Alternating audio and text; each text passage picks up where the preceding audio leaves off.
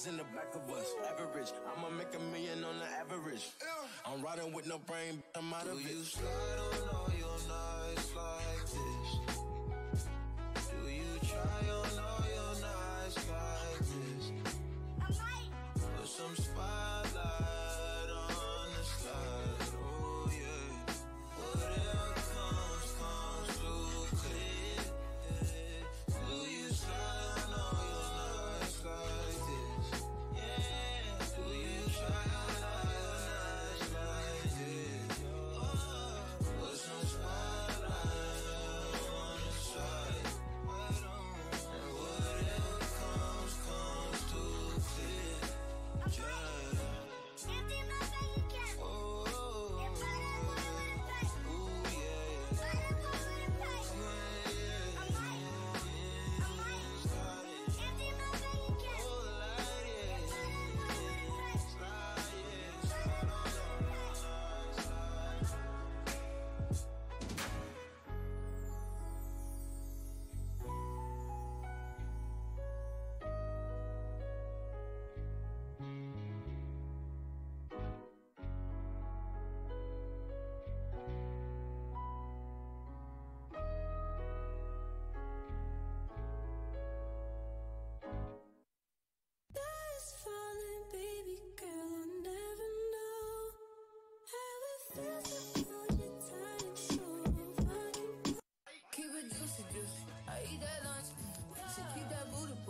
She keep that pump, that natural beauty, yeah, yeah. If you could see it from the front, wait till you see it from the back, yeah, back, till you see it, back, yeah, back, till you see it from the back, yeah, back, till you see it from the. If you could see it from the front, wait till you see it from the back, yeah.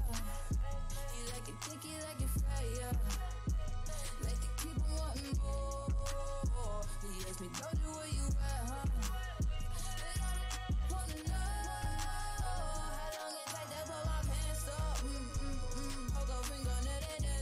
Tryna squeeze into my true religion, that Celebrate don't wanna say you like I don't buy it with a cellulite. You said the body unbelievable. Can't trust a big but then again, man, I keep it juicy. I eat that lunch. She keep that booty. She keep that pump. That natural beauty, yeah. If you could see it from the front, wait till you see it from the back, yeah. Back, till you see it. Back, yeah. Back, till you see it. Back, yeah. Back, till you see it. If you could see it from the front, wait till you see it from the back. Bring that ass over, Doja, bring it back. I'm a big dog tryna eat the kitty cat. I'ma slide in the way it fit. I can tell we match. All up on my racks, hella cheese, I don't for rats. Big crib in Hollywood, I don't even that. Come relax, let it attack. Hit you on the eye, take a look. With the pop, wipe the pain away. Juicy and it's tighter than a virgin, like Madonna say. I love when you give it and I love when you don't. Hit me with the threesome and sometimes you won't. You told me don't, with no bitch, you know. You got it, yeah, you got it, baby. Bust it on the floor. I keep it juicy, I eat that lunch. She keep that booty. She keep that pump. That natural beauty, yeah. If you could see it from the front, wait till you see it from the back, yeah. Back, till you see it. Back, yeah. Back, till you see it from the back, yeah. Back, till you see it. If you could see it from the front, wait till you see it from the back. He need that up and need the thighs. He eat that up and in the night. He see that in the dark and in the right. He keep it running like it pump. He need that up and need the thighs. He eat that up and in the night. He see that in the dark and in the right. He keep it running.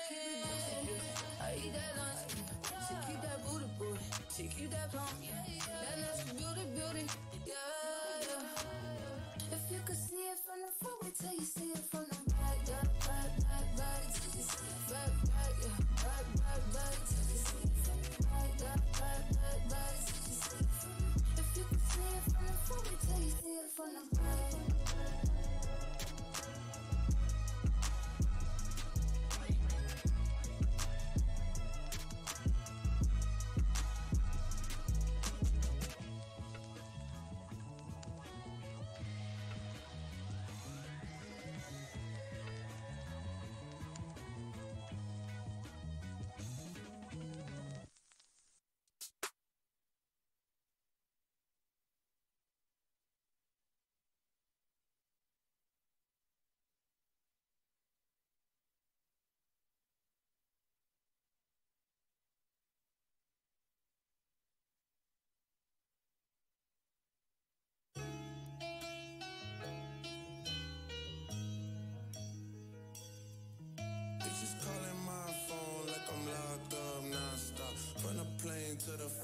helicopter, yeah. Cops pulling up like I'm giving drugs, nah.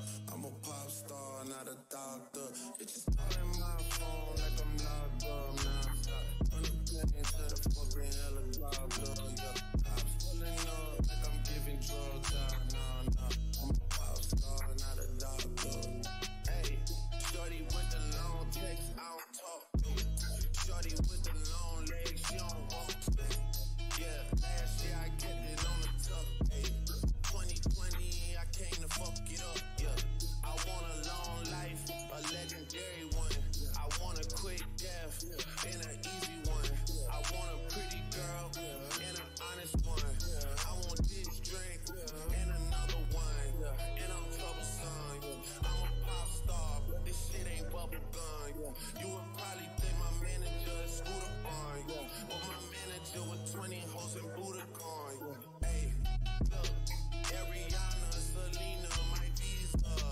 It can take as many charges as it needs to, my girl. That shit platinum just like all of my releases, my girl. They just come for me, I tear them all to pieces, my girl. I'ma show your sexy ass what relief is, my girl. Please don't take no shit that's got to have you geeking. And I'm not driving nothing that I gotta stick the keys in. Wonder how I got this way, I swear I got the bitches calling my phone like I'm locked up non-stop. From the plane to the fucking helicopter, yeah. Cops pulling up like I'm giving drugs, nah. I'm a pop star, not a doctor.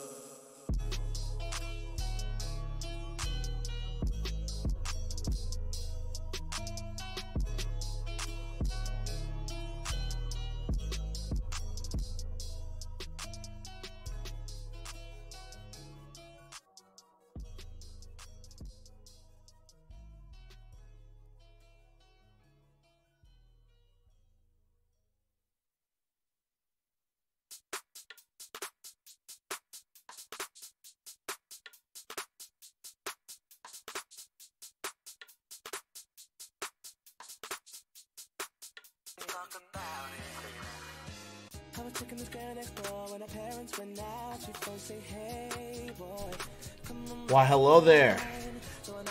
What is up? How are y'all doing? Hopefully y'all can hear me. We're back. This is actually the first Rollback Rumble. We're about to get started, guys. Thank you guys all for tuning in. Should be a good tournament. We're about to have top 16. So basically what's going to happen is we're going to play all the winners quarters and all the top 8. Right now on the mic, we're going to have my boys Tuesday and Shakespeare. And yeah, man, let's get into this. All right.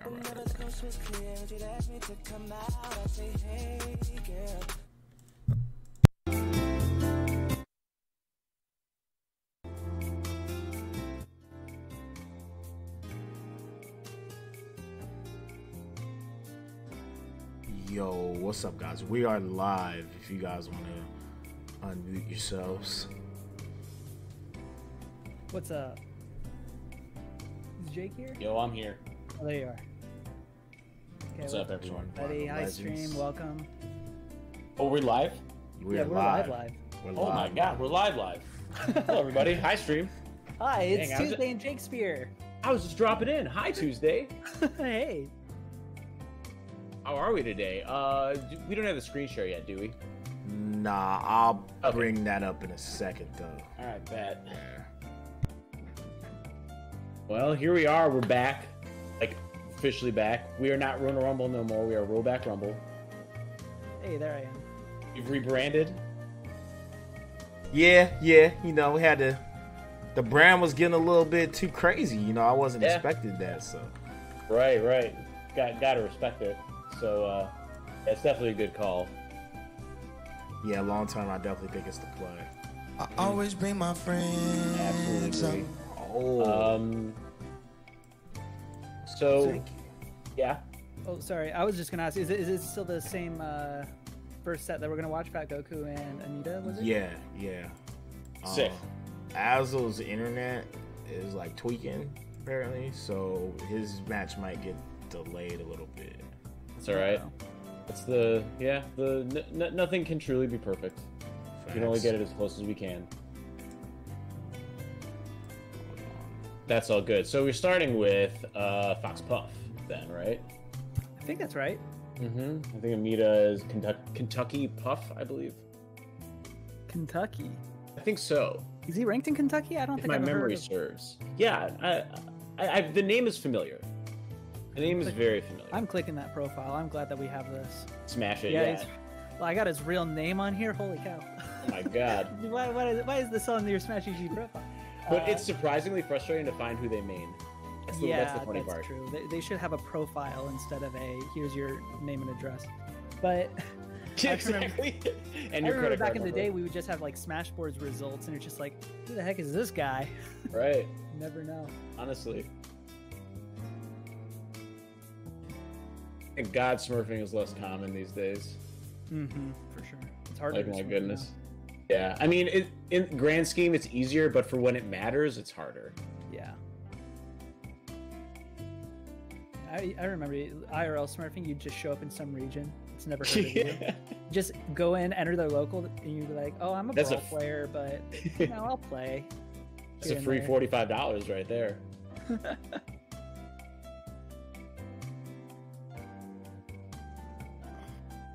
So are we just wrangling up the players right now? Yeah, pretty much. I'm doing that right now. Cool.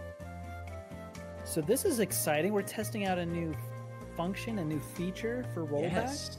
Possibly the future of Rollback to come. We have a test of spectator mode. Potential game changer Tuesday. Yeah, if it works. And this is going to be the first set, too. The first set that we're streaming of spectator mode. This is that first step on the moon. Mm-hmm. And it's going to be Amita versus Fat Goku. They're going to test it for us. It's a pretty good matchup. We've tested it offline. But... Yeah? Yeah. And smooth? Or should we not spoil the surprise? From reputable sources, it, quote, goes crazy. It goes crazy. Yeah, it's apparently really good. I'm sold. It doesn't matter who said that. I agree with them. I'm sold. How are you going to argue? It does not go crazy. You take that. It does not go crazy. I've concluded, after years of research, that it does not, in fact, go crazy. Definitively. What else do we have? I'm taking a look at the top 16 bracket right now. What am I most excited for? Hazel Bobby Big Balls is going to be good. Hazel Bobby Big Balls. ALP is still in winners. Sick. Let's do it, ALP.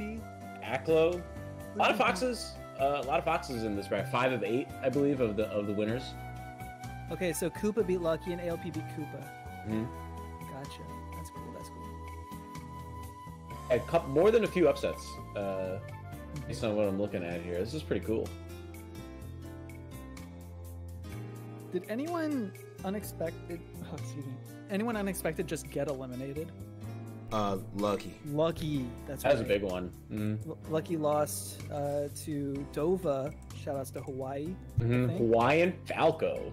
Yeah, and someone else in winners. Koopa? Oh yeah, I just said it. It. It was Koopa.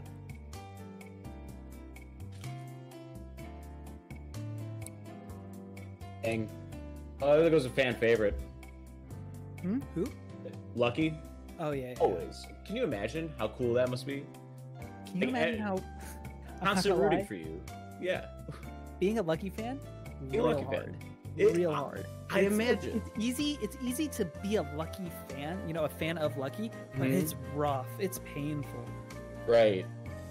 Like you're always like, this is it. This is going to be the turn. He's going to win this tournament. Like he's actually going to beat H-Box again. He's going to 4-stock H-Box again. He's going to have a run, and then you're just like, okay, Lucky, next one for sure. So it reminds me of my life as a Cubs fan. It's like literally, it's the exact same struggle. Oh yeah. Yeah, like waiting forever to win anything, and then the day came. That's the difference right now. Is the day finally came. Oh yeah. But being a Lucky fan, that day has yet to come. Mm-hmm. Bless. He's always sick. So, like, you're not really losing, watching him being a fan. Yeah. Even when he loses beautifully. Yeah, his movement is actually sick. I love watching Ridiculous. Fox, which is why being a Lucky fan is painful. Mm-hmm. You just believe in him. You believe in that Fox. One of these Foxes in this top 8 winners side, or top 16 winners side, should be lucky. Either 5 Foxes, not one of them is lucky. So, who you got? For just winning, in general? winning the tournament. So Fat Goku is the first seed now? Yeah, I think he was the first seed from jump. Oh, he's been first seed. Okay. I guess he's the favorite. Sure, I'll give it to him based on winners alone. I gotta say Fat Goku. Fat Goku, Bobby Big Balls, winners finals. I think is pretty legit. I don't think it's possible for them to be in winners finals because they would play. Oh, you're right. They're on the same side. They're on the same side. But they could be in grands. Right. They could be in grands. Yes, they can. See if Aslo beats Bobby. Let's see the loser side though. Slug, CrossFit Jesus. Let's go CrossFit Jesus. Bones. I'm really happy to see Bones here. Yeah, Bones is crazy. Android Zero will actually be a ridiculous match. Android Zero, every time I see him, he's just so much better than the last time. He just keeps my god. Right? Visibly better every time I see him play. Constantly. Swooper's been at it for like a long ass time. Sorry, Bones has been at it for a long ass time. Are they playing? Right now? I think they are. Yeah, I got you. Oh yeah. Oh my god. Oh, Melee. Yes. Brandon, are you gonna Discord stream it? Otherwise, we'll get the it's live right now. I'm so happy. I'm live in Discord right now. Let's do this for service. Oh, I don't see it. Okay. Ooh. Interesting. Yeah, really questionable dash attack. He just loses on a dash attack. Could have been an air. I don't know. Could have been an internet. I don't know. Mm-hmm. Finds himself down a stock though. And Amita's just playing it. Ooh. This is probably game 1, right? If they're on battle with this, so yeah. Probably. Stevens, okay. So Amita kind of partial to a falling Nair. I'm sure that's a great idea at low percent though. Nair down to I like that. Mm-hmm. Oh. Confirms. So this is just working. They can't they don't notice any lag at all. Nada. Yeah, I'm seeing it clear as day right now. Thank you, Fizzy. You get some bless up to the Please, Fizzy and the Slippy team. Goddamn, this shit's wild. Dude. Yeah. Completely transformed our community in the course of a few months. Just outrageous. Mm-hmm. Okay.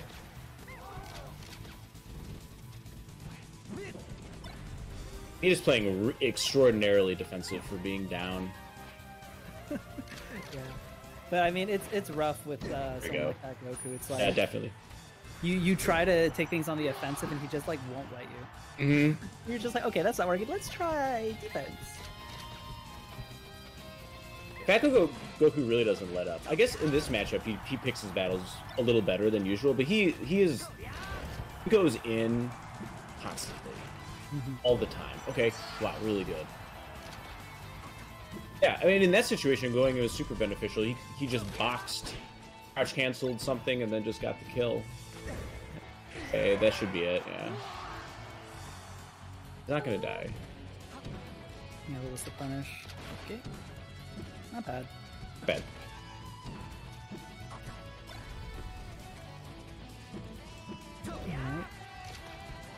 I really like Fat Goku's when he gets the knockdown on Puff. Like, his tech chase setups are so good. Yeah, definitely. He feigns very well. He loves to roll in and then just wave dash back right when he's in your nose, just to force some kind of a movement, some kind of a get up option. And it worked right there. You saw it. The up smash. So, Jake, are you watching the Discord stream that Brandon? Yes, I'm watching. I believe I'm watching Brandon's stream share. I can't see it.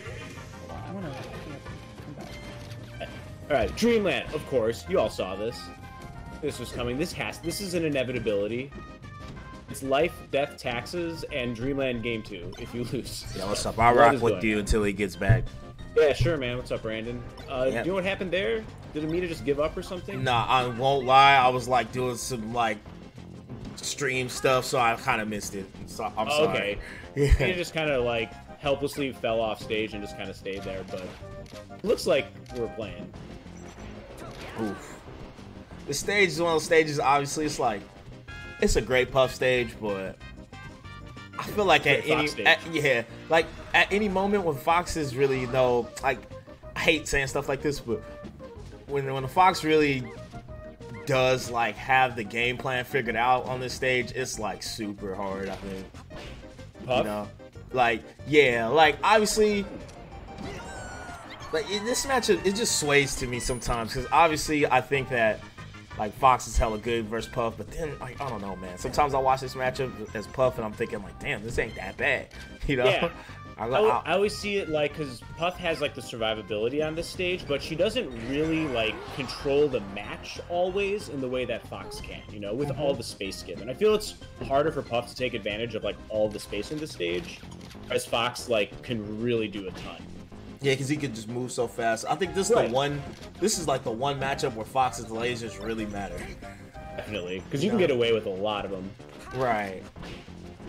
It's like, for example, like Laser versus like Falco ain't gonna do nothing for you, but in this matchup, it'll take you far in life if need be. Fat Goku got up to arrested like at least twice so far in this match. Yeah. So he's feeling a little spicy. That's that insta kill, bro. Yeah. Right away, the one-hit kill. Yeah. The touch of death. Oh.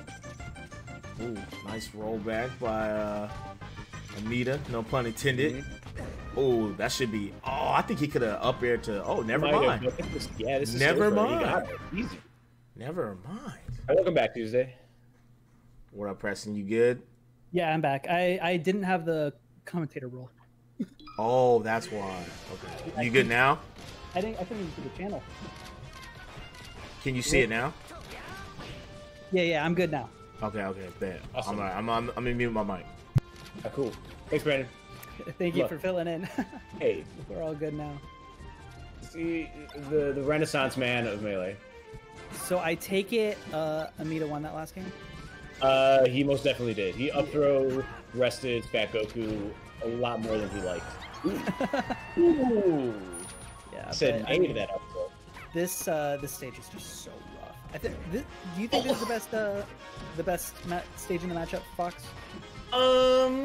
It's like this or Stadium, right? I think so. It on paper, it's very clear that Fox has an advantage. Because Puff's landing options are like severely limited. I think so. Ooh, I think so. Can't imagine a way where Puff would just absolutely just. If he could like juggle Fox a little better across the stage. I mean, edge guard from no platforms. Yeah, really nice edge guard. It's the only advantage I could think that Puff would have. Like no platforms to tech chase. Like up to arrests are a little more guaranteed, I guess. Ooh, nice. Bad pound gets punished with the running up smash. Yeah, there's a lot of footsies going on. I haven't seen that. The burst. Dude, that was a burst. That was an anime fighting game burst. I remember Hungrybox used to do that, and he stopped. Like, I don't know if it just doesn't work, and people just started like mixing up their up throw up air timings, and it wasn't worth it anymore. But he used to rest people out of that up throw up air. Spaces get away with like shine out of hit stun a ton. Obviously, it's a lot less punishing, but no reason why it shouldn't work. Boy, another bad laggy move punished by up smash. Yeah, that's just like Jigglypuff's bane in this matchup, right? It's laser and with punish running up smash. 100%. Oh, we love it. That's how you know he's a Fox main, because he can just like on command shorten the accidental side B. It's the real tech, right? Fixing your mistakes. A moment's notice. I'm dead 10 out of 10 times if I accidentally side B. 100%, dude. Forget it. That's a stock. Please homie stock me. That's what happens. Oh, he followed him with the drift. Can't escape. It's true. If he counts his jumps and he just like reacts to the drift, then you just can't escape the running up smash. That was the most questionable pound I've ever seen. He was trying to read a jump in, I guess. That's the benefit of the doubt I'd give him. Pound is like Jigglypuff's Raptor boost. It's such a prayer. Just like, I'm gonna throw this out there. Please let it hit. Please. you do get such cash if you hit it though. It's not bad. He was from behind and this will even it up. Right. That's definitely a good trade for Amita. Doesn't get the damage. Fat Goku and real safe. Okay. No, never mind. He keeps trying to punish these back airs, but he just eats more. Sometimes when you get hit with a Jigglypuff's back air, you just gotta let it go. Like, you lost that neutral interaction, you're not gonna punish it because they're gonna do another one. Yeah. So you can either back off or eat a couple more back airs. I think a movement option is probably the best. Ooh, very nice.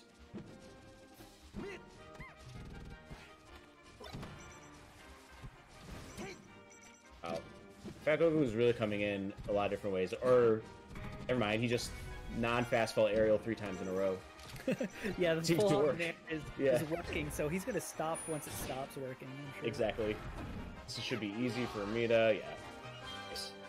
Very clean. He's up, and defensive. Hang on to that ledge. Okay. Reaction? He tried a reaction tech chase with rest. It would have been such a big deal. It would have been a full stock up. I feel like he could have got it, too. I think he did. He was just a little slow. It looked like he, didn't believe. With this, though. Oh, no rest? Yeah, he got it, though. Okay. Good stuff. Well, if you were going to do that up throw rest, you could have just done the jab reset rest. I guess he wasn't spaced correctly for it.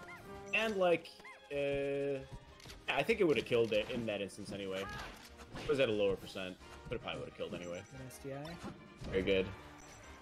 Back air is Fat Goku's turn. Even this up. Oh, janky shine out of shield. Can't really follow up. I think he wanted to. He didn't want that to reverse because he was counting Amita's jumps, right? And he was on the side of jumps. Uh-oh. Yeah. Ooh. Uh-oh. Ooh. Clutched into game 5. This is such like a class. This is such a textbook. Like, this is how this matchup goes, you know? Yeah. I think you're watching it right now. There's nothing really out of the ordinary going on here. The kills are what the kills should be. The neutral is what the neutral should be. There's a good pound. Yeah, it's like a mix-up, right? Now that he's afraid, like, he's going to try to dash, like, a little forward back, you can lunge with the pound, and it'll mix up the timing to whip punish areas. Right. Ooh, Goku trying to get some juice out of a CC. Oh! I think Amita tried to empty land grab him. Yeah. And Fat Goku just super called it out. Yeah, huge call out. He's like, I've seen this one before. Scary grab though, nonetheless, but find ourselves even. This is game 5 already, huh? Yeah. Oh. The games have been pretty fast. They have been fast. What? Very questionable. This might cost him. That might have been. I don't know. I can't tell if that was an accidental rest or an accidental, like, he meant to up air rest but wasn't in the right position. Yeah, I just don't know. I don't know. Chalk it up to a mistake. That happened. Yeah, couldn't tell you. Oh, the CC! Ooh. That was a really bad nair. And we said from the very beginning, the first game, he really favors these falling nairs, but he has to do them judiciously at the right time. Very nice. The reaction and off the top. Excellent reaction. That was about the best thing that could have happened. He just rolled a nat 20 on that one. Okay.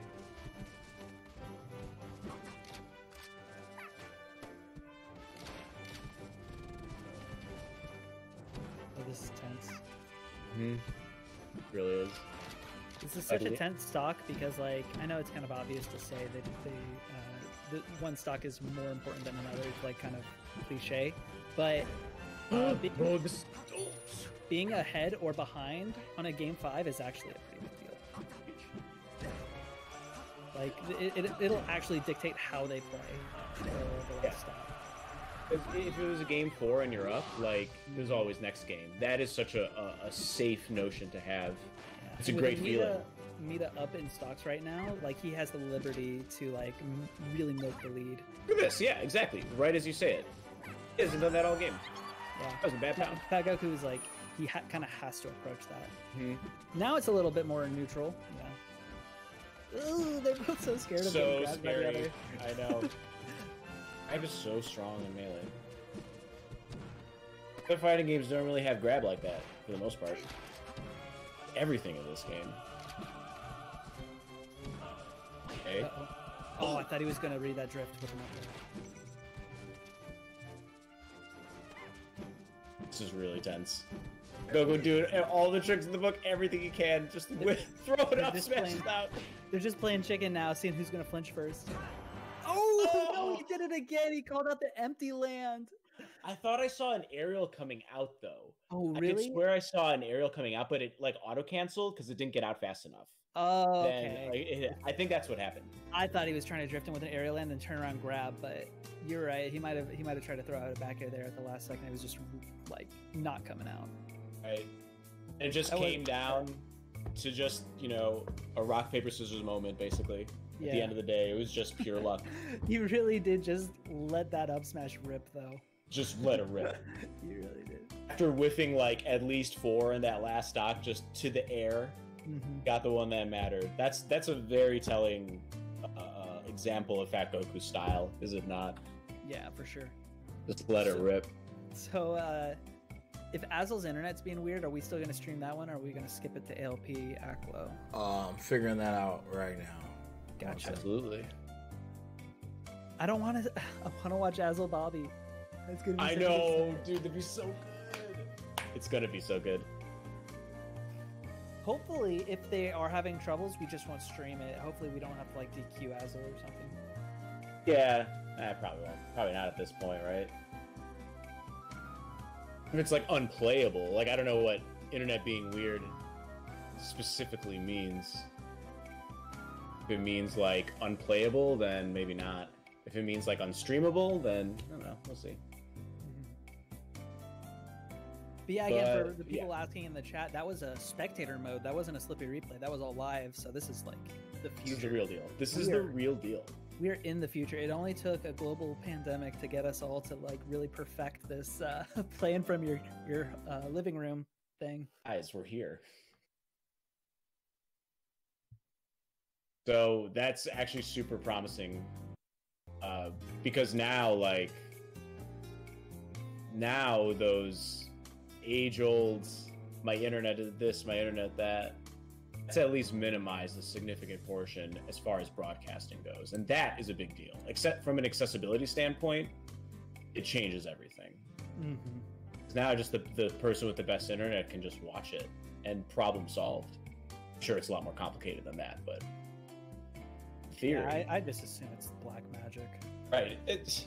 I don't know what's going on. Like, how do they do this? My internet's not even this good.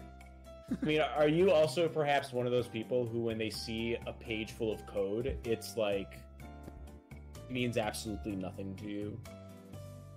Yeah, I mean, no. I don't know anything about that shit.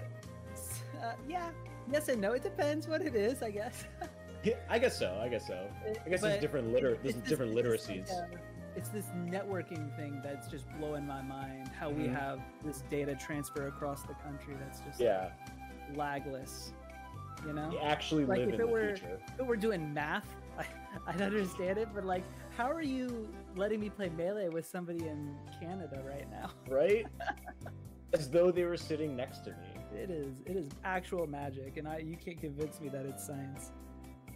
With this insane tag, and then game 2 they switch Falco and then rage quit on me. What a beautiful thing. Yeah. What a beautiful thing. Oh man, Slippy tags are something else. The last patch took them out, right? You have to use your sort of took them out. It's soft banned them. Okay. Because you have to, like, switch on the site now instead of just, like, so that might mean you have to like create an entirely new account if you want a different username. Oh, okay. Man, I'm not sure. Wild tags. Oh yeah. I would. I would run into these like crazy weeb tags, and I'm like, this is either a top like 50 player or someone who just started. It just happened every time. It was like they either didn't know how to full hop, or I was secretly playing Spark. Right, honestly, I've run into Please Milk Me on NetPlay actually. I ran into Naruto X Sakura. That was definitely Spark. I was just like, who is this guy that is just pushing me in right now? He's just like killing me. And right? He's 10 steps ahead of me. Oh my, thank goodness that was Spark, because I was about to be mad. I was losing so bad.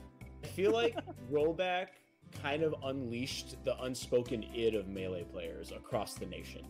Like they go on unranked, and they pick their tag, and they play however they want to play in ways that would get them kicked out of locals. You know, they can do that now, and now we see it. Like unranked is like this, it's its own meme. You know. Yeah. In addition to being the most miraculous thing that has happened to this community in quite some time, it's like created a culture that it's like a side effect we couldn't predict. It's really funny overall.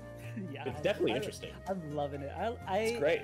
I hate the silver line, something like a pandemic, but I'm kind of loving a lot of the stuff that's coming out of this thing. Yeah, we have to, right? It's. I feel like it's kind of a survival mechanism. Mm-hmm. We have to make the best of what we have, and as far as Melee goes, this is absolutely it. For sure. So Brandon, do we have any word on Azelbadi? Yeah, we're trying to get the broadcast set up right now. Okay. Yeah. Just keeping the stream updated on what we're waiting for. Yep, no problem. Thanks for tuning in, by the way, stream. Hello. Wherever you are in the world. Hey, everybody. It's Tuesday, Shakespeare, and I will talk forever until we get someone on here. Just letting you know that we're not waiting for me to finish my train of thought.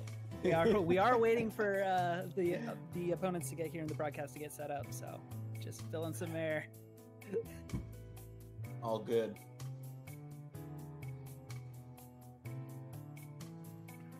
So Shakespeare, where are you from again? Are you from Chicago? I'm from Chicago. From Chicago, and it's where I'm at right now. I went to Chicago somewhat recently for a wedding. It was a very nice city. Loved it. Oh yeah, we're very good. Do you know at all where you went? Chicago. I don't know, man. Yeah, I figured. In the city, slightly to the south. Like it was not very far to go to the Bean and Willis Tower. You know? Okay. So you're downtown, like with the tall buildings, like I was near a college. I forget which one. Hmm. There's some college. There's so many downtown. There's like 7 or 8 stacked on top of each other. Yep. None of them have space to do anything. That's okay. Hey, where are you from? I'm from Texas. Texas, right on. Yeah, I'm from Austin. I live in Plano right now, which is in the Dallas area. But Studa Baker, if you're watching, I love you very much, fellow Texas resident. Yeah, this dude's great. He's a great guy. He has come over for dinner. I've had him over. We have supped with Studa Baker. I've dined. I've fed him. He can eat many hot dogs. That's what I cook. Many. We won't go into how many. Sometimes you forget how large Stude is, and then you have him over for dinner, and you're just like, do I have enough food? It's like, yeah. It's like, I forgot you need 10,000 calories. Yeah. No, he was good. He'd actually eat a normal amount of food. But he ate a normal amount of hot dogs. Yeah, he did. He did. But yeah, I know a couple Chicago people because they came down to Texas at some point. Like I knew Bieber. He used to be Chicago. Mm-hmm. The Puff main. I know. I don't know where he's at now because he's all over the place. But I know Bro. He was Chicago at some point. Of course. Who else do I know? I know someone else, but I can't remember. Well, get around. Juna perhaps made the Melee Everyday homies. Oh, I do. Sure. I have played friendlies with Juna. I don't know if he knows me. I'm familiar with him. He's been at like every tournament and streamed like probably 50% of. Right. Yeah, full gold. You know his old tag. That is insane. Well, yeah, when I played him, that was his tag. It's a very good tag. Yeah, Coleman Snacks is so. Coleman Snacks, right? And then like no one called him that ever, so it was just Juna always. So finally he changed his tag to Juna. Word. I will put some Juna notes in the chat. Some Melee Everyday subscribers. Hello. I don't even have chat on. Foolish me. That's. Oh, Fizz. Fizz is from Chicago. That's right. Chicago. Chicago. Bowie. Perhaps you know Bowie. I don't know Bowie. You must know Bowie. I don't. Maybe I do. Who knows? Doesn't sound familiar. He's a legend. What's your favorite What's your favorite region besides your own? That's hard. No. That's really hard. Well, do you mean like? I mean, obviously, you mean the people there, right? Or like? You mean... I think in general, yeah. Boils down to that. I think most of my non-local homies live in NorCal. I think it's gonna have to be NorCal. It's fair. Yeah. NorCal's would be definitely a sick scene out there. Mm-hmm. I've lived in a couple places, but I don't know. Some of the scenes just aren't the same. Like I was in the Utah Melee scene a long time ago, and now none of the people that were there play much anymore. And so it's like a completely new scene. Like I didn't go up there and play when like Logos was playing. Does it feel like when you go back to your hometown after a long time and it's just like I'll go back, like I kind of know the new people, but like the people that I used to play with don't really play there anymore. Is that more uplifting that there's a new crop, or is it saddening that your friends don't play anymore? It's good. It's definitely a good thing because I lived there during the dark ages when everyone played Brawl and Melee tournaments were really happening. So it was like a pretty long time ago. Now they actually have a Melee scene, which is way better than what I had. Bless. Of course they do, man. It's so easy. It's so easy to develop a scene now. You can do it entirely online if you wanted to. You could start a scene from scratch online. For sure. It's crazy. Man, I would kill for some Melee. We're like almost there. I'm sorry, guys. We're almost there. Good. Azel shit is tweaking. Yeah. I'm down to chit chat. What about you, Jake? You got any favorite? Okay, so I have like a super soft spot for New England. East Coast is like just the right kind of degen that I identify with, you know? And they're also just incredibly good-natured people. Like at heart. Like they'll go super hard. Shouts to the Habs crew if any of you are watching. That's mainly who I'm referring to. The Habs crew, Grown Working Man 420. No, I'm sorry, Grown Working Man 9 to 5. Grown Working Man 9 to 5. I know who you're talking about. Shine a bunch of times, and every time I've gone there, I've just like been the most excited to see. That's awesome. Those dudes, because they just had this spirit that I really align with. You know who? So I guess I'd say that. Word. You know who I got a new second place. Second place outside of NorCal. Yeah. Definitely Monterrey, Mexico. Those guys are awesome. Monterrey, Mexico. Yeah, Monterrey, Mexico. You know, like Javi, Twin, Rael, Valdo, JPEG. Nastiest dudes on planet Earth, in other words. Just like killers. Aza, all of those guys are like super cool guys. Awesome. Whoop. Well, there's your Melee. Wait, what? Do we have it? Where is it? Who we got? Oh, okay, there it is.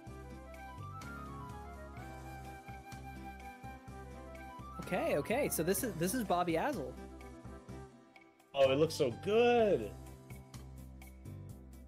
What a clean little viewing experience right here. It's so nice. All right. Thank God, dude. This match is gonna be awesome. Granted, if the internet's like stable and all that jazz. I'm looking forward to it. Looks like they're still doing hand warmers. I feel like they should have done that by now. And on a stage with platforms. Nah, because for them to do a hand warmer, we got to get the broadcast up first. So, yeah. Bet. A hand warmer is a good way for us to tell if the broadcast is up. Actually. Okay. Yeah. So everyone wins.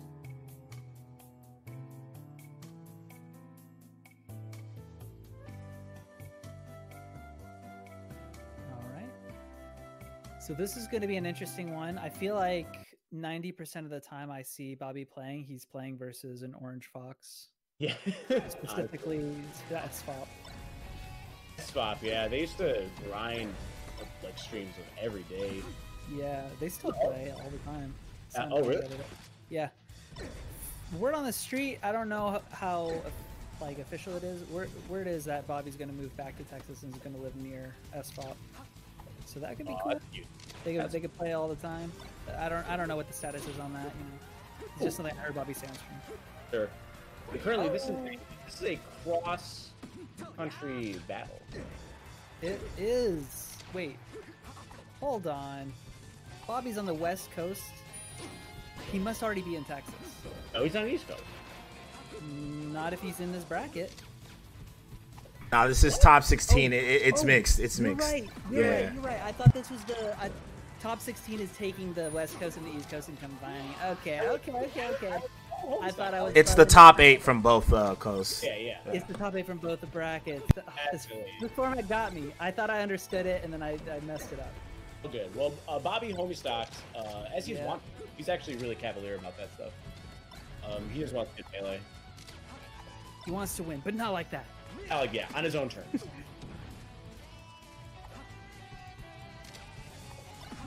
And so far, Azel really trying to avoid Bobby's ground game. Trying to get him in the air and then just like scoop him up a little bit. So, started challenging it and then he got hit. Oh, he challenged it again and got hit again. Ooh, what a tricky angle. The straight at you angle. It's like one of those things that's like not good until you are good, and then it becomes good because no one expects it to be good. Oh yeah, that curve of skill. That thing we all did before we got good, just up be straight at him. Things that everyone told me not to do. Doing it now. I feel the same way about like spamming roll. Sure. Once you're really good at the game, like you can just spam roll. No one will punish you because no one thinks you're gonna do it. How get away with that? Well, despite everything, we find ourselves within an even match. Let's see. Okay, Bobby's gonna get some. Get off this. Okay. I feel like you want to roll. Yeah. Like you want to roll. That's the best part about Falco's forward smash though. If you miss the buffer roll, it doubles as a roll. It's also a roll. It pulls back and then it rolls. It's like a really good juke move. Okay. It's pressure. Big scraps just constantly. No one's clearly winning neutral. Every time Bobby gets hit, he just comes right back at the next one.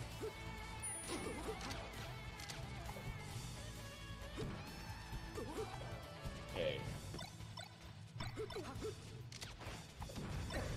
We got him! Okay! Oh, you could believe he could have gone, but this I thought so too. I thought he would just go for it. Really? I do not know what happened there, but he's up a stock. He's probably just trying to feel himself. If I'm Bobby, I'm feeling nervous now because you've entered cheese zone. Oh no! What's he doing? He tried to go for the dumb shit again. He's like, no, we're not done yet. No. Okay. I should easily do it. Okay, clean it up. You know, it's never too late to throw it away, but it really never is. It's over. Bobby was just like, no, I can still lose this. Yeah, no one evaporates your stocks quite like Fox. Mm-hmm. So I feel like in this matchup, like counter picking stages is entirely stylistic. It's got really nothing to do with the matchup. Because I feel like they both like the same stages for the same reasons. I would give the maybe more towards Fox to Stadium. Like if any of the stages are just like, you know, might have an edge to one of the characters, I would say Fox on Stadium. It's not really huge. Really? I thought like Stadium was Falco's best stage maybe in the matchup. I mean, I think it's. I don't know. Every time I think I know, it's not mine. That's for sure. No, literally every time I think I know anything about this matchup, Leffen tells me I'm wrong, and then I switch my opinion to his, and then it changes, and I'm just like, I can't keep up. I'm not gonna say anymore. Do you play Fox? No. Oh, I play. He's like a secondary, but like. Okay, sure. Every time I'm like, down. Fox wins Yoshi's for sure, and then he's just like, nah. And then I'm like, okay, Falco wins Yoshi's for sure, and he's like, Fox's best stage is probably Yoshi's, and I'm like, okay, I quit. Yeah, I quit. It's both. Schrodinger's counterpick. I just have to say I don't like it. It's like music. It's like I just gotta say I don't like it or I do like it. I don't get Everything it. else is wrong. The best thing is I won't listen. I don't want to listen to it. Instead of saying you don't like it or it's bad, you just don't listen to it. That's the best thing you can do for something like that. So did the game crash? I'll say. Yeah, I think it did. Oh. Uh-oh. Yeah. We got one clean game out of that? Clean. It was crispy. Okay. For the air fryer. I'm trying to make it look kind of decent on the stream. One sec. Someone's got a little Twitch chat. Can you guys save us and tell Bobby to stop his match after this one? Okay, so they just like playing game 2 and we can't see it? Yeah. No, I'll stream it for you. One sec. So we get Bobby's up. All right. Yeah. Call. I'll just do this for now. Okay. Is it right now? So we're restreaming Bobby's stream, yeah. And at least until hopefully we can get them to stop. And we'll do it again. Okay, bet. Yeah, this will do for now. Oh, what a counterattack from Bob. Oh my god, he's going off. I His slide off guy is so insane. It is. It's so essential. I think he honed that in the crucible of playing Zane like endlessly. No, like, earlier in the year. Ooh. Actually, though, Bobby is such a testament to he got beat so bad for so long that his defense got insanely. Yeah, you kind of have even though the way he likes to play is like always holding forward. You know, it's like the hold W kind of player. Right. Because that like got him killed a million times. Now he can do that while having the defensive like options to not die every time for it. Yeah, one of the reasons why Mango is so good against Sheik is yes, he's always holding forward, but really he's always holding down. For real though, he just tanks as many hits as he can and just keeps rolling forward. So that's like a perfect harmony of offense and defense. And yeah, Bobby definitely rolls that way too. It makes Falcos really good at recovering too, because like they've suffered the million gimps, so now they know how to stay alive. Yeah, you really have a different attitude this game after you just die for nothing constantly. Oh god, his attack mix-ups are so ridiculous. I don't. Oh, he tried to get spicy with that platform movement. Well, Azel agrees with you that Stadium was the counterpick. I just realized. Sure. I don't know what I'm talking about. Yeah, I mean, I think it is preference, though. I think you're right. Yeah. I think it's just like what your game plan is, and I feel like a lot of people like, how do I say this? A lot of people underestimate the importance of stylistic counterpick rather than matchup counterpick. Like sometimes you need to prioritize what your game plan is going to be. Like, okay, this guy loves to stay grounded. I need, platforms to work with, so I'm going to go to this stage because of that. Rather than, okay, this character sucks on FD, I'm going FD. Yeah. And then enough people do that enough. And then eventually you get, no one fucking says, oh, go to FD. This is Falcon's worst stage anymore. Cause like Falcons can kind of rip on that stage now. We've totally seen that. Yeah. Even if it might be technically his worst stage, like all these Falcons doing crazy shit on FOD will like just prove you otherwise in a second. So you don't even talk about that necessarily. That's kind of like one of those dying states of mind. Like when people got good at teching ledges, like down smashing at ledge, all of a sudden isn't that good anymore. When it was a shoe-in like 10 years ago. Yeah. I think it's funny when you see someone who's clearly an old school player because they do something that hasn't worked in 10 years. Yeah. And lo and behold, shit still works sometimes. Yeah. The thing is, once people stop doing it, it works again. That's the breadth of the meta. The in and out. Just it's fluxing constantly. Yeah. And it's really, really sick. Pushing it to the bleeding edge on a daily basis. Right. It's kind of unreal.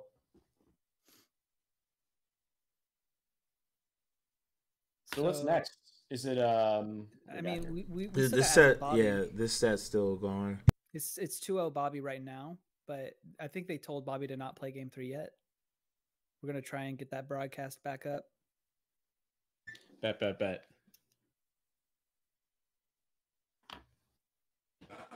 Oh. Ooh, Ben beat Far in losers. Far's good. Eddie Mexico beat the Swooper. Let's go Eddie Mexico. Eddie Mexico beat the Swooper? Yeah. Oh, that matchup seems hard as hell for Luigi. Yeah. I don't know. I couldn't tell you how Samus Luigi goes at a top level. Whenever any of those characters show up in a matchup, I'm like, I know it doesn't look very fun. And then I like try to put myself in their shoes and like, okay, as Luigi, yeah, this doesn't seem very fun. And then I switch as Samus, yeah, this doesn't seem fun either. I think everyone's just not having fun. They're both just waiting for their next top tier to play. Yeah, right. and their next like 2-piece combo to hit before going back to neutral for 4 minutes. No. That's exaggerated. I'm not, I wasn't going to say it. I'm glad you did. Yeah, of course. Android Zero beat Bones. What the heck? Android Zero is so good. Yeah, 3-1. Okay. Let's put up a fight. Mm-hmm. Eddie versus Swooper was a banger. Eddie's streaming right now, right? I'm pretty sure he was streaming earlier. Eddie is legit one of the nicest people on the planet. It's a Luigi main thing. This is what I hear. All Luigi mains are very nice. Yeah. A few exceptions. Strong exceptions, but very few. Always. But the ones I've met, I'd have them over for dinner. Oh, yeah. I'd give them snacks from the bag if they needed it.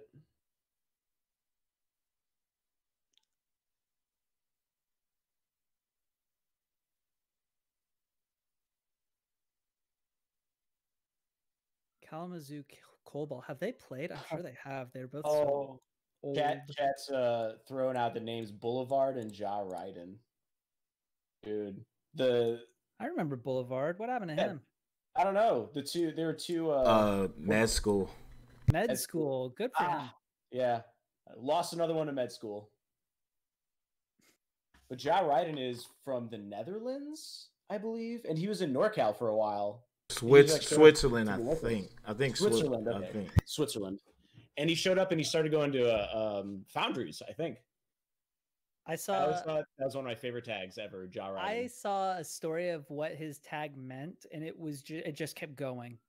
I know. I thought it was going to be like a story. I thought it was like it's a reggae reference or something. No, it wasn't. It was like a skateboard move that he made up based on his name, but then it evolved 3 or 4 times. It was weird. I read it and I had to read it like 2 or 3 more times to understand what he was saying. Yeah. It was he like twit longered his own tag. It was really funny. Yeah. Ja Ryden with the lore. It was, dude. Yeah. It was some lore. It was a tome. So we gonna get that game 3 from Bobby Azel, or are we just gonna let them rock? We'll see. Bobby's trying to restart one more time, and we'll see. Right. Hold on. Just letting the chat know the status for the people just popping in, wondering why we're just chit-chatting on the stream.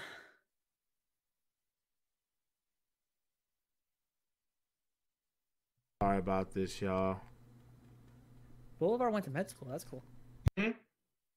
That is nice. He's set.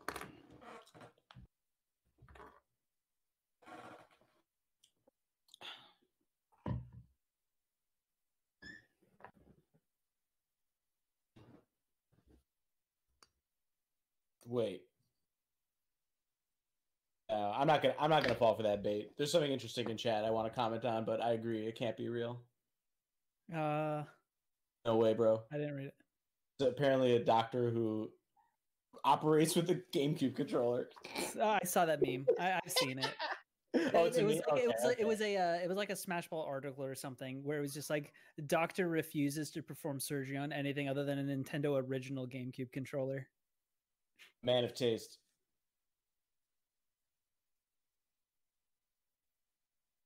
That would be funny. 13th UU. Oh, good run, Swooper, though. Yeah, very good run. You're sick. You're sad we didn't get to commentate any of your matches because it's always really cool to see your Samus tech.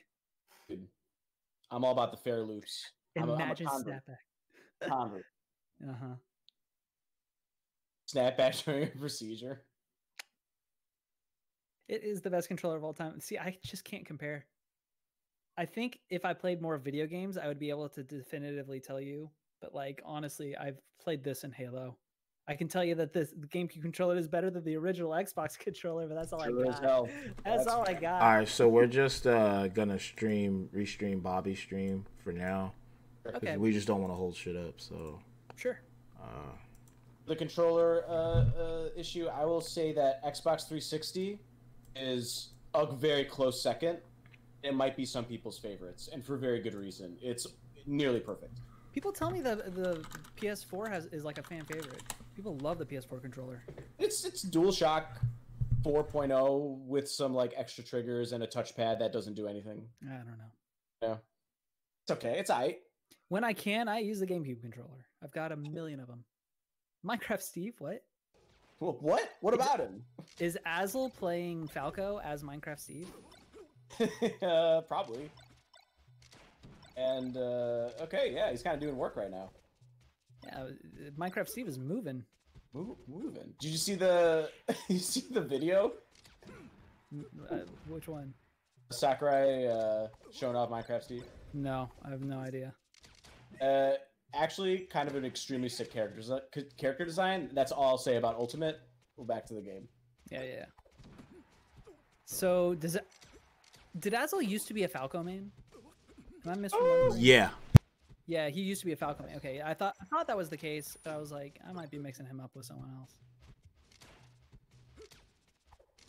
Such a smooth sounding tag. Oh, he definitely could have had him. He could have just charged at him with a bear. Mm-hmm. Should be no. Oh, he's getting all these weak hits. Mm-hmm. Getting too antsy for the hit. Okay, there he goes. Shy Guy DI. he hit some Shy Guys and he went nowhere. It's so great. I feel like Bobby could have actually just comboed off of it, off a forward throw. Oh no! Azel Turn the favor? Yeah, good man. Good man. But he was at like 140%. I would have, if it were me, I would have just played that stock normally, and then when I come back at 0, I homie that stock. NorCal in general is pretty positive on homie stocks, right? Yeah, I think so. I think they are if you like homies. I think it depends.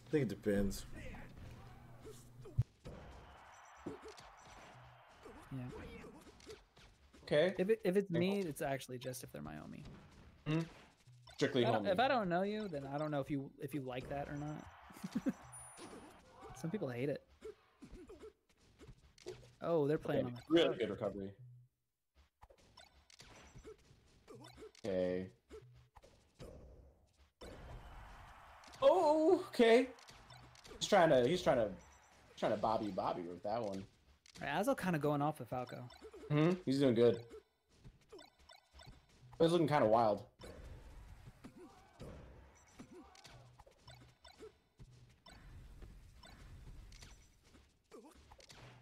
He's not really respecting Azel's trying out a shield. He's gotten hit with it more than a few times. Okay. You see down smash.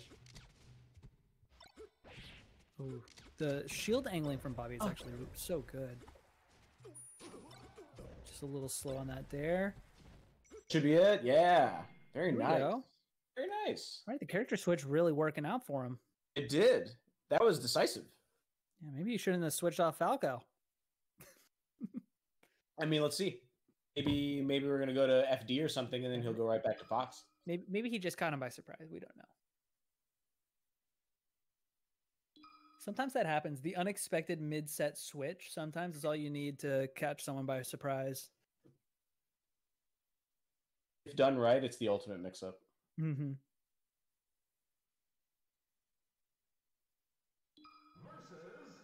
Sticking with it. I love it. Yeah. Going to Dreamland, though, a lot more of a consistent stage. Shy guys. Oh! Jab, JC Shine. Good DI from Azel to get out of that, though. Mm-hmm. Okay, Bobby on top of him though the whole time.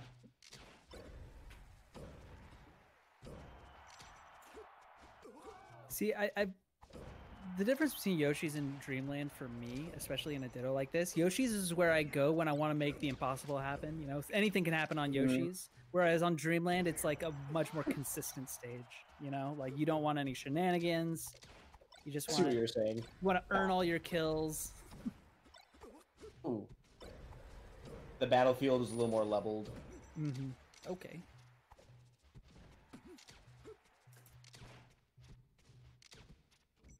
Ooh, scraps. Especially in this matchup, I feel like this matchup is literally a game of inches. Like when you get in each other's face, you only have like just like a small window, like pixel wise and time wise to get your hit in. Dreamland just affords you more opportunities. Hey, ooh, sailed over the nair. That was good. Finally got that kill, but he took 92% before he did. Oh, was in the gap with a good. Oh, the slide off the eye though. You were saying how good it was. That's what I'm saying. He'll just pop right out of a combo. He's been 0 to death. He's been gimped, and the crucible of all those stocks lost have made him really hard to kill now. Yeah. Okay. Combo extension. He's gonna keep going. The double jump. Easy 50.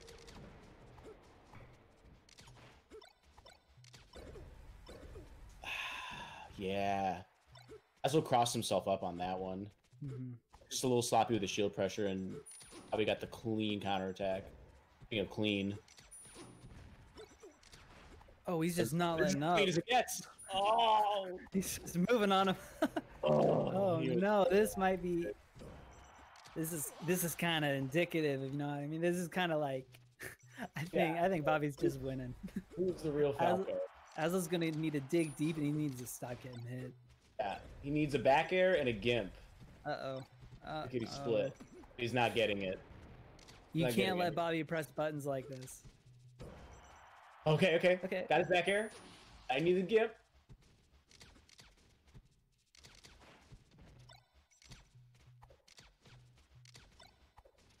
He's trying to play it legit. I respect that. Bobby does roll out of shield a ton.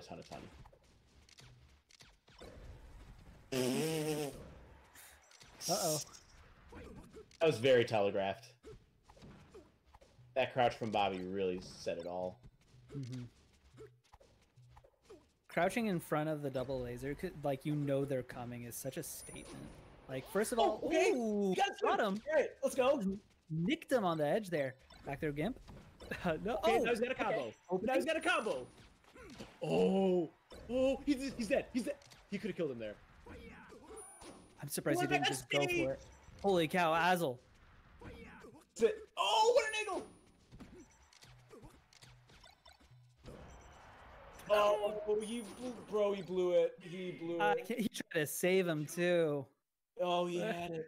What are you doing, Bobby? What are you doing? Oh, Asl, no.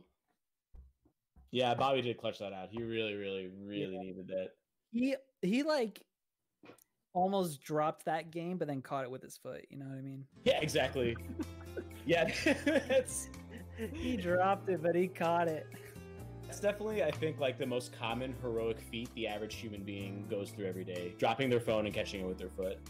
I'm gonna tell you, whenever it happens to me and no one's around to see, I get so mad. I feel like I had superpowers and no one saw it. Oh, I could play on a soccer team right now. Oh my god, my reflexes. I'm a Spider-Man. Play Valorant. I could play anything you want. But that was a good set. I can't believe how crazy Asl went off, like for that game 3 and the last half of that last game.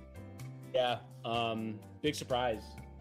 The Falco switch, and it really paid off. I wonder what prompted that. Maybe just the rhythm wasn't in his Fox at that moment. Maybe. Feel that. Couldn't hazard a guess. Couldn't tell you. Sometimes you just don't want to play your character, you know? Are we going to get ALP versus Aklo, the Fox Ditto of the century? Oh my god. Yes, sir.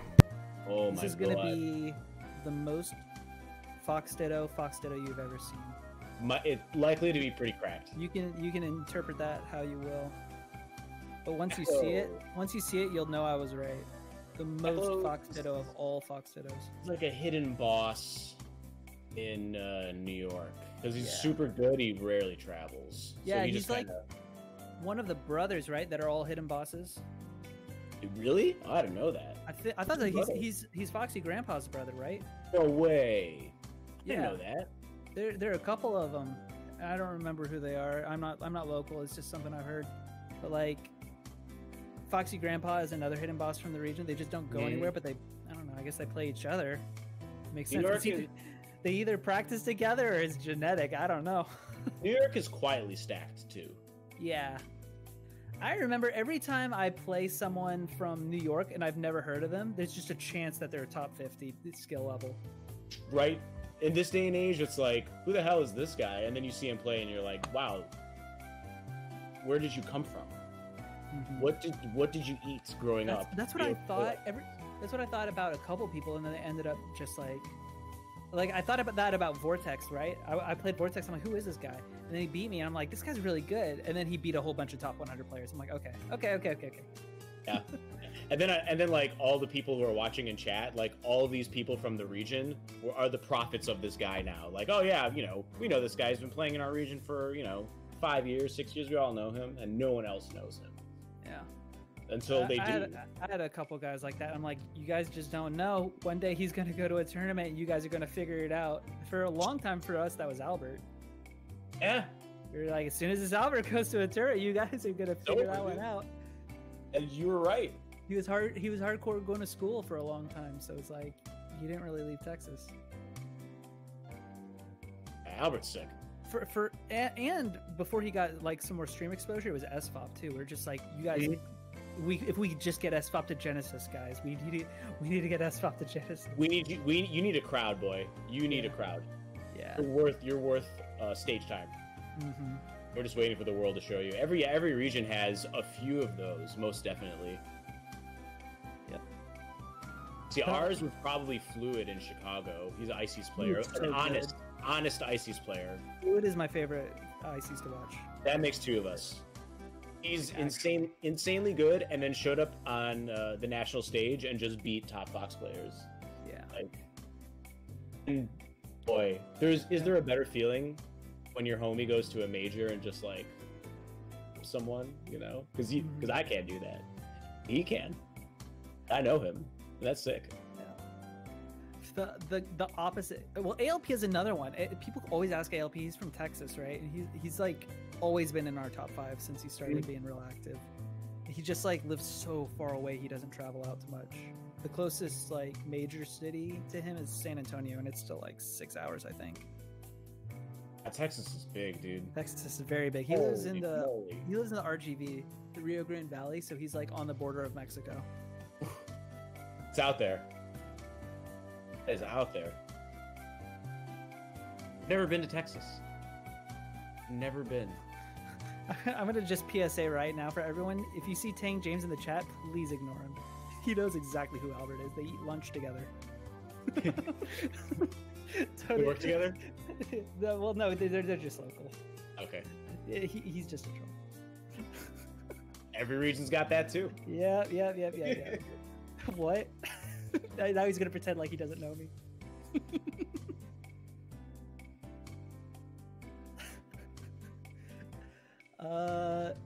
But yeah, ALP Aklo, I could see this being really close and really not close. I just don't know. That's the great swing of Dittos, Yeah.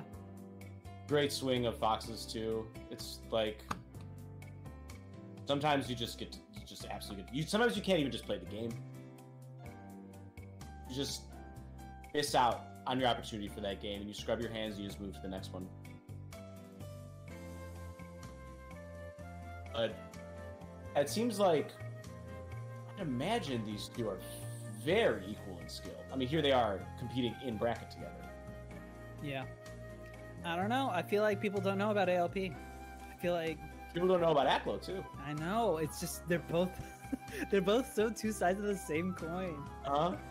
That's why it's probably going to be either even, or you can flip heads 6 times in a row sometimes. Mm-hmm. It might just be super one-sided.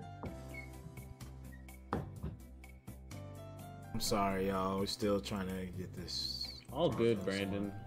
Can't imagine how many different windows you're looking at right now. Yeah, this is still a test run too of the spectator mode. So it's like all this new stuff going on. Uncharted territory, man.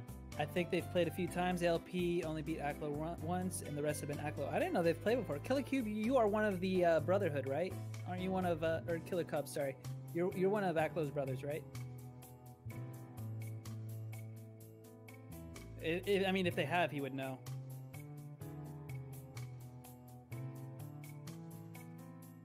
And then, the last match of Winners Quarterfinals, two names that everybody knows, Izu and Cobalt.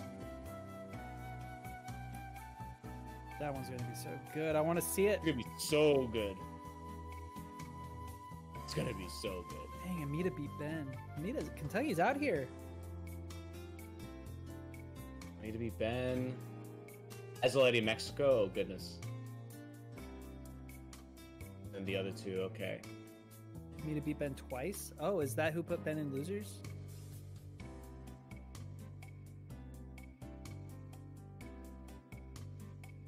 All these matches are going to be exceptional. Also, what's up, Faust? Faust is that's not the Peach. Nah, he's a Jigglypuff from Canada. Got it. I'm thinking of someone else. Enter Chicago tournament. That's what's up. What'd you do? Who'd you play? I'm from Chicago.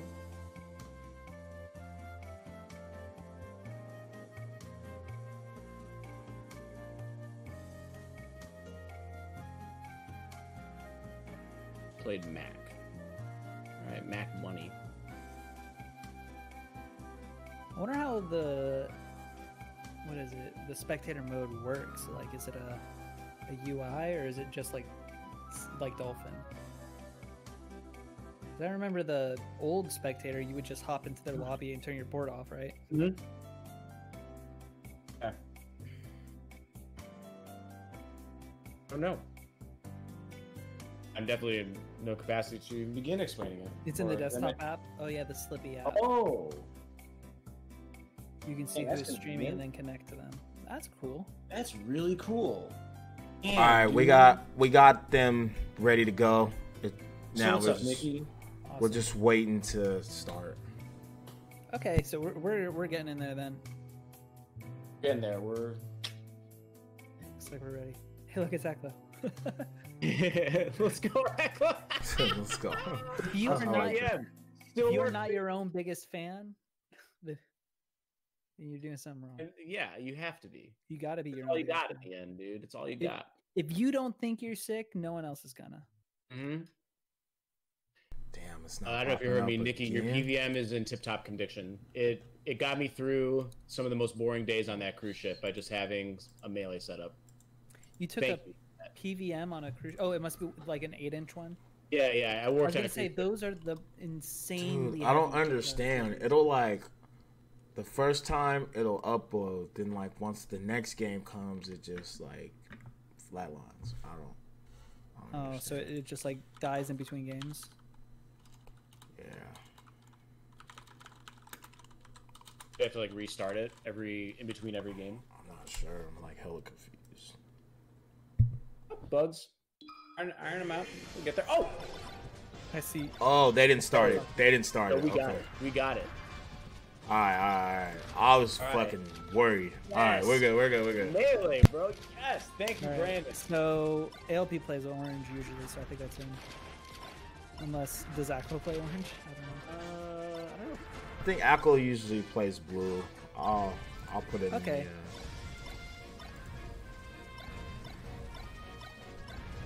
You guys can see just fine. I think that's Aklo. So, Brandon? You guys can see just fine? Yeah. You guys can hear it or no? I can't hear it, but okay. It doesn't matter to me. Yeah, I can't hear it either. Where's ALP from? He is from the Rio Grande Valley, Texas.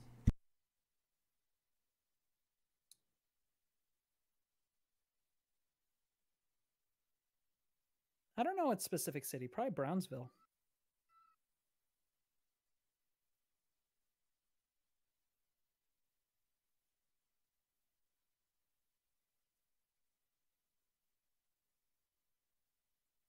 See, here's where I get nervous. Hopefully. Yeah, fingers crossed.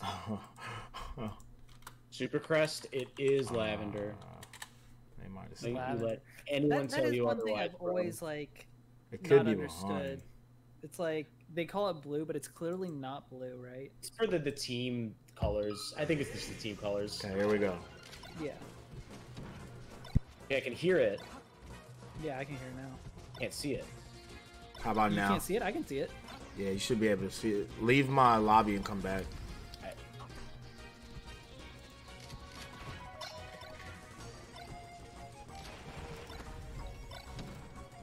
Ooh, good DI from ALP. Every time ALP gets hit, it's like he's so good off the knockdown. Okay, we're back. So ALP is orange? Yeah. Okay.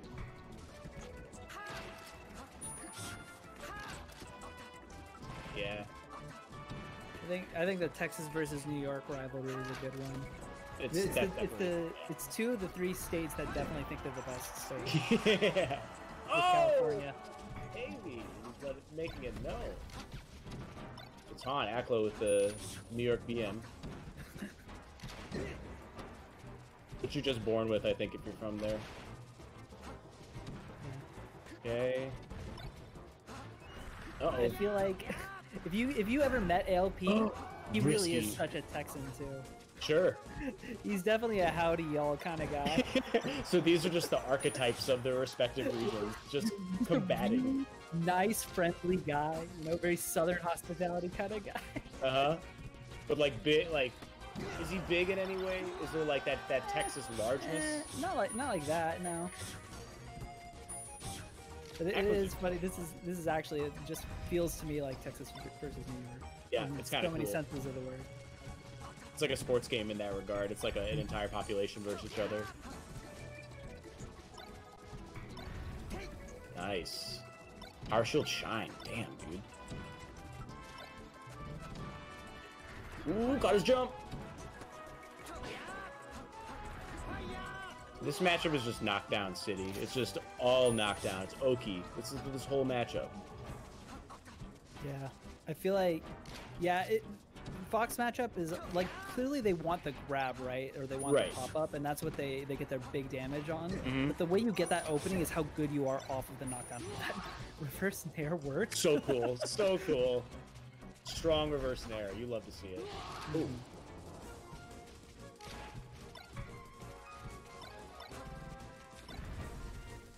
I feel like Aklo had such a big lead that got evaporated. Mm-hmm. Oh, side off. How did he do that? I don't know. He got hit by both of them. Crazy DI on it, I think. Yeah. Shine. Oh, no! Gives him another chance. Side B. He's going to get back on. Spot on Shine. Air dodges instead of wave dashes. Wow. A little sloppy on the draw. Oh, and he didn't turn around.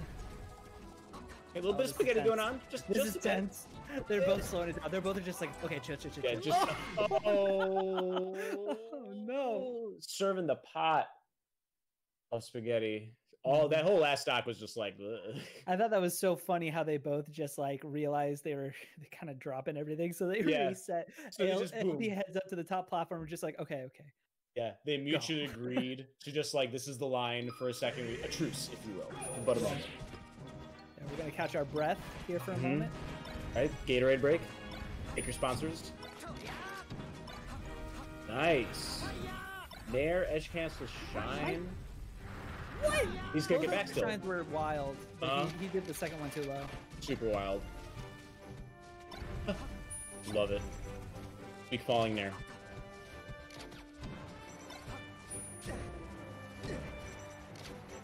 Oh, he respected ALP's combo game and thought he was going to do something wacky. Instead, he just DI'd it back air. Super bad.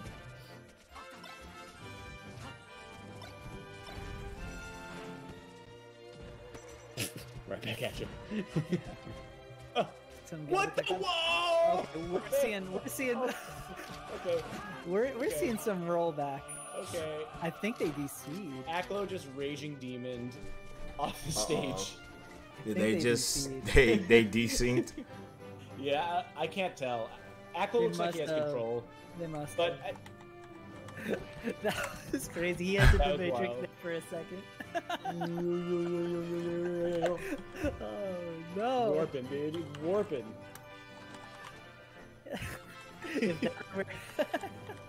If that ever happened at a LAN tournament, we'd all thought that Yeah. it was haunted.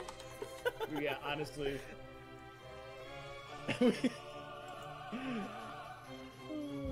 Remember that Can you time? just be yeah. Remember that time you in just- doubles that Mewtwo King and Mango were playing doubles, and it just went back to the title screen, no explanation. I don't think I've seen that. You haven't? It was No. that GameCube was haunted. Man. That's spooky. Just inexplicably going right back to the title screen. Yeah, just like in the middle of a game. You just didn't make a reset noise, anything. Aklo needs to unpause the game. What?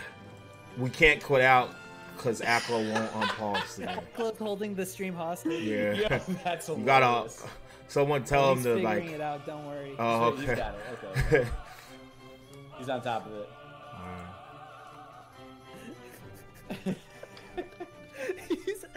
He is looking at his shoes. Girl, He is yeah. not impressed with the yellows. Oh! With the Yeah, I galoshes, think it was just the classic desync. the fucking rain boots. Yeah, it was just a classic. He's just like, I can't believe you really like coming in wheeling. them He yellows? definitely is hitting him with the what are those? Yeah, yeah. What are those? I mean, yeah, looking at Orange Fox's outfit at a standstill, I'm not sure if it works that well. It's like this weird color blocking thing going on that Yeah. is like autumny, but also kind of summery, and it just, I don't know. Yeah, honestly, it's like the yellow's too bright for the Yeah. red that he's going for on top. Yeah, I think so. That's why it gives it like this really out of season kind of look. It's strange. The ascot's nice though. Melee Fashion Week. Never get your fashion advice from a Melee player not named Crush. Ever.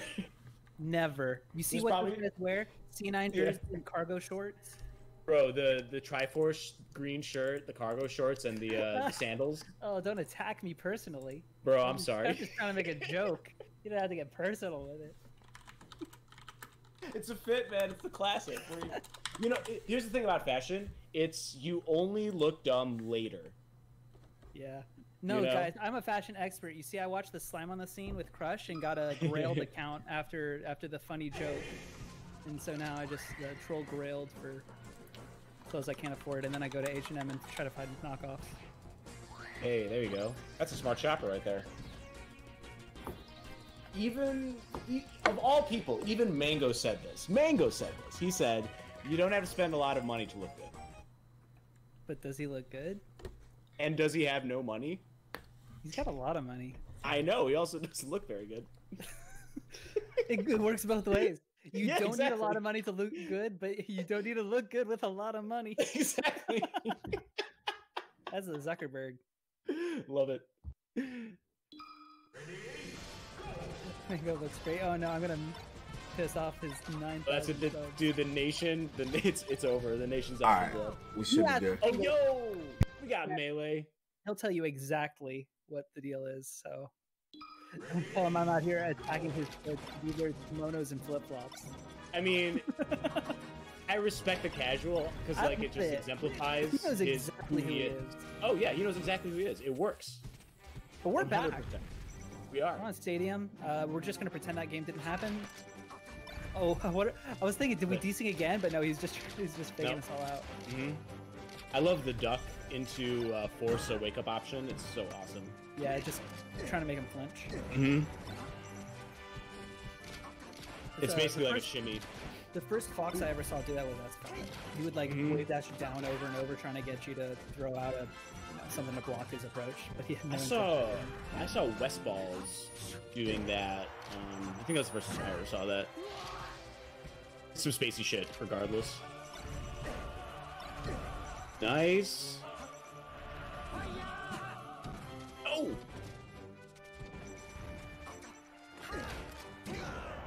Okay. Right at the edge of the stage. Yeah, bringing it. Right. It's been so long since game 1. Who won it again? Sorry. Aqua. Aqua won. Okay, yeah, Aqua's won. Yeah. These breaks in this set have got me. It's all right. It's just a different experience. It's a different pace. Yeah, we're all getting there. Bit by bit. Oh my god! That was the worst down air I've ever seen, and it saved him. Yeah, it was a really strange interaction. Yep. Classic full hard back air. Mm-hmm. Back air, boys. Okay. And always getting hit with that. I know. He did so damn. good. Oh, there we go. We Let go. him shield. I mean, it There only we really go. beats one option, but Right. But you get the grab. He did it. But he did the option. Yeah.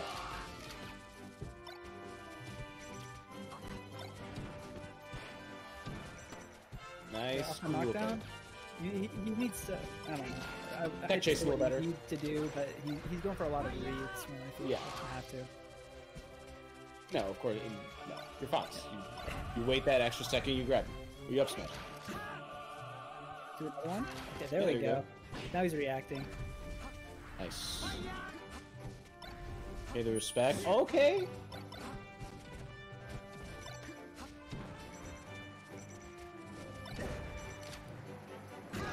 Again. He did so many get-up attacks. I mean, Yeah. it's hard to stop doing them when they worked the first 7 times. Right. But it was like 50-50 over the course of that game. It evened out towards the end. And when it didn't work, it was destructive. And when it did work, it's like he got back to neutral. Yeah. So like the risk of doing that, I think, it's a risky. No. Uh-oh. Did it crash between games again? Yeah. It'll do like the first 2 games fine, and then it just flatlines. Okay. I think Aqua's streaming.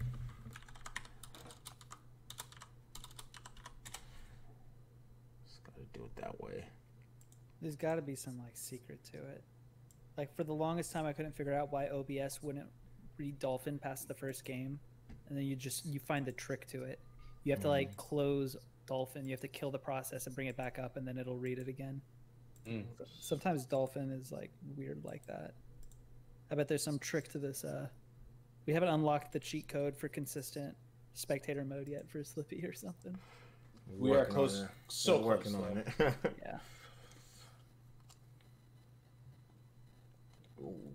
And then If you see Chad, if you see a tag Metonyms, he's on the Slippy development team. Be sure to give him your love. That's Nicky. He's the homie. Yeah. Thanks so much for your work, Metonyms.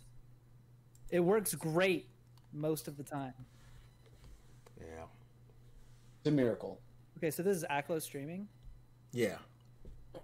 Looks like they're playing. They're trying to dash chains grab each other. Okay, yeah, they're definitely playing.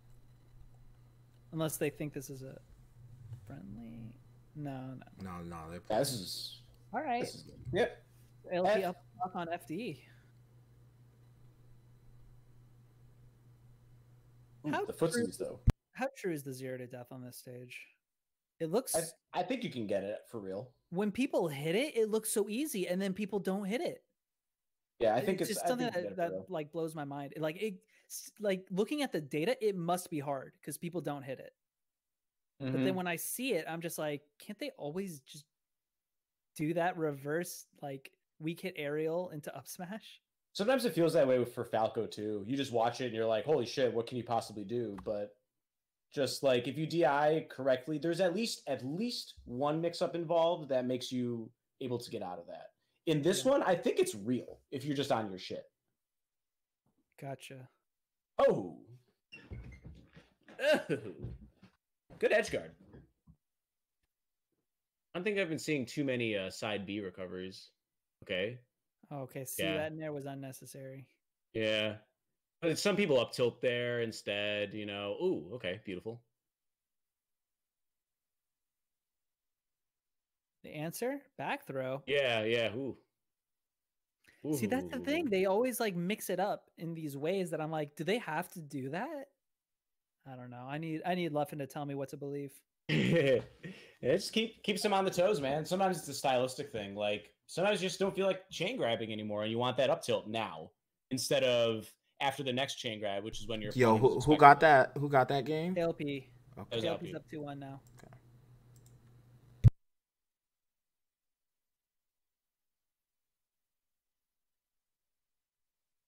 Oh. So he quickly changed his mind. He's like, actually, FD, don't like it. We're going Dreamland now. Because that was Zaklo's counter pick. Yeah, it didn't work out. Oh. Laser tag. Nice. Really nice from Aklo to sneak in. That fair, though, probably unintentional. Because that was an easy shield drop there. For sure. I always think the same thing that Aklo might have thought when taking him to FD, though, because the way LP plays, if you look at the way he approaches neutral, he loves using the platforms. He'll like fake an approach and then he'll jump up to the platform saying, just kidding, I'm actually going up here.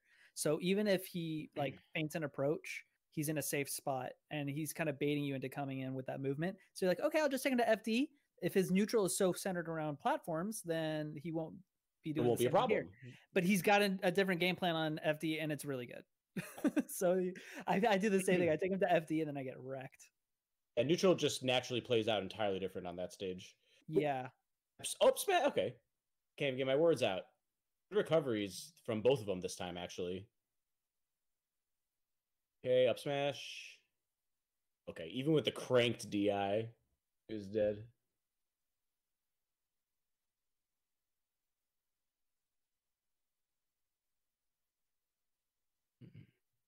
Really? Why did he? I'm really surprised he rolled in. Okay. I guess. I mean, if your opponent's far enough away from ledge. Yeah, I'm not gonna lie, that looks hard. What a shine! Oh, and another. Mm-hmm.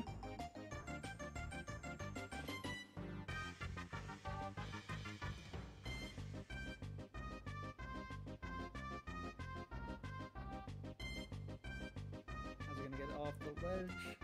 Oh man, he sneaks right under him. Yeah, just takes center stage. I like that. A lot of times people will like try and use their ledge invincibility because it's busted, because it is busted, to try and get a good hit out of it. But honestly, ledge dash and to take center stage, that's what's actually Or since he's threatening shield drops on the platform, ledge dashing his shield. Oh, what an angle! And he just fell off. I love that close stream. Oh, what was that? Wispy or he just messed up and aerialed off the stage? I don't know. Oh, he like F smashed at ledge and then just kind of fell off. Yeah, that's weird. He tried to F smash Aklo's Firefox. He just fell off stage. Oh well. Battlefield. Back throw, sure. Seemed like Alp was ready for it though. So they started on Battlefield, right? And Aklo won. So. That's why LP can go back. Yeah. Okay. Hey, you're right. LP is absolutely using the platforms to get in, to try and get in. And Aklo's just standing his ground. He's not even challenging him up there. Yeah. Oh. It's like we're just replaying game one. Literally. It's exactly what happened. Very nice. Very nice tech chase. I kind of feel bad about the times because ALP is such a nice guy. But at the same time, I know for a fact he doesn't care. Oh my god. Oh, he's still gonna get back. What a... Get it all turned up red. Get it all on black. It's alright. Oh, I couldn't even tell who shined who. Okay, back to the game plan. Finally, Aklo trying to meet him at center to come down. 2 nairs in a row. It worked.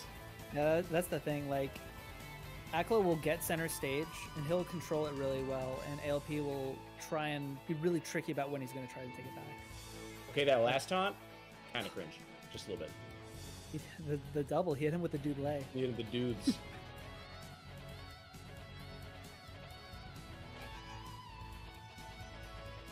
Oh, no!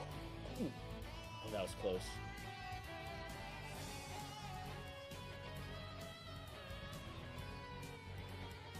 Aklo really trying to cement his lead here. LP got so lucky. Is LP an acronym, by the way? Yeah, it's his initials. I'll bet. Well, I guess that's not an acronym.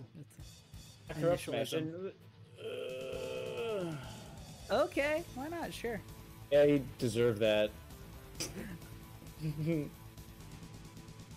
just from the classic, like, you know, narrative, how narrative tends to treat hubris kind of way. You know what I mean? I think Akko's just platform camping him now. Yeah. He absolutely is. He's punishing him. Lack of respect is apparent. I don't know. Like, he's not winning by that much. Yeah. He's one more side B off stage. This is a different game. Scrap. Oh, okay. Really good. Good Really reaction. shield pivot, Damn, yeah. that was good.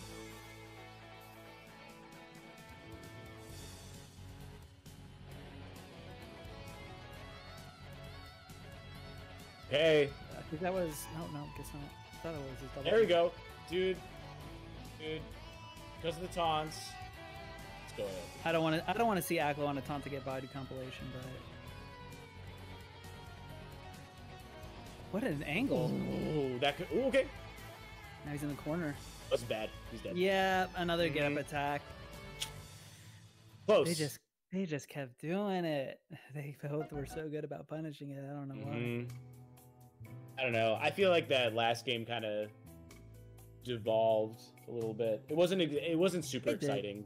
You know, it kind of it's the things that stole the show weren't necessarily gameplay related. I have it from a primary source. Aklo is sick, but he's playing like such an edgelord right now. From Aklo. That's so funny. That's pretty funny. All right, finally we get to watch Kalamazoo versus Colball. Yes. We got a coast to coast, an actual coast to coast game. Mm-hmm. And like corner to corner too. Like, we're out here.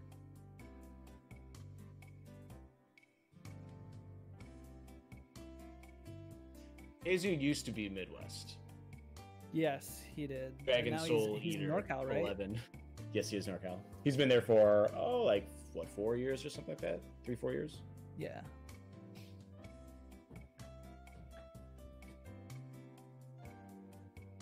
And Colball was in Florida for my entire Melee career, but now he lives in Georgia. And I have to replace that information in my brain. Oh, he's not Florida anymore. No, he lives in Georgia now.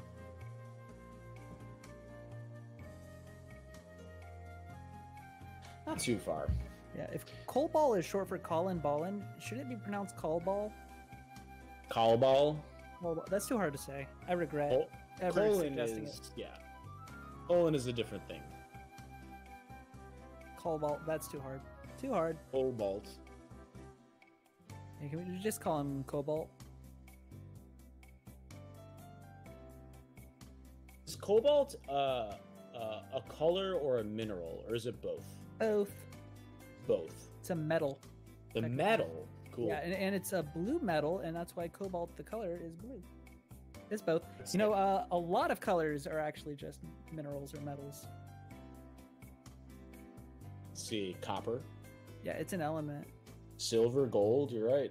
Yeah, a lot of them. An element, not a mineral. Yeah, sorry, my bad. I know it's an element. I know that. Element. You got me. I'm not mineral. I'm not a scientist. Bro, Yeah. the last science class I took was like 10 years ago. You're a doctor though, so Ha! I wish. Not really.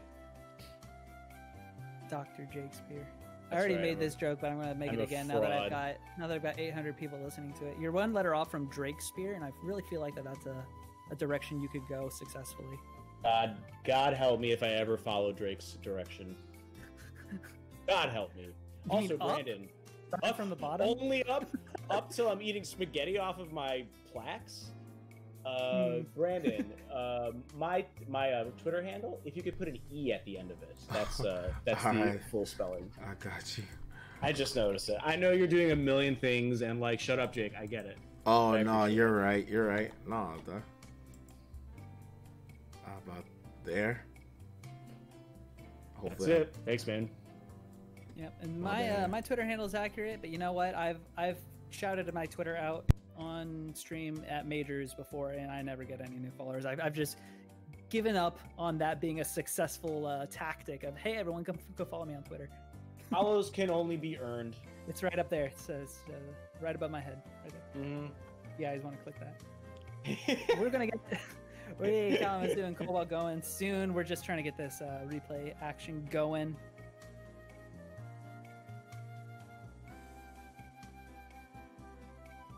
I wonder what their record is. I used to have well, I still do technically. I had access to Tafo stats, and I would look that up, and it was the best website ever. But I guess Tafo's, he's busy being an adult, married, and working and all that. So now it's just dated data from 2017. Wasn't it nice though? Wasn't it nice? It's a someone good will website. pick it up. It's Someone a will good pick it up. website. I'm sure someone will like handle the. I mean, the it's stats still around. up. He clearly he must pay for the server still because it's still up there. It's just the data's like old. I still use it sometimes to see when the last time someone beat someone. If I know it hasn't happened in 3 years. The last 3 years, right? Yeah, I used it just the other day to find out when the last time Axe lost to a Falcon was. When was it? There were a couple times he's lost to S2J and Wizzy. He lost to S2J twice. These are the things that matter, in it's stats. Like he's right. Like stats are the war. Honestly, all the people who do them, like that. Like, I'll never forget. My dad, whenever my uncle came over, they would always bring out this book that was like 40 pounds, maybe 10 inches thick, and it just had baseball stats in it. And they would pour over that thing for hours and just talk about all these things, who beat who, what was what, who had the best year here and there. And eventually, if we keep it up, we'll have something like that, especially with Slippy. Yeah. I think stats, when they're something you care about, are some of the most interesting and fun things. Like, I'm passionate about Melee stats. I think that's awesome. But I'm also a data analyst, so I know how soul-crushing stats are when it's something that's meaningless to you. Wow. Yeah. When you do not care about the data that you are analyzing. It's just numbers, bro. It's not even data. And suddenly you're dreaming in columns and rows, and you just want it all to end. Yo, that sounds like a nightmare.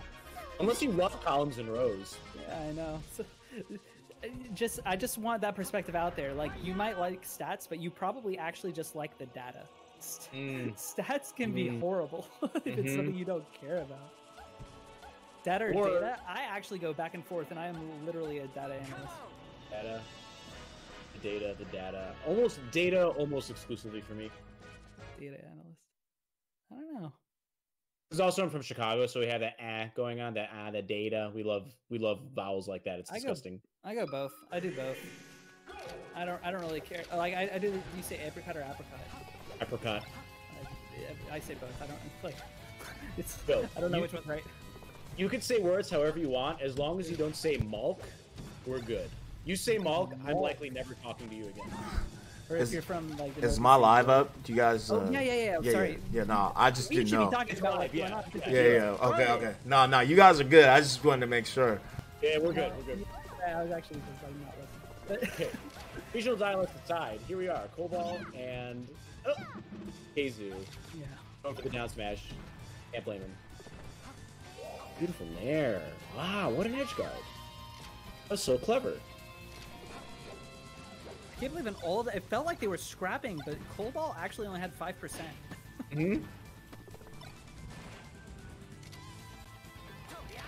Okay. Cobalt is good. He's so good. I'm never surprised when Cobalt wins. Never. Versus anybody or loses. Or loses, ever. I'm just never surprised. I'm surprised every time I see him play, but on a results screen, I'm never surprised. He was one of the truest wild cards of the top players. He really is. Oh, okay. This guy would have been beautiful, but still. Oh, Peach against Fox at ledge? What are you gonna do, man?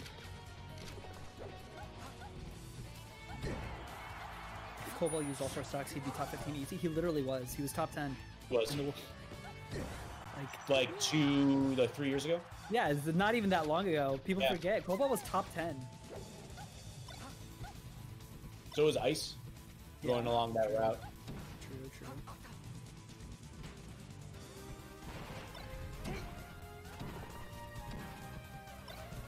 Falling Nair gets him out of trouble big time. Shine grab. Oh, KZ just can't get anything set up. There we go. A cheeky little back air. It still just needs control immediately.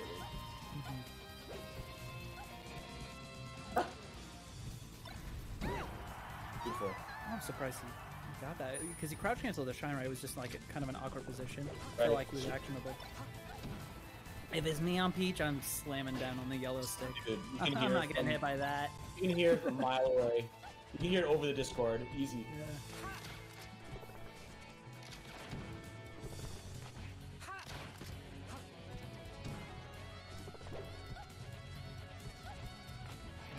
Okay, Oh, good. He got baited. He had center stage control. He was doing so well, and then got easy baited into the corner. Easy bait. The day one bait.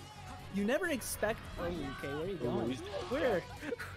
Yeah, he went for that same weak Nair again, and Keizu had his jump, so it didn't work out.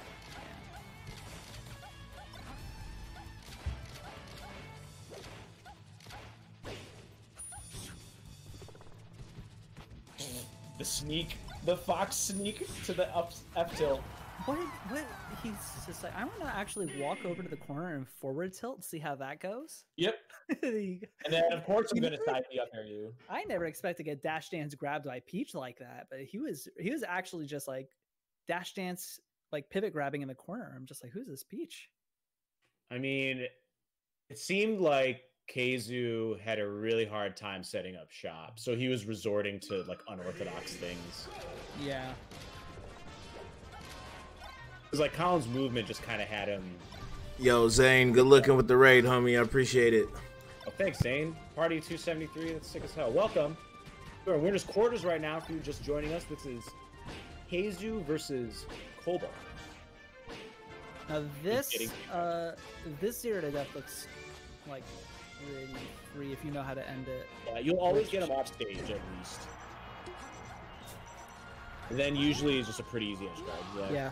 I know finishing it can be hard sometimes. A lot of Peaches end it early, like they just go for the nair or something, or the up smash when they see it. But you can get a weak hit dash attack into nair. I think that's what you're supposed to do. Sure. It's pretty ugly, actually. Yeah, I'd hate to get hit by that. Kind of hard to do the weak hit dash attack, but if you do, you just get an instant float cancel nair. Nice. Tomahawk. Beautiful. Keizu found himself shielded with a Fox at his back. I don't know a single thing Peach can do out of that except hopefully get a good nair. Even then, the hitbox is facing the wrong way. Ever since we got UCF, this is just like... when I first heard of UCF and like fixing dashback, I'm like, you guys know that Peaches are going to be zero to deathing everyone now, right? Yeah. We get ZI behind them and hope for them to miss a dashback. They're just going to get this free chain grab. As it should be, as it should. You shouldn't bank on stuff like polling errors to get out of combos. Yeah, and like enough characters have a chain grab that it's like, you can't be mad about that. It's just another combo. It's our pseudo infinite, you know. That's what we got. Good DI on the dare. Again. Wait, how did he get on stage and get his? Cobalt's amazing. What a recovery from Cobalt. He needs it too, because he finds himself significantly down. Here we go. Okay. Yeah. Well.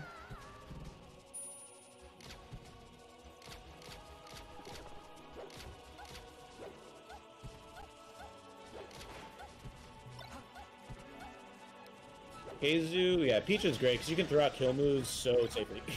That's exactly what he's doing right now. Just no problem. Just it's gonna hit at some point. No! Oh no! What is happening? It's a circus right now. This shit is custom as hell. Oh my god, the Doraki. And he ends that with the Doraki wall jump shot. All of that!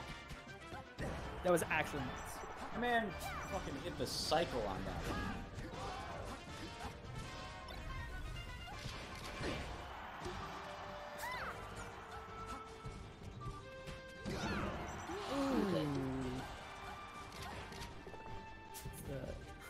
He got deleted with that. Yeah. Okay. The chance. The reversal from Colin. Good float. Good. Floated for a second. Okay, but Bobo keeps finding his grabs. Okay. Izzy became aware, having none of it. Bad dash attack. I can't believe I got back on FD. I fell for the meme. I was reading everyone say Colin is crazy in chat, and I called him Colin.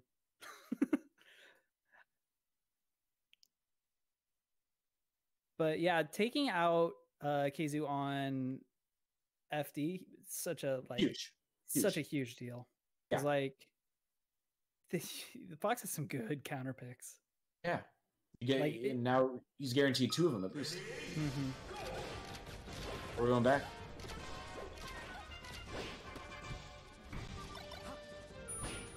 Oh, he's dead. Oh no! I feel like that could have. I think if KZoo went off stage, he would have been dead.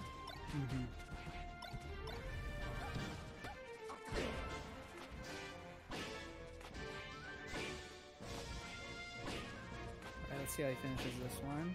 Yeah. This chain grab goes up like well over 100, doesn't it? Oh no, we just caught him with a bad DI. Yeah. I wonder what he was trying to DI for. I don't know. Couldn't tell you. Okay. Sometimes I try to get into the head of top players, and then sometimes it's cold wall, and I'm just not gonna. Yeah. Just slam into a brick wall. What was he trying to do? Man, who knows? Who knows, dude? Probably doesn't even know. I forgot. Couldn't even tell you what I was trying to do. Okay, he ended it a little earlier, and cold wall DI'd is a lot better. Questionable choice of Firefox that close to the stage. I felt like KZoo had all the time in the world to confirm that fair. Yeah, it was kind of at an awkward height, but Peach is one of those characters like it's pretty easy to just control your float height. Yeah. Like whatever awkward height you're getting, she can be there. Yeah.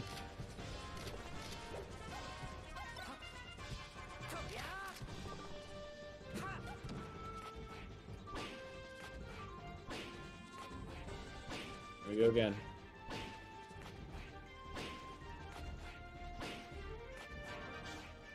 The no DI with the slight DI. KZoo's ready.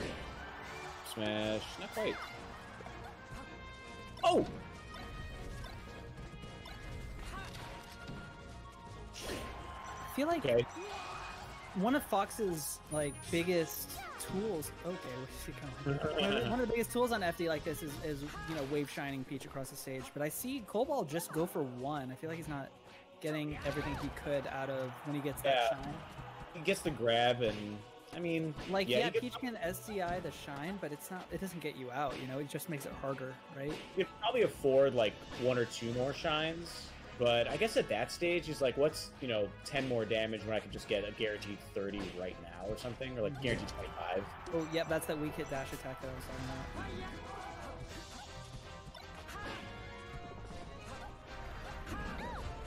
about. What an angle. Oh!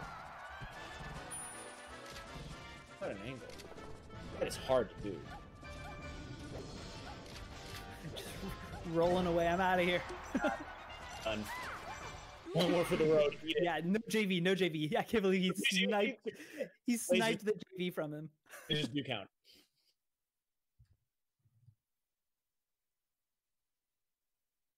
All right, so I can't get into the mind of Cobalt, but I would venture to say, oh, Yoshi. Stadium, I was wrong. Hey! No, this is definitely it. Okay.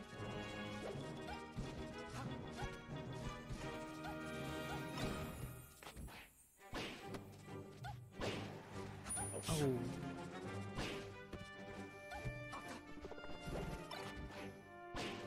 Very nice. Very sneaky. Bit of a shimmy from KZoo there to get this damage. Nice. No, this is a lot more like the punish game that we expect out of KZoo. His punish game is actually usually insane. I feel like we haven't seen that outside of the FD chain grabs, but that was a good showing. He gets that straight hit. I think it's because since he's coming from above so much, he's really checking. Oh, okay. He's really checking KZoo on when he the float height he thinks. Yeah. Good The confirm. counter hits from Cobalt are just nuts too. Every time KZ thinks he has an opening, he gets some like slide off and then dies for it. Okay. Cobalt's gonna get little 3-piece, 4-piece. Oh, shine the other way. Oh.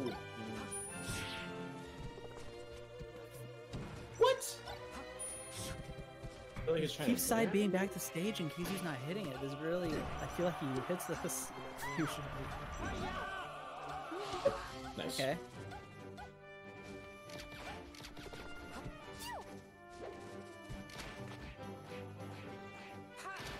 Okay. Yeah, he knew. He wasn't even going to try the up throw up air. It just doesn't work.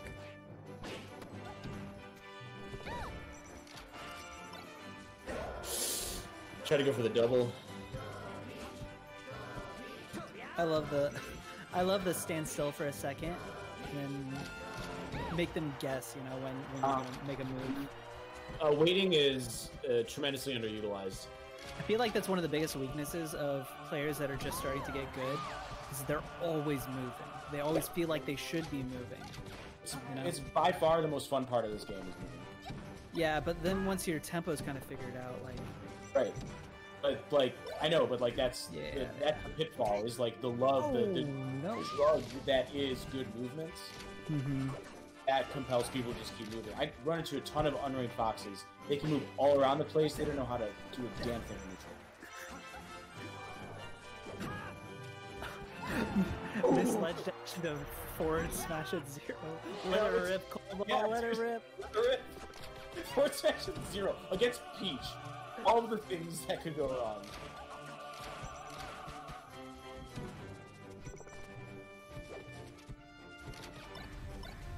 Okay, there we go. Get a couple. Turn, he didn't want to turn around. That actually might have killed. The up smash at 74 kill? I think it does. Okay. Insane. So Cobalt wins 3-1. We've got our top 8 winners all figured out. Aklo versus Cobalt, Bobby Big Balls versus Fat Goku. Mercy. These summit spots are up for grabs. That's right. That's top 4, right? Top 4? I think so. Isn't that right? Oh, get in? Yeah, I think so. Woff can confirm. What's going on, guys? My bad. It's top 4 make it into the summit event, right? Yes, top 4. That's awesome. So Yeah, we've that's people good in the sneaks. lead for it. Losers, we got Amita over Ben. We got Azel over Eddie Mexico. And we're still trying to get the others sorted out. Okay, Lucky I think we're gonna take like just a slight break. Keizu has to play Slug to get in the top 8.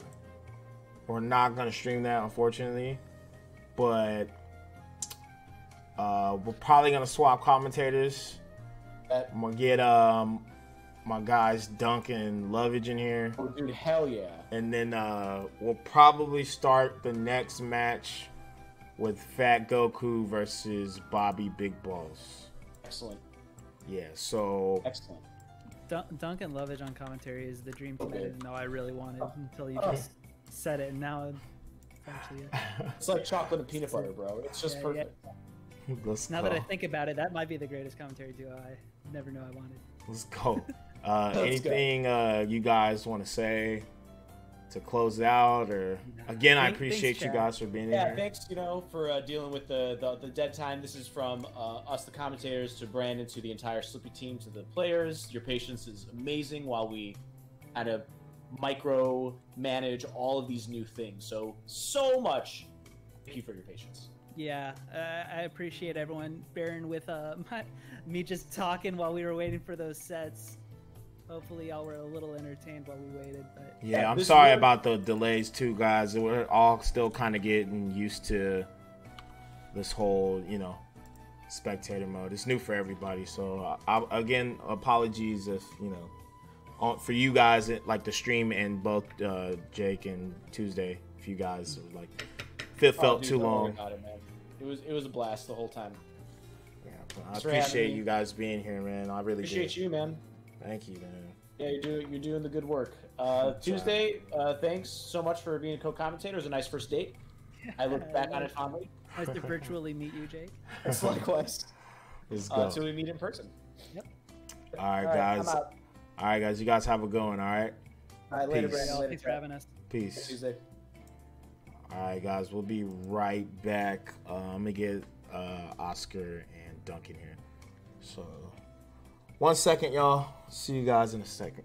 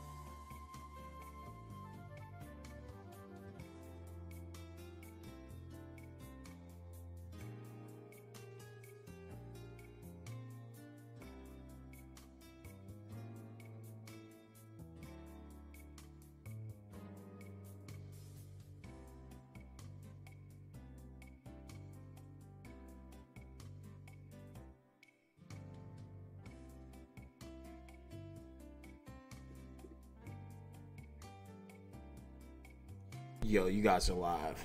What's up, Woff? How's it going? What's up, Brandon? I'm chilling. What's up, guys? What's up, people of the world? What's up, everybody? Hope y'all are doing well. All right, how's it been going? Are we going smooth? Or are we back to running smooth? That's my only question. Yeah, it's getting there. It's getting there. Nice. Little trials and errors, but you know that's what comes with it. Yeah. Sorry, I was just laughing at myself as Tuesday for a second there. Let's go. So is this spectator mode, Brandon? Yes, this is. How does it work? Can you give me a rundown? Do we have to join something? What's going on? Nah, you guys don't have to join anything. Just stay on the Discord, and when I go live, you'll see it. So if is there any, like, I don't know anything about it, so is there any way I could, like, just browse a bunch of matches and then just join random matches and then watch them and something like that? This is a beta. Or do you... Yeah, it's a beta, so like no one really has like access like that to it. Oh, that's cool. But Yeah. like always, Dunk, you're aiming for the stars. Nah, yeah, I mean that's like the vision, you know. Dude, that would be so sick. Just look up random people's names, like, oh, this guy trashed me like a week ago. I want to see him. Oh, playing Oscar? Oh! Let's go. The potential of Slippy Online is truly limitless. It's only our imaginations. Look Now at that we guy. have Sakurai back, aka Fizzy. Look at this pre-coronavirus dunk up here. I want you guys to know that I'm a solid 20 pounds heavier and about 20 pounds happier right now. What? I let it fall apart since the coronavirus, dude. You got the smoking good looks, though. I'm a little chubbers. Man, Kalik is in the chat because he just ditched on his CS10 man. Aww.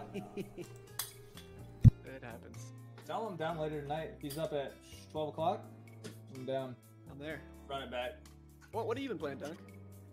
Dude, I'm at my parents' right now, like working on the van and stuff. So you haven't been gaming? team fight tactics or like random, that's it. Just team fight tactics. I'm playing team fight tactics. I'm not proud to admit it. Yeah, I'm not, but their internet's so bad, dude. I can't even, like, I don't know. I wouldn't even dare play. I played Slippy, and I think I can only connect to people in Fresno, and it worked at like 70 ping. Oh man. So yeah, it's pretty nuts. We got to get you back on the Slippy map. Oh yeah, I'm at my brother's house right now. Yeah, I brought my setup over here and stuff. Dude, Slippy, you might be glad you don't have it right now because Slippy can just eat the time out of your like daily life like nothing else. I swear to God, I log on with the intention of like playing 25 minutes tops, and then it's dark out. Yeah, it's kind of insane how fast like time goes by when you're playing Smash. I never really noticed it when I was young, but now I can see the time just chunks away. Like, yeah, just play with this guy 3 matches. I'm like, I'll play him 2 more matches, and then the afternoon's gone. I'll just play, and then people will leave or whatever, and I'll just keep playing. I don't know, it's just too easy. Dude, they made it too easy.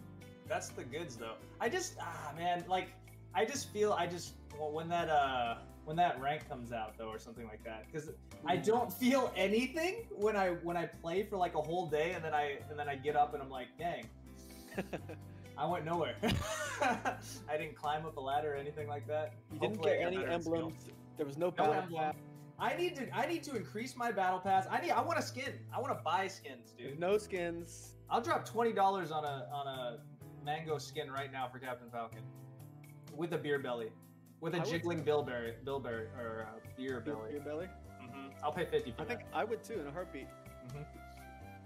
Sky's the limit, Dunk. But yeah, this is a Slippy Spectator beta. It is coming. It's coming shortly. I think everyone's been really patient with watching the dev cycle for this game because it's just even it existing is more than we could ever ask for. Well, first of all, existing is more than we can ask for, and then none of this stuff has to exist, so you're right. And then he's just doing everything that we really want. So everything that comes out is like a great. Every patch is a great moment, right? Instead of like when like you're looking at Warzone or whatever, teamfight tactics for me. And like when you look at a patch, you're just like, I didn't want half of this. Why is this in the developer's mind? But we already got the game we love, and now it's just getting easier and easier to play. It's just quality of life. Everything's just quality of life. You love to see it. And we have the Rollback Rumble Q1. Slippy Championship League is underway. This will all culminate in about I think it's gonna start. Yeah, we're trying to get the spectator thing to pop up. Sorry about the wait again, guys.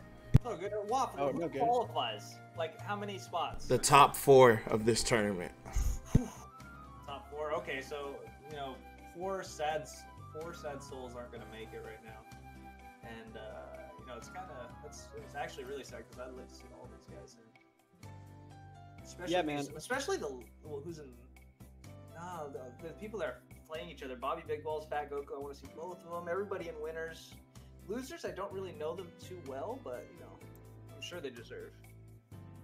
I'm definitely an Azul fan. I'm an Android Zero fan. I can't say I know Amida, but if anyone in the chat wants to educate us in the chat.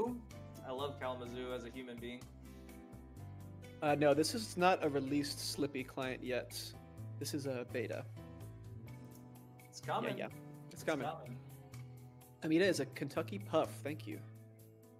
So we're going to have Puff versus Azul's Falco and losers, and then Android Zero versus the winner of Kalamazoo and Slug. But when I looked at this bracket, Dunk, I was a little bit surprised to see an Ice Climbers. It's just I feel like I don't see them online that much. I haven't seen them as much since a lot of our tournaments started banning wobbling. So I'm actually kind of excited to see it. I feel like we went through a phase where I was a little sick of Ice Climbers, but I'm down now. Well, I mean, if wobbling's banned, is wobbling banned this tournament? I think so, right, Brandon? Yeah.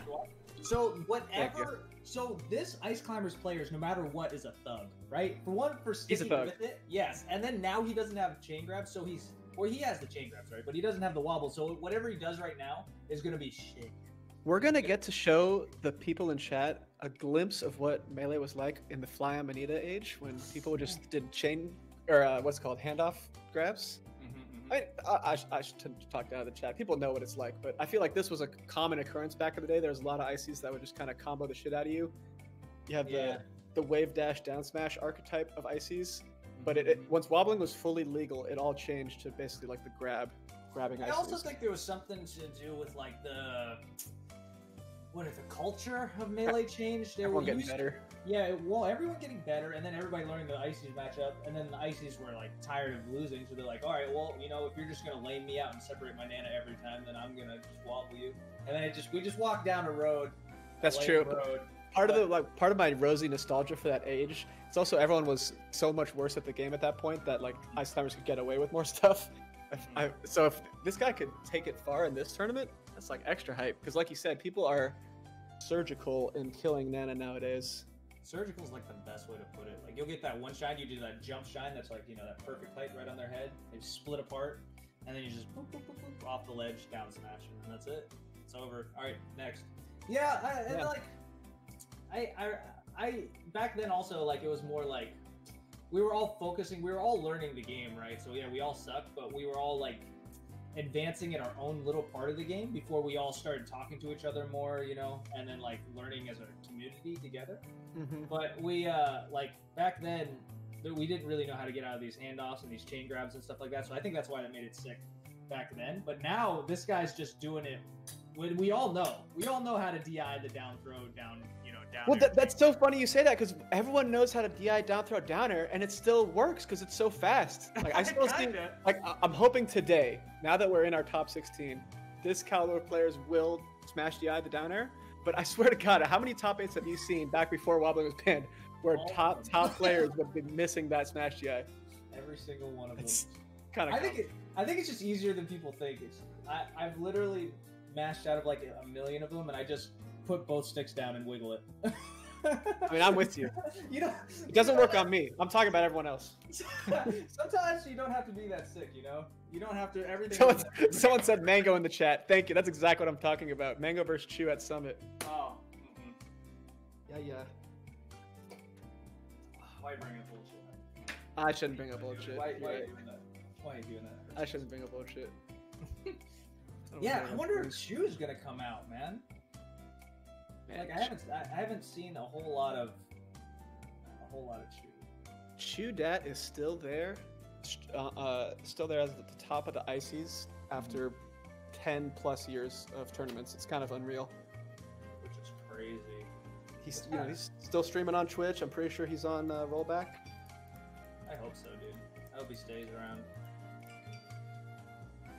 Didn't you just link me the other day that the time where Chu 4-stocked me with no remorse? That wasn't me, but I wish it was. I took a game off Chu at the last tournament I played him at, and then third game, 4-stocked, cold. Oh shoot! That was you. You beat him with your Falcon. You lost with your Fox. You beat him with your Falcon, and you got 4-stocked, right? I got 4-stocked quick. That was the day that your Falcon beat Hugs 86. I like that we can bring it back to that. Yes. Let's talk about this. Yes. We can talk about that. We don't need to talk about your 4-stock. We can just Well, how did that set go? You lost with your Fox, then you won with your Sheik and Falcon. Correct. And I have the slippy VODs just sitting on my computer, and I'm not releasing them because I'm a good friend to Hugo. Make a backup, dude. Make a backup. Oh, they're backed up. I actually have like some Fort Knox shit going on. Put it away. I have a buried backyard on a hard drive. Vacuum seal that safe. Put it away. Then put that safe in a safe, and then throw that safe in the ocean. Have you? And dude, that's another beautiful thing about Slippy is all your games are basically saved on your hard drive like automatically, and you can download Project Clippy and automatically make a combo video. Did you know about that? I knew about that. I didn't know it was called Project Clippy. I just knew it existed. And I really want to do that. I want every tournament to just make their own combo video of just the tournament, like the hypest moments. That'd be sick. I think that people have done that for a few tournaments, but I've seen one or two. It was dope, and I can always tell when it's Johnny. I'm like, damn, Johnny. Dude, the sky's the limit with Slippy. I think anyone who's just played like net play on their own can just open that program up and like make a combo video. It's pretty sick. Yeah, except for me. You're gonna have to help me with that. But I'll be 100% honest. I haven't set it up yet. just trying to be 100. Yeah, let's do that, dude. Me and you just play. We're gonna play for a whole 24 hours, and then we'll just make a combo video, see how that goes. We should send it out into the world. But anyway. Yeah. Anyways. I just clicked over to the bracket to get a sense of what's going on. Let's see. Yeah. What's the next match gonna come up? Bobby Big Balls and Fat Goku. Ooh. Yeah, we're trying to get the spectator to connect. My bad, y'all. Not your fault. I just was curious. It's just a struggle because sometimes it'll just like work and then it works great once it works, but like getting it sometimes it just doesn't work. It's like, sounds like a new program. Gotcha. Yeah. Sounds like a beta indeed. Yeah. But I just wanted to know so we could. It could be on my end. I don't know. Dang, that's actually a hell of a match, dude. That's a hell of a match. Fat Goku, Triple B. Triple B. I like that. Triple D. Triple D, Double D. Diners, drive-ins, and dives. I was thinking about from Ed and Eddie. Oh yeah, Triple D. Double D. Here's Double D, dude. Double D. Double D. Diners, drive-ins, and dives. I'm down. Who you got in this? Bobby Big Balls or Fat Goku? Giving it to Bobby just because I've seen him play a lot more lately in a lot of net play tournaments, but I don't know. That's definitely like recency. Talking because Fat Goku's been there just as much in like the last 3 or 4 years. So been there, done that. I don't know enough about either of these guys. Like they're not in our region. We don't play a lot, but I think Bobby, Fat Goku's got it. I think the reason I jumped to say Bobby Big Balls is just because I know that he's been on like the live stream grind, and when you're basically streaming Melee for a career or for whatever, it's you're getting a lot of good practice. I for always and forever will have legacy bias, and I'm gonna stay this way forever. If LeBron James wins 7 more, I don't care. Michael Jordan's still the best to me. But in these kind of situations, like we can see them play each other, right? So until proven otherwise, I always go with legacy. And, unless someone's like super hot, like unless it's like Zayn, something like that. Something that's like obvious. It's like, whoa, this kid is something new. Then I always have legacy bias, and I think people earned it. So I think you gotta snatch the belt away. Like you gotta if it's you definitely gotta respect the new school though. You definitely gotta respect the new school, but I think if it goes the distance, like if it goes all 5 rounds, and I'm the judge, legacy bias. I have legacy bias for sure. Feel it. But that's why I'm not on the panel to make the top 100. This is my soul. This is how it's gonna be. Yeah, it's tough. I've done those panels once or twice back in like when they first started, and it wasn't. You didn't vote for me, huh? I didn't vote for you. I gave you like a 5, and it wasn't fun. It's like a lot of work in making those panels. So thanks to the people who make our top 100. Nice.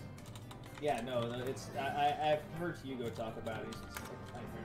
Well, not for Hugo. Hugo kind of loves that kind of stuff, but he pours tons of work. It just sounded like a nightmare to me how much work he put into it. If you do it on, I mean, good stream content if you do it on stream, but yeah, it's a lot of players you have to kind of juggle and want to be a good judge. I mean, you can just kind of put whatever list together you want, but a good judge would go back and look at match history and all these things. Mm-hmm. All right, we got it, y'all. One sec. Let me Oh shit! Bobby Big Balls, Fat Goku is about to start. Richard. Oh shit!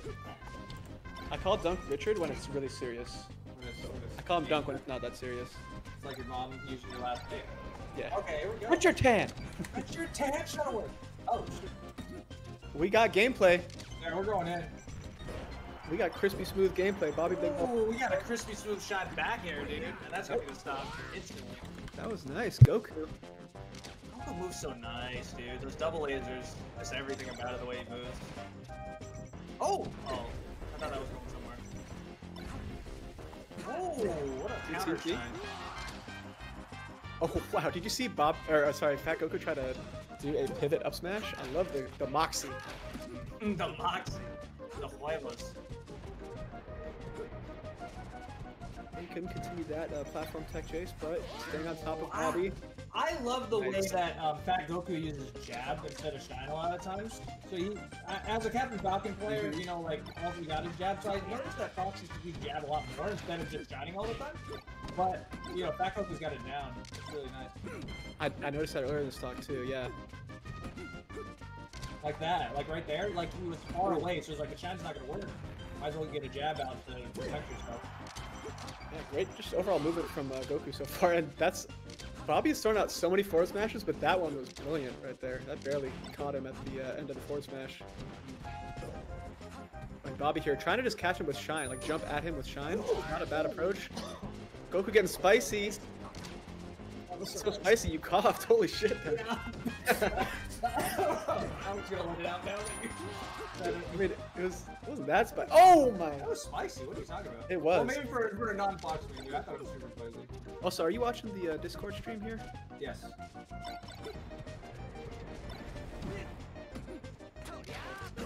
Oh, up smash, and this could be it. Oh, it doesn't do the short in that time. Good. Mixed up. Wow, that could have been a bigger punish from Bobby, but great DI from Fat Goku. Nice light back there. Oh! Oh! Oh no! That was so close, Dunk. That was super close. Is this it? Oh, a little bit of lag. You hate to see it. Oh, wow. And Fat Goku just rolled up. Oh, that was so smart, dude. That was so smart. On to the next one. Cool. Oh, wow. They did not want to wait. Well, Bobby Big Balls, he kind of seems like the kind of guy that's just like, I'm going to go to Battlefield and combo. Because I think this is the best combo stage for Battlefield. Maybe Yoshi, I don't know, but it seems like this stage. It seems like everything's just the right height, Hey, he knew his counter pick. Nothing wrong with that. Oh, nice shine stall by Fat Goku there.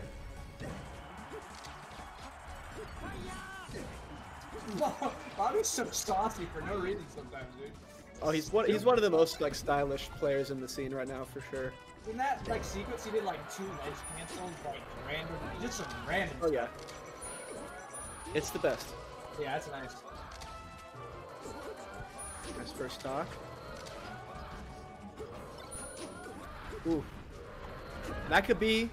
Oh, I feel if you went for back air there instead of down air. Okay. Wow, bit random, but that's gonna take it. Give me even enough. Oh. Also, random, but whoever wins this qualifies. Nice. Because this is guaranteed top 3 for the winner. Oh, winner's correct, yeah. Thanks for the info. This is a big match then. Big set, I should say. And that was a huge shine from Fat Goku. Bobby just giving him up ledge. Didn't really want to pressure that. Oh, big grab, dude. This could be the biggest combo.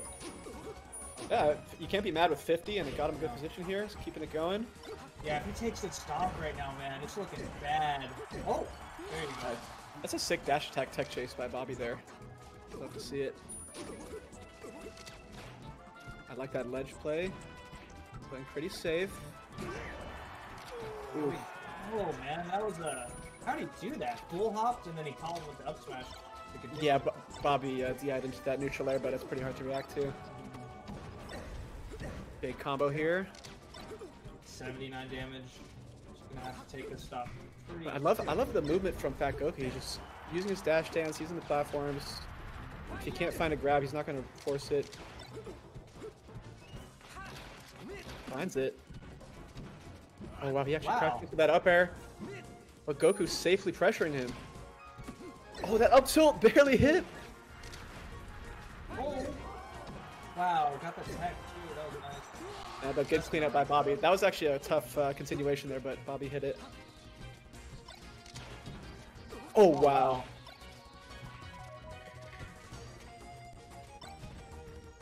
Back air. Those lasers worked. Oh, he just got hit with it. God, is that it? No. He's alive, but you gotta respect how aggressive Bobby's playing here.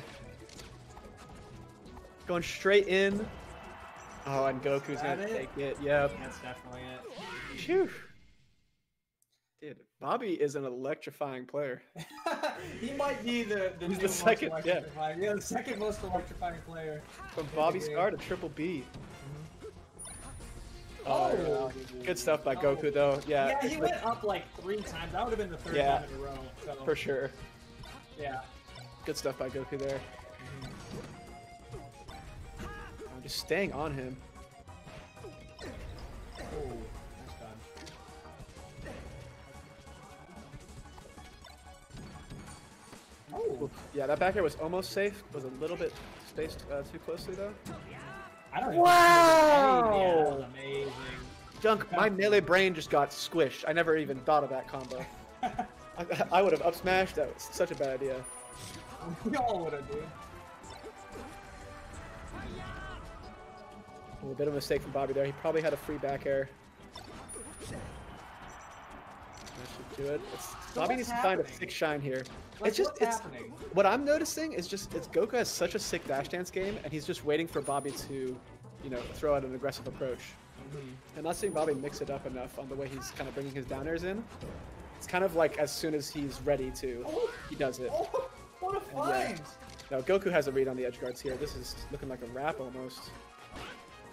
Yeah, you go, like, Bobby's so aggressive. I haven't even seen a shine in like 3 stops, man. Or not a shine, a laser.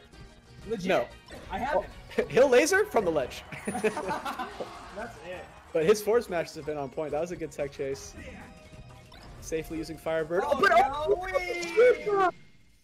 Fat Goku.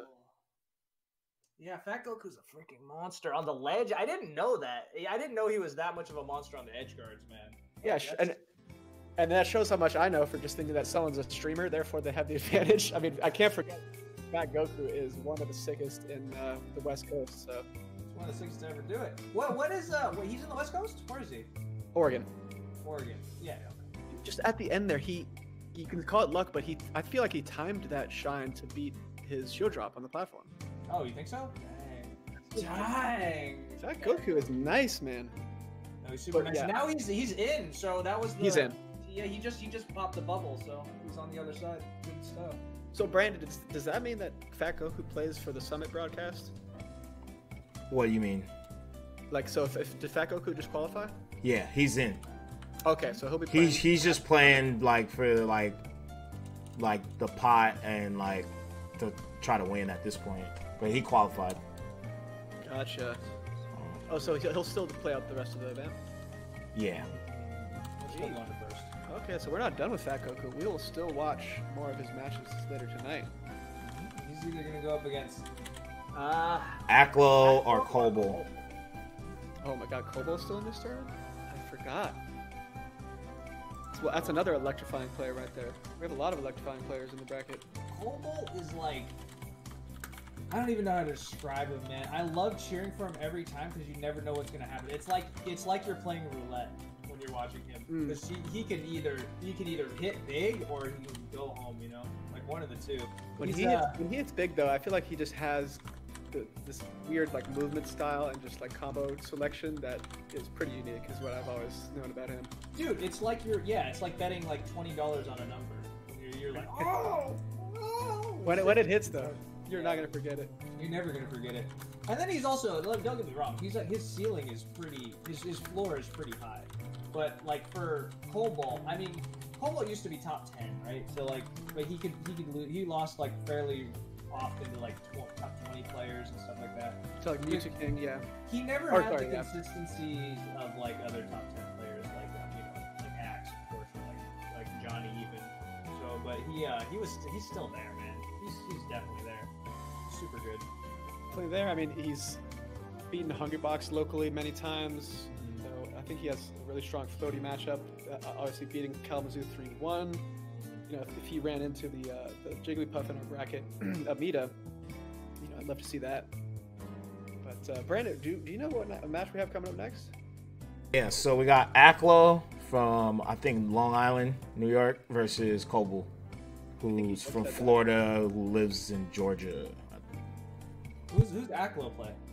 Fox. Fox. Up and coming Fox player. Is really good. He's really good at Ultimate also. Nice. Aklo's, he's been on my radar for a couple years now. Definitely one of the sicker East Coast Foxes, New York Foxes. I think when Hax's nightclub was going on, he was regular there. Nice. So definitely a top Fox player. And I don't know. I don't get sick of Fox Dittos. I don't know about you. Never. Some people, I can understand that some people do, but I think they're one of the best matchups. Like I don't understand how you get sick of Fox Dittos unless they get a little. They don't even. There's no potential for it to go lame. They could be like no. It could be. I could see it being a little lame. So I guess you wouldn't want to see it all day long. But the cool thing about Melee is I really think all the Dittos are pretty good matchups. Yeah, all the Dittos are pretty good. I know a lot of Falcon players hate the Falcon Ditto, and I get it. Sheik players, might hate the Sheik Ditto, but I kind of dig them. At least watching them. No, I dig the Falcon Ditto. I think everybody watching digs the Falcon Ditto.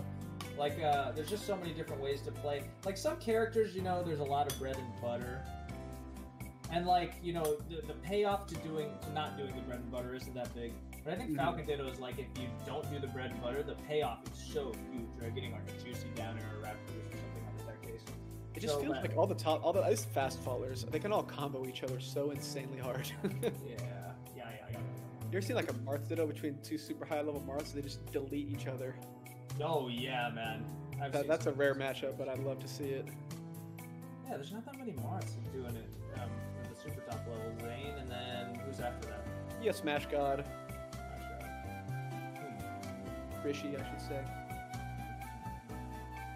But yeah, I mean, I can't think off the top of my head like someone that's like in the top like 20 other than that. Top 30? Yeah. Top 40? Like, man. Rollback. Once you get like past top 50, it's just so difficult to stay up there. And there's so many good players right now that can deal with so many different characters.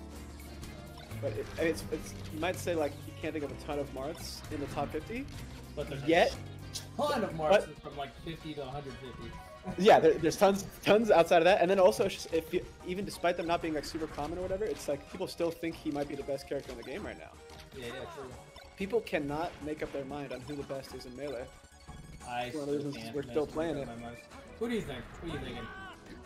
I'm down to say Fox, but every now and then when I watch Zane just like body people, it kind of changes my mind. Also, this is another qualifier. Whoever wins this will be playing in the Summit, the Slippy League Championships. Right, they make it into the championships. If they win this, we're joining Fat Goku. The stream. Oh, we already played? No, that's warm up. Yeah, Cobalt and Apple. Blue too. I believe Cobalt's blue, but Brandon might need to clarify that. Cobalt is neutral. I literally just took a guess, but I sounded so confident. Took the fucking most confident jab in the world. Okay. Okay. So once we get into this, waiting for a game, baby.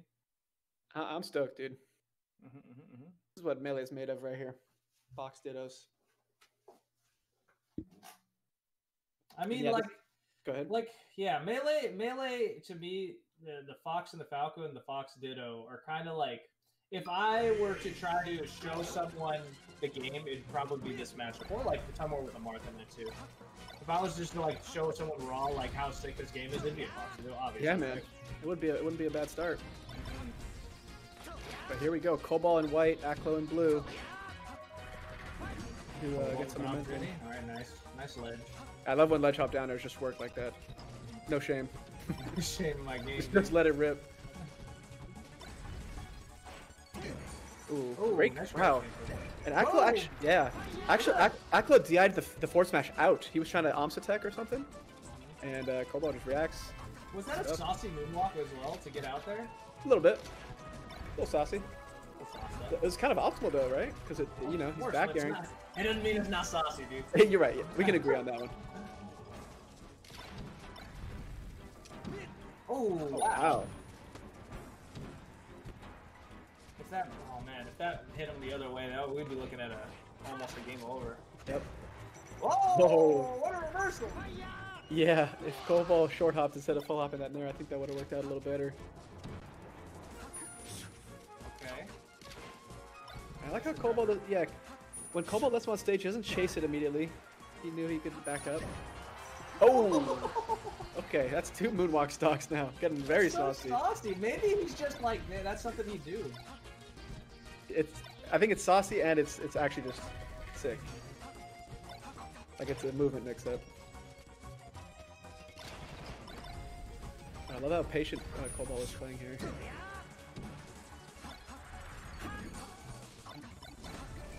Good shield pressure, doesn't stretch it too long. Wow, Cobalt just on top of him right here. That's crazy. Yeah. That entire stock. Yeah, remember his name, dude. Don't forget Cobalt. A lot of these side Bs have been working. Okay. Oh man. He hoped he was a little lower on that up B. Yeah, he was trying to steal the money, dude. Steal the cookies out the cookie jar with that one. He got caught.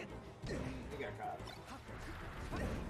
Oh, nice. And we get a taunt, dude. Good old you gotta taunt. get your, yeah, that was for him. No one else but him. Yeah, you know? fuck it, dude. That's just to troll the chat. Oh, but wait a minute. He kind of powered up on that taunt a little bit, but Cobalt. Yeah, but he found the weak neutral air.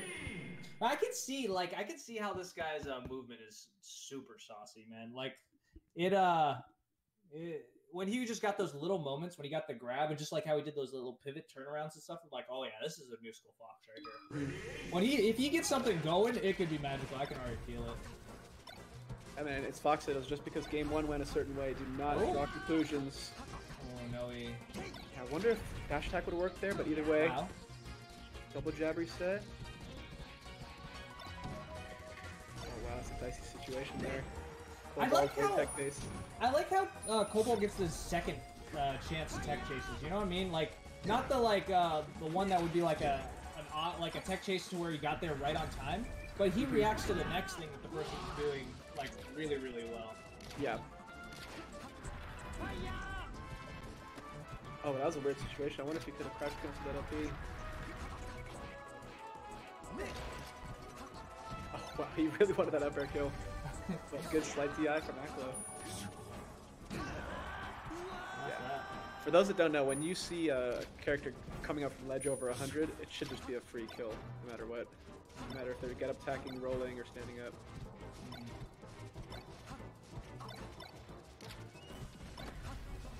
Nice crouch cancel shine by Aklo there. Playing it safe, keeping his back to Cobalt. Just trying to space back airs as much as he can. Yeah, this game slowed down a little bit. I think you're right. They kind of got a sense of how each other play, and they're just taking it a little slower. Ooh, good dash attack! Oh, yeah. 1 pixel away from getting back on the stage, but you know what? Didn't happen. Such a sick edge guard by Cobalt there. Ooh, Aklo attempting to do a pivot back. Oh, he's Armada! He still hits Armada shines. Doesn't matter. Aklo with the corner pressure. Cool, big spot dodge. And yeah, that get up attack was definitely punishable. Shine grab from Cobalt so fast.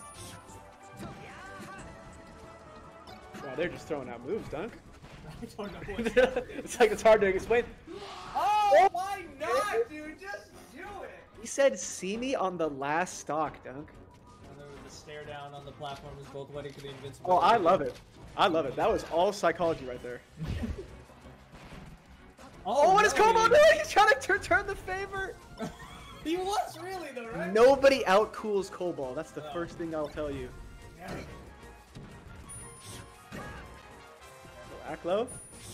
Oh no!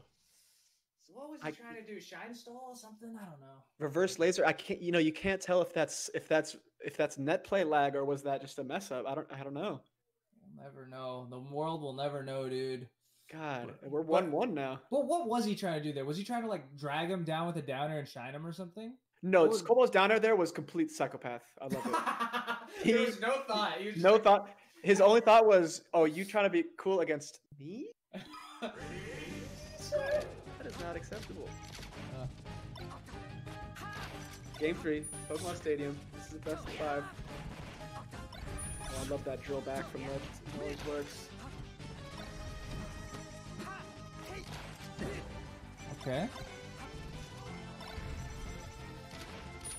Yeah, dead even game. Wow. See, I even like the way Cobalt did that, right? So that he caught the roll with that up smash like right after. He's really good at. Oh my god! Oh, that's so good. But he's really good at like doing the second thing, like covering the second option. Yeah, well, he has a plan A, and then if it goes wrong, he'll just his react. plan B is great. Yeah, it seems simple, but putting it into practice is actually really hard. I like that shine and just double jump away with Fox. It's kind of an underrated approach option. Oh wow! That. Oh, he tried. Aklo, Dunk. Aklo's recovery was so good there. What did he do? He went out like an entire character length before he did his up. He went out so far. Smart. Wow, Aklo. Again, going for downer. I feel like upper was the optimal choice, but hey, they're in top 8, not me. True. You guys both playing super patient, just dashing around. Aklo actually had that tech chase, just barely misspaced it. The 20th side B that's worked this set. I love it. You know, this game is even, but man, Cobalt's been in control. Yeah. I honestly don't know how. Well, the suicide, but let's see if Aklo can wrestle away some of that mental control. Cobalt started off doing really strong this game, but Aklo clawing it back. Another side B. Oh, dude, Aklo's got those. How patient is he to do that? He literally just saw him fall right next to him and waited until the up B started. Most Foxes would have done their shine way earlier. Sick regrabs here. Okay. Oh my god, that was frame perfect dunk. That shortened was so... He could have died really easily there. And like, he hits another one. And yet Cobalt still finds it with double jab. And we're even. Ish. Oh, no! Oh my That's that, Dunk? Is it that? There's no... Is it not 3 out of 5? It's just 2 out of 3? I just meant that game. It is definitely a best of 5. I'm just shocked that Cobalt managed to die there. I mean, damn. I heard one of the other commentators say it earlier. He was like, Cobalt would be the best player in the world if he played all 4 stocks. He likes to give away stocks, man. 3.5 tops is what he's into. I've been there. Sometimes it's the Fox tax, man. It's really easy to clear yourself with this character. Especially if you're like Cobalt and trying to be so sick all the time. Yeah. You combo start the match off. Oh.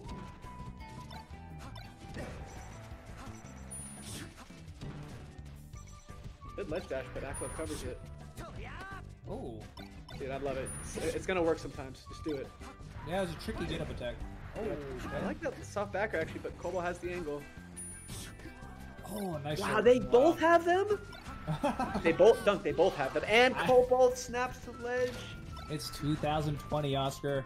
2020. My mind just gets blown every time I watch high-level Melee nowadays.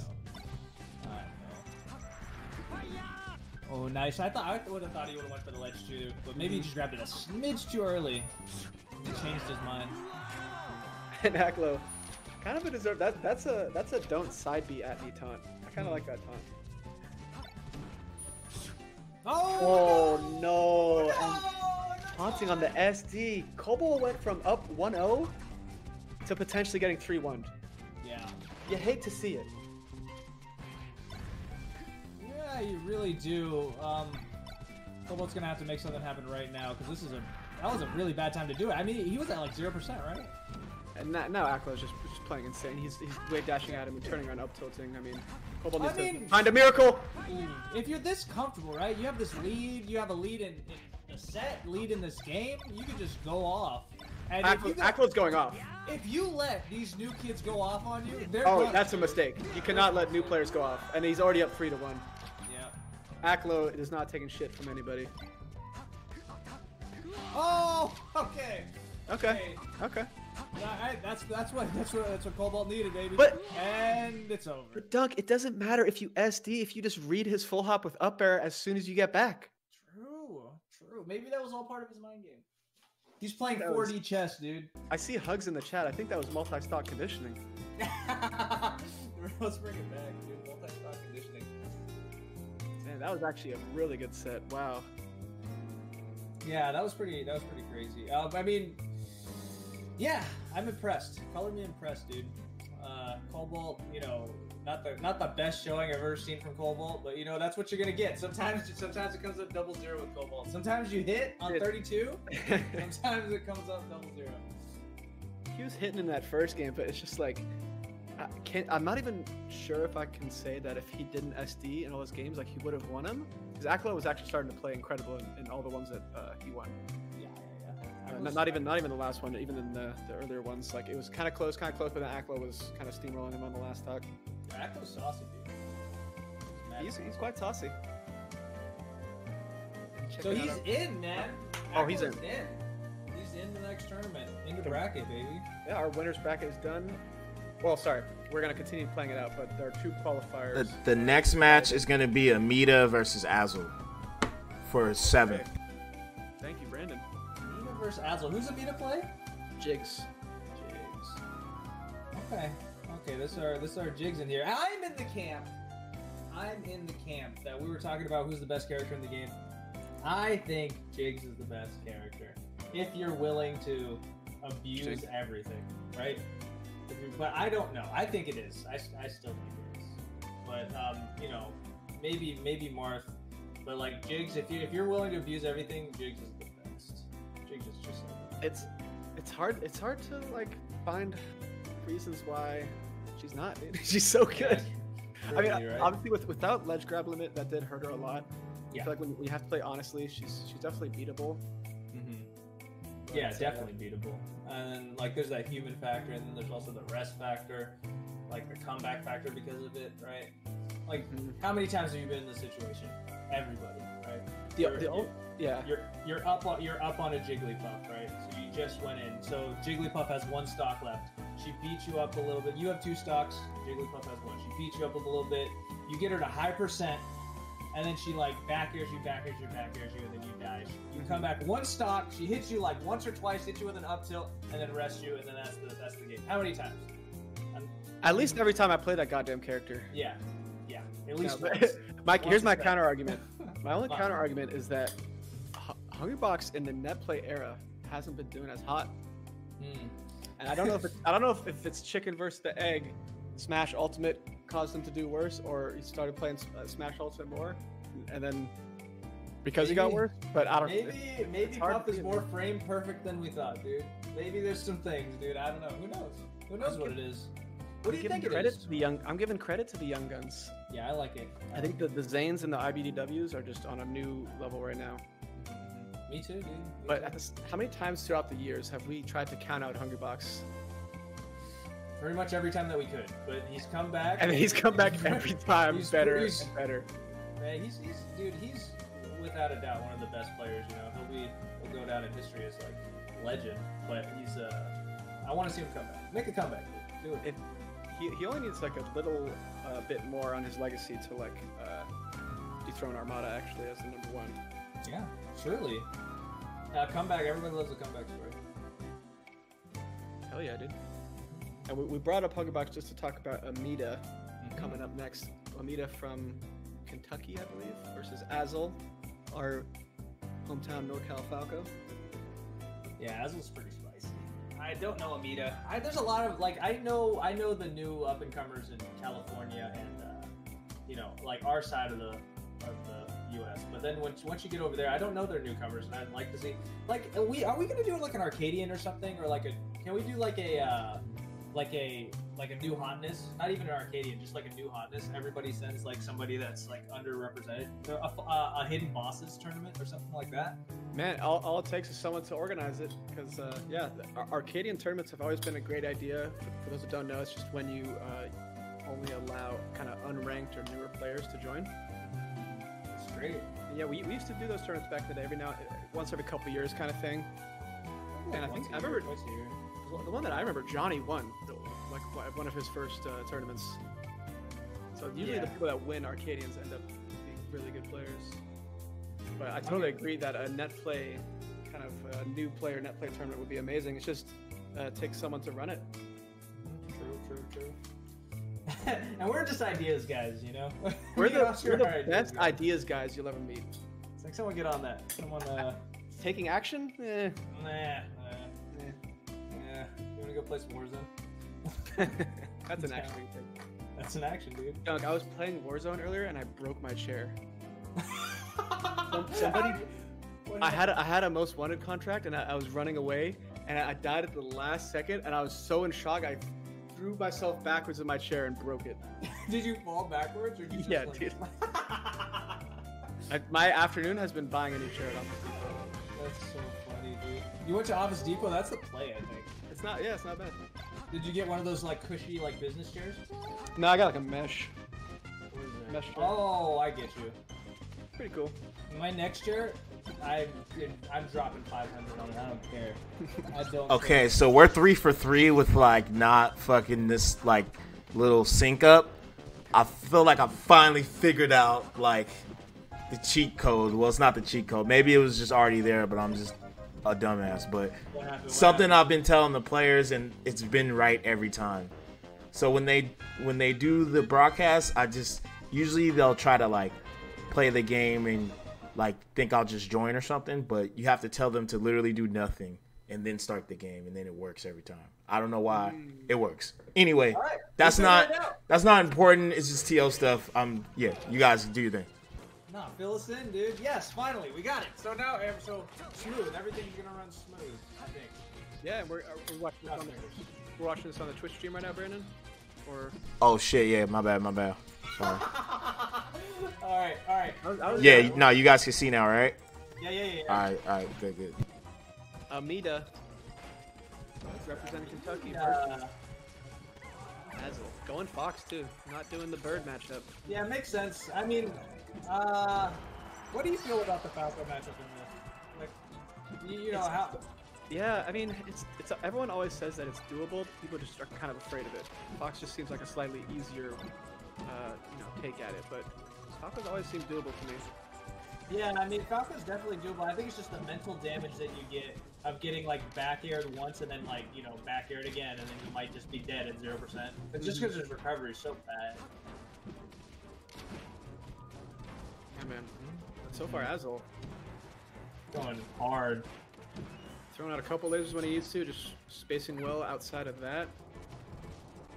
And a lot of Falco players are like specialists at this, right? So they really know what they're doing in the Fox Jigglypuff matchup. Pretty much exclusively pulling out their Fox for this matchup. Yeah, maybe Peach or just pretty much just Fox. And wow, Amida was unable to clean that stock out. Azel now has a free reign to just laser some more and top platform camp. Yeah, our boy, our Puff Hero is gonna have to pull something out right now. Like right now. No, that was actually a pretty crucial edge guard to hit. Now he's giving Azul a couple more chances. Yeah, a little bit more damage. Just a couple lasers in there. Super like you extra said earlier, credit, man.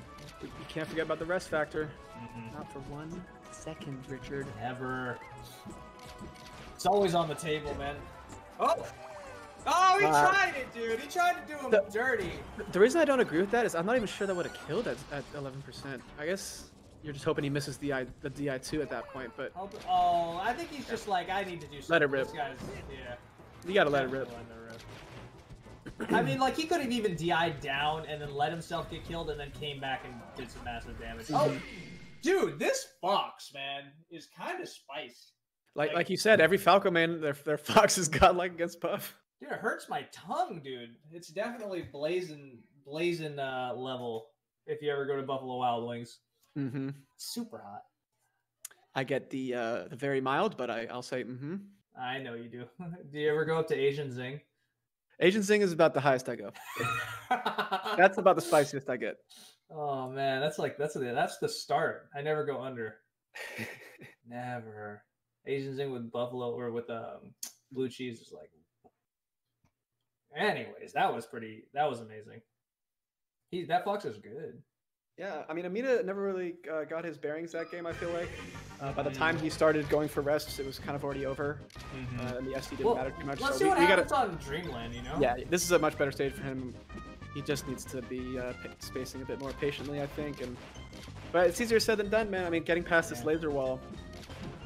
There's a reason Puff is not an extremely popular character in the top 100. Yeah, true. It's because Fox is. Fox exists, right? Yeah. That's a good way to put it. Fox is. Yeah, man.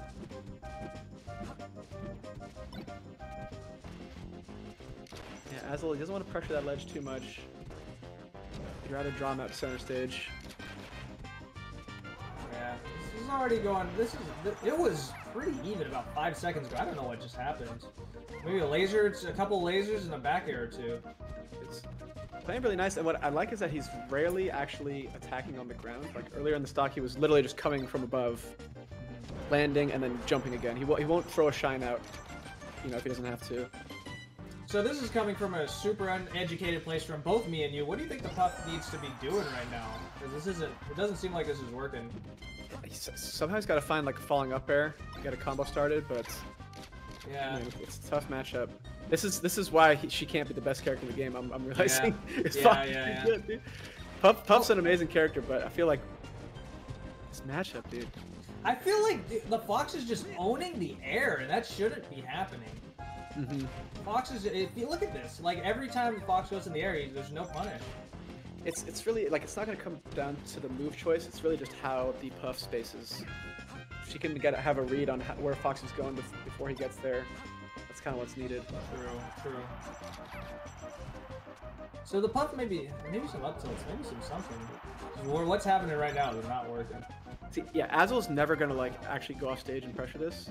He's gonna make love to that side platform. Sweet love the whole time. Yeah. He's just gonna sit on it.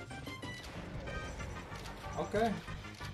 Just maybe one more neutral air, just a clean one. That could be it. One back air. This isn't looking good for our Puff Hero. There we go. Nope. No, there we don't go. It shows you how much I know. It's hard. I'm watching Amina, like, I'm not sure. There's a good dash attack, but the way Azul's spacing right now, it's so hard to get in. This DI is kind of spicy too. Let's see if we can finally get a rest set up. But on Dreamland too, you can't do it from 11%. He has to get a bit higher. Gotta earn it. Just a bunch of full hops in the middle of the stage. Runs away, shoots some lasers. That was the first high-risk maneuver that he did, was just that run and grab. That's one of the first grabs he's got all set. How well Azul's playing right now. Oh wow. What a waste. Definitely a missed input there. Oh, no.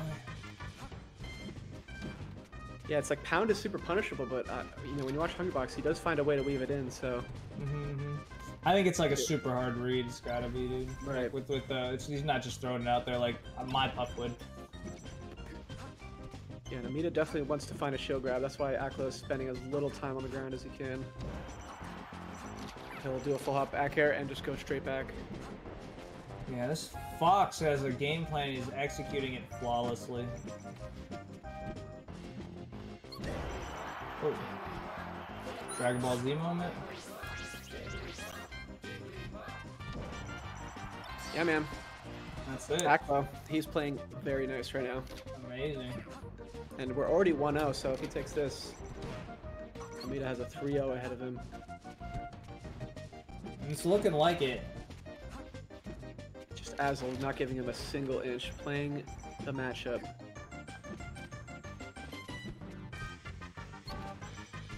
Yeah. I feel like that back air, he could have crouch canceled and done jump forward air, but he turned around at the last second. Just a couple little things like that that add up. Yeah, man. Azul's just giving him nothing, taking from him everything.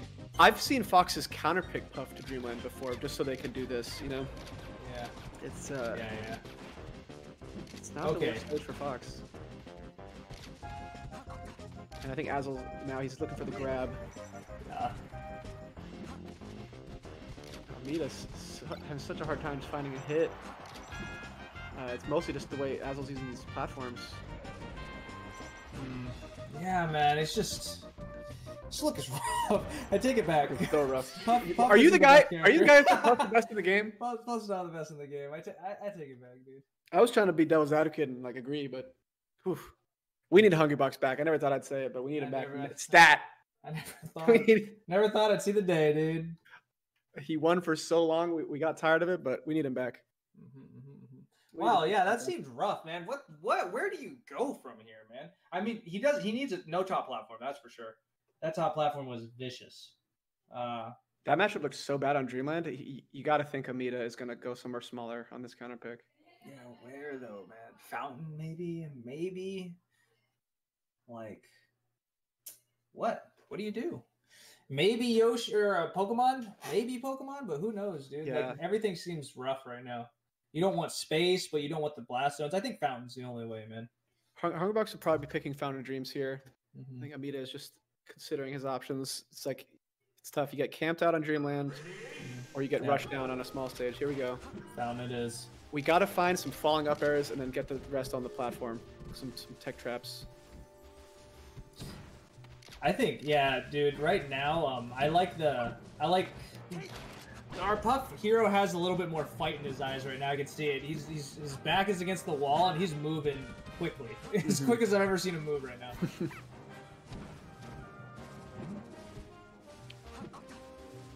Just these little wave dashes. The movement has been really good from Azul this set. Oh yeah, man. This whole game plan is executed flawlessly. Yep. A lot of mix-ups. Like, he mixes up just full hop jumping, like, aggressively, and then just doing it defensively. You know, just like full hop jumping with nairs. Oh, but he got caught. Yeah, I think Amita needed to recognize that he wasn't going to get that last back air, and he needed to go back to stage. Yeah. Because that last back air was a bit of a stretch. Yeah, that's the mark. That could have been a kill, though. That actually was honestly definitely a kill. That's one of those like things that separates good from great, right? It's like realizing like you can't get this. It's resetting, going back to stage, or resetting and just like looking for the next option. For that next read. Okay. And that's it. Azul, straight to top platform. It's like, and you're gonna see him with just his back to Puff as much as possible. True. Once she's out of crouch cancel %, he's just gonna be laying the back airs on. Oh wow. Amita not even throwing a forward air out. He was just trying to land safely, and Azul had no patience for that. Azul plays this matchup so good. I think so. The middle of the stage just seems deadly, like death, right? Because all these full hop back airs, and like then you can go to a platform like this and then come down, changing the timings. The middle of the stage seems horrible for Puff. So I don't know what to do. Like maybe that's why Hungrybox was camping the sides for so long. Right, and oh, there we go. Ooh, that was. Did you think that was gonna hit? Because I didn't. That was a really great timing from Amita. Oh, here we go. Great DI from Azel, not actually getting rested, but Amita unable to get the tech chase. And there it is. All right, I don't know we're if this starting to hit. And he's not even gonna... Oh, he did trade it. Good stuff by Azel. Wow. Huff effect coming in. Nice buffer roll by Amita. Oh, now Fox is getting a little scared because he's in up throw rest range. Amita gonna... Oh! Oh, no! Is that gonna be death? No. He's alive. But I feel like he should have went for up air there. That was so ballsy. Yeah, just one more read, you know? Oh, no. Hey, fountain. Good DI on that.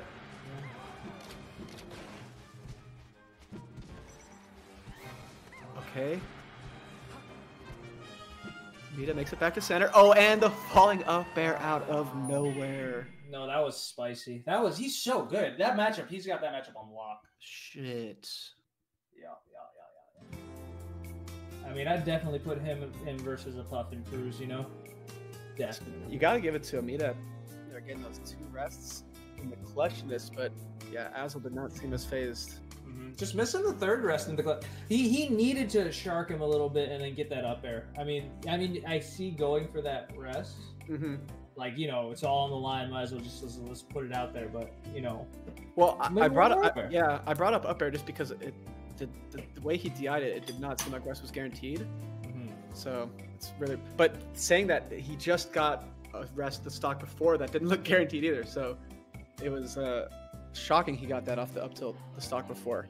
That was honestly a rest I don't think Hungbox would have went for. He would have, even if it was urgent, he would have tried to just keep laying on back airs. I think that up air, if he would have got that up air, he could have got some big money from it. You know, it didn't have to be the rest right then. And then he would have been like, you know, he would have maybe got one more hit guaranteed off of that, and then maybe carried him off the stage with back airs or something. I don't know, but then he would have been at 0%. The Fox could have been at like 70% or something like that, right? If I'm Amita in that situation, in the back of my mind, I'm thinking I just got 2 rests. If I get one more, that's going in a highlight for sure. Yeah. And I do want to do in the highlight. You know what's more important? Next match, we're gonna have Kalamazoo versus Android O. Android Zero, the guy. You know a lot about Android Zero, right, Don? What about him? I know his name for sure. I thought I'd seen you play him in tournament, but either way, he's a really good SoCal Captain Falcon that's been rising up the ranks the last couple years. Yeah, I know this guy. Yeah. No. If you saw him, you'd be like, oh yeah, Android Zero. Android Zero. No, yeah, like I'm not a names guy, dude. I'm a faces guy, but yeah, now that you tell me about it, like yeah, he's sick nasty, man. There's a couple of Falcons in SoCal that are sick nasty. We all follow the church of S2J, you know. And like the Bishop Mango, that is. So yeah, and the altar boy dunk. The altar boy dunk. I'll take it. I'll like swing the what do you call it? At least you're in there. Or something. Yeah. Dude, yeah, he's pretty spicy. Who's he playing against? I believe Kalamazoo. Kalamazoo, that is going to be hard. That is going to be really hard. Kalamazoo is actually amazing at the Falcon matchup. Yeah, I'd say he's pretty. This is going to be like, if he can do this, man, then I have a whole new level of respect for him. So, Peach Falcon though is actually a really hype matchup, and whenever I play it from the Falcon side, I really enjoy it. Like it's actually really fun. The amount of guaranteed combos you have off grab against Peach, and just the feeling of getting her above you and just spamming up air. Yes, it's just the best. There's a couple of things in the new meta that I like that developed. One, that you can't down throw Peach knee anymore. Like for the most part, like Peach can DI out and do this dodge thing. Yeah. And then she can't get like it used to be so Falcon savvy, like insanely Falcon savvy. We just down throw knee the shiest out of them. But then also we used to be able to neutral air camp them pretty hard, or just like barely neutral air touch them. And now there's a new tech with like the up air, so Peach can float and then do an up air, and it kind of stuffs your neutral air. So it took 2 of like the biggest tools away that we had, or like the most broken tools, I would say, like the spammable tools, and it made the matchup a lot more even and a lot more fun. Because before the Falcons were just running over Peach, so it was like nothing. Yeah, the blade-wise tech of air dodging out of down throw definitely changed the matchup a lot. Before then, it felt like Falcon had just guaranteed kills. So many guaranteed kills, dude. And like Peach was kind of a little bit easy to chain grab, or not chain grab, easy to grab.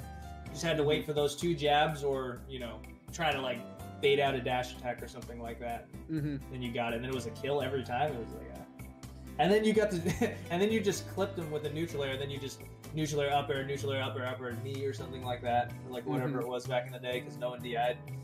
Oh, good times. Actually, I want a time machine. I want to go back. Wasn't that just the best when everyone had DBR DI and just every combo worked? Every combo worked. You just sucked, so you couldn't hit the combos. Exactly.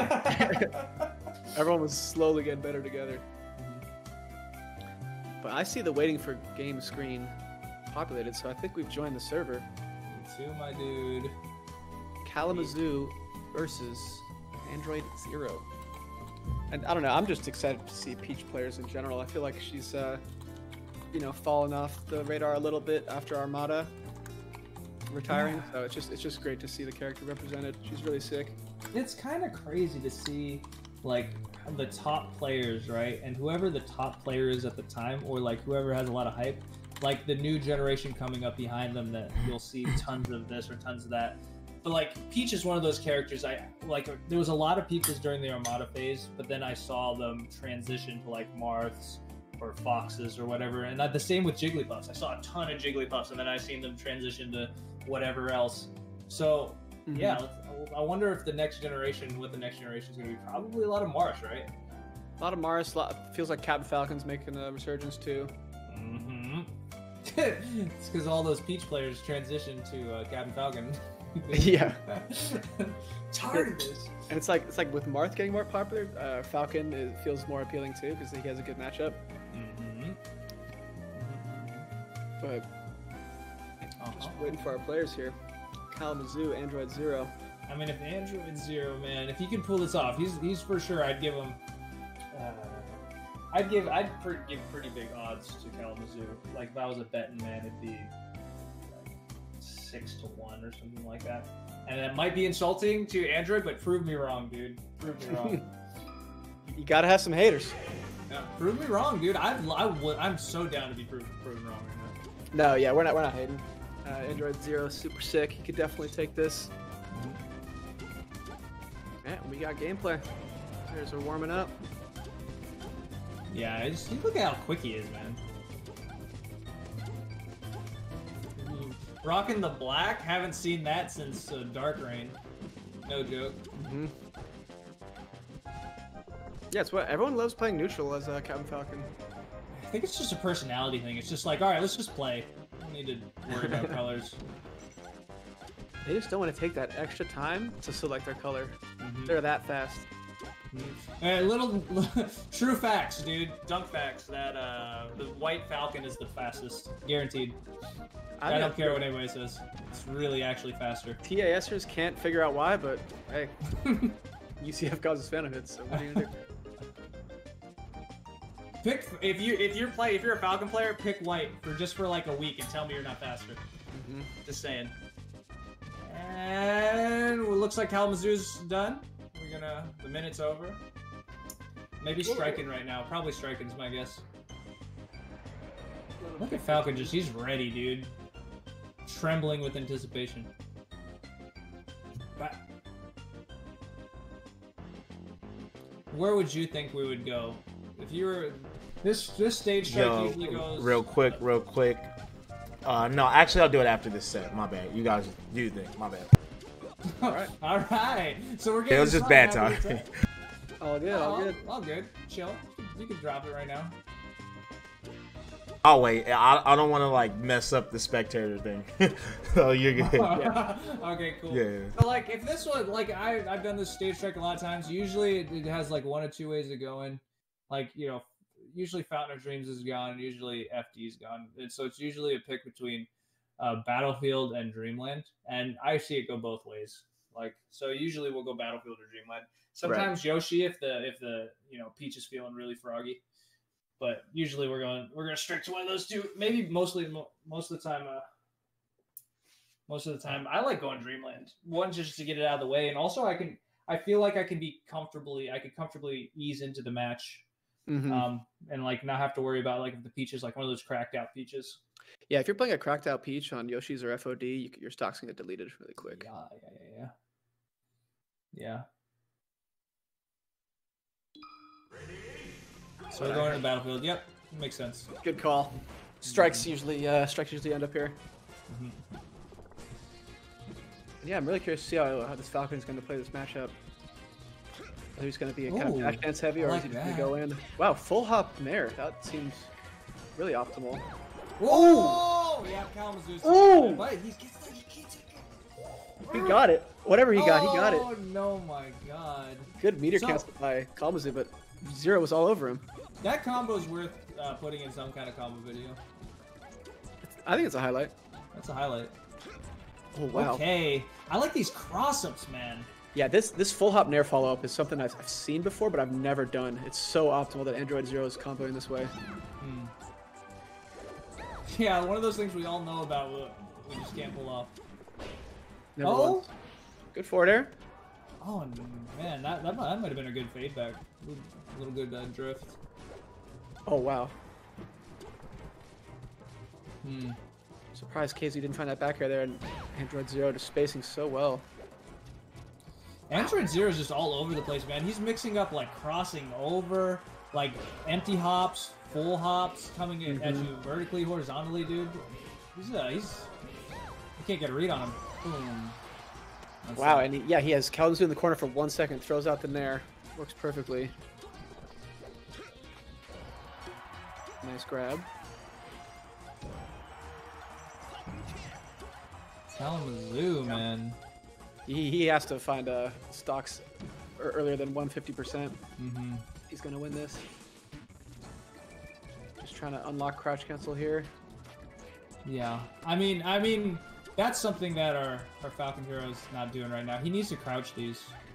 I mean, he had like 2 or 3 opportunities to crouch right there, and he could have got something. The dash attack, yeah. Oh, just goes for the grab. So far, all of Android Zero's Nairs have been really well spaced. Okay. I love it. Dunk, that's exactly what my Falcon does. That's that. I was about to say. That's the lovage right there. I mean, against Peach, it actually does make a lot of sense because ledge roll is an option Peach uses a lot. So good stuff. Yeah. Android Zero. She doesn't have a whole lot to get on. Oh, yeah, there's that dodge. It's not going to work on this Peach, man. Good DI by Android Zero there on that Nair. And he grabbed the turnip! What a guy! It didn't help him at all, but I'm like more surprised by that than anything. Yeah, that was nice. That was amazing. Oh, no, okay, good on that back here, man, because that could have been a whole lot of pain.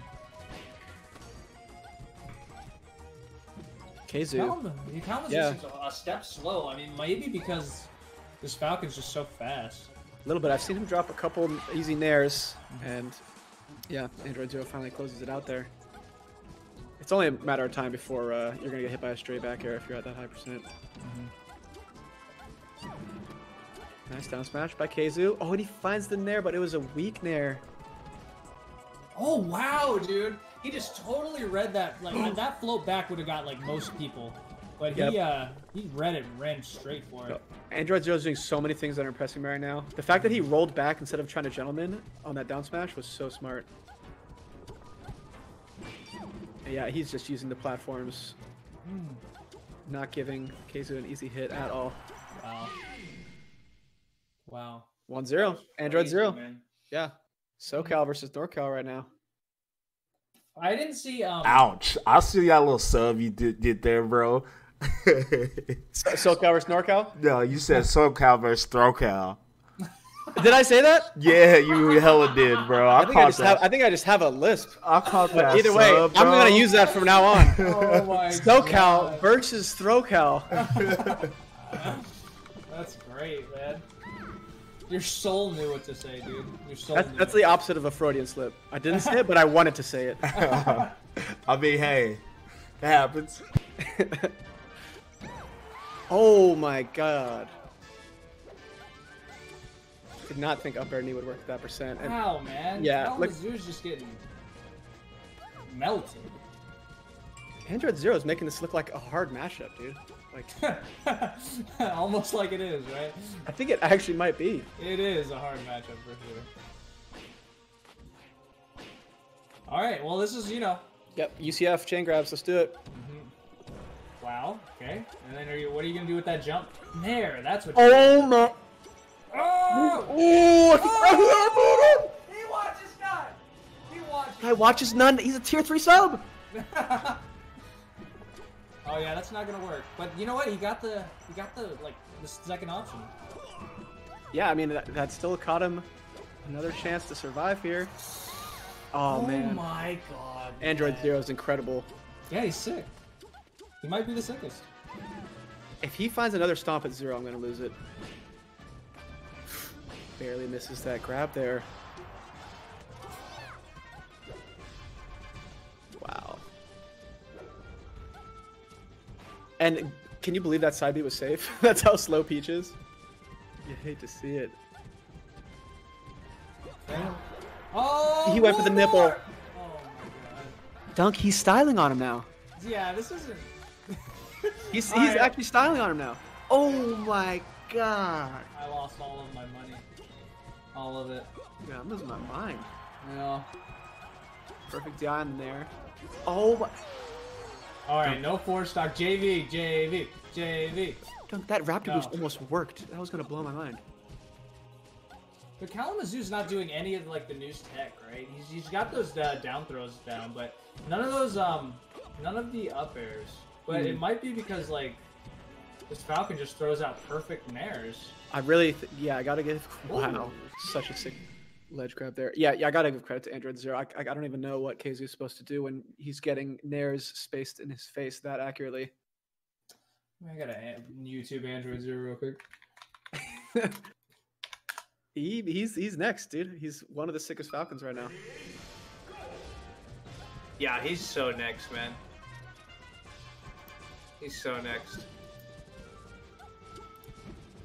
Yeah, it makes sense that KZ just goes right back to FD here.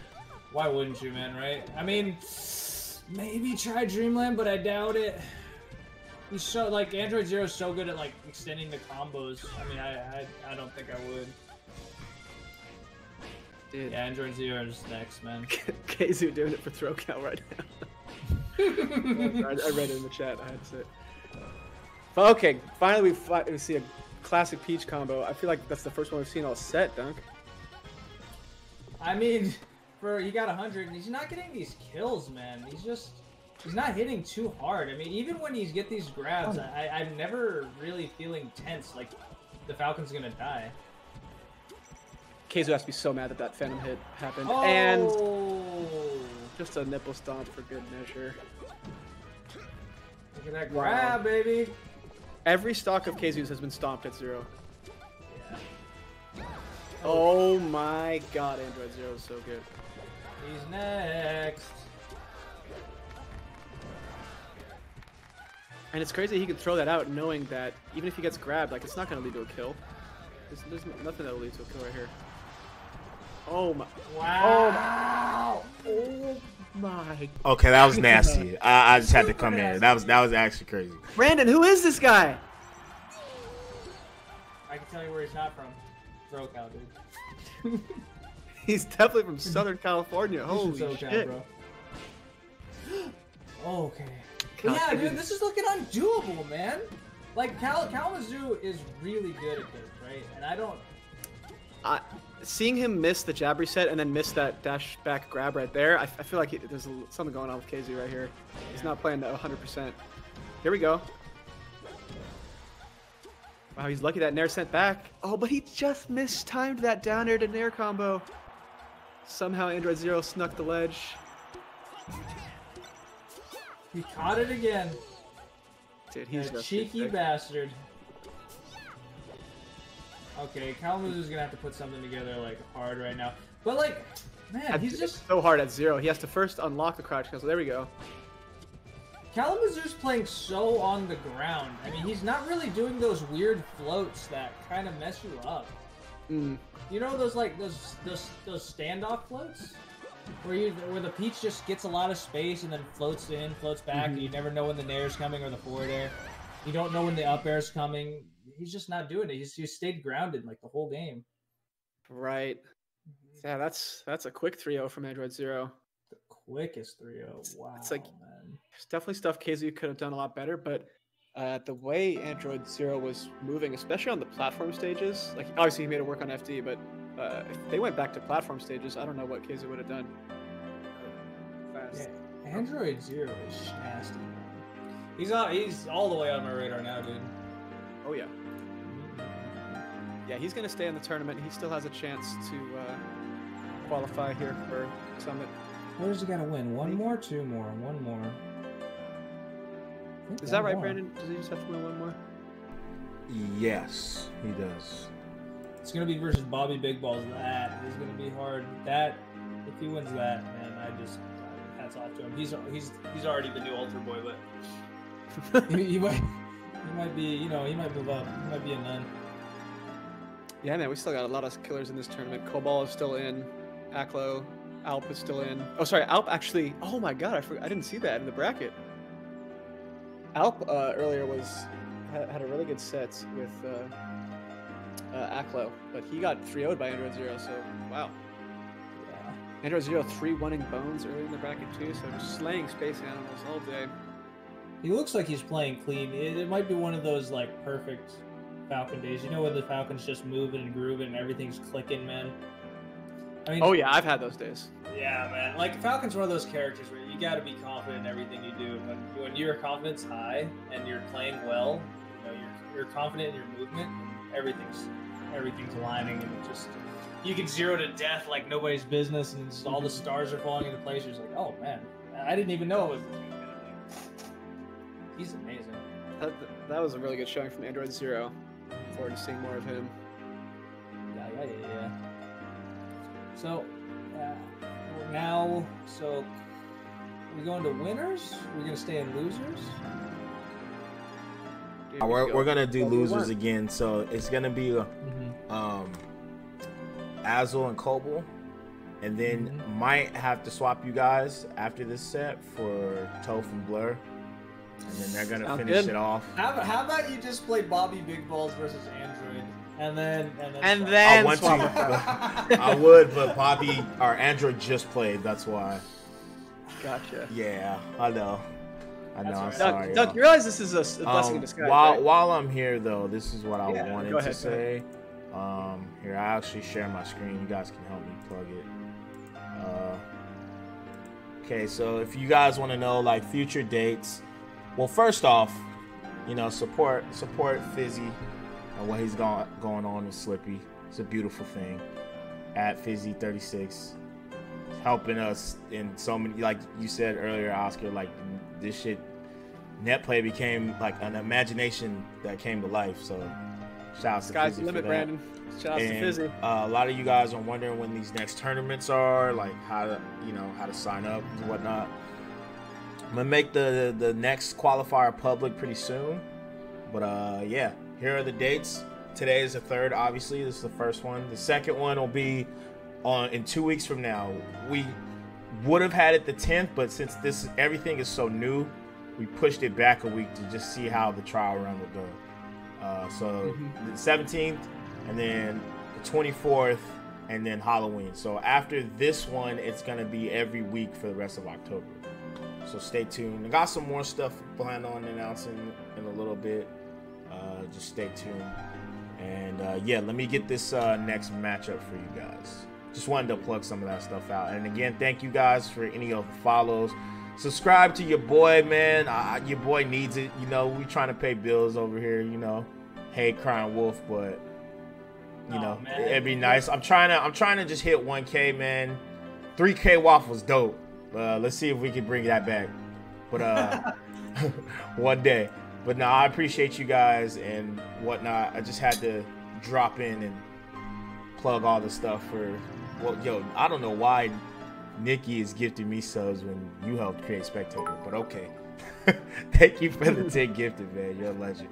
All right. Is that Nikki, the developer? Yeah. Oh, sick. Thank you, Nikki. Meta News. Right. Yeah. Hopefully I said that right. And Glarcone, I appreciate it. Everybody, thank you again for all the love and support. Everybody in chat showing love. All the lurkers. I'm a lurker at heart, so I love you guys too. And Dunk and Oscar, you know, taking time out of your day to come fuck with your boy. I appreciate it. Dude, anytime, dude. If I was you, I'd pimp this out. Like, I wouldn't be mad if you did it like every other set, man. Nah, I don't like doing it too much, but I had to do it at least once.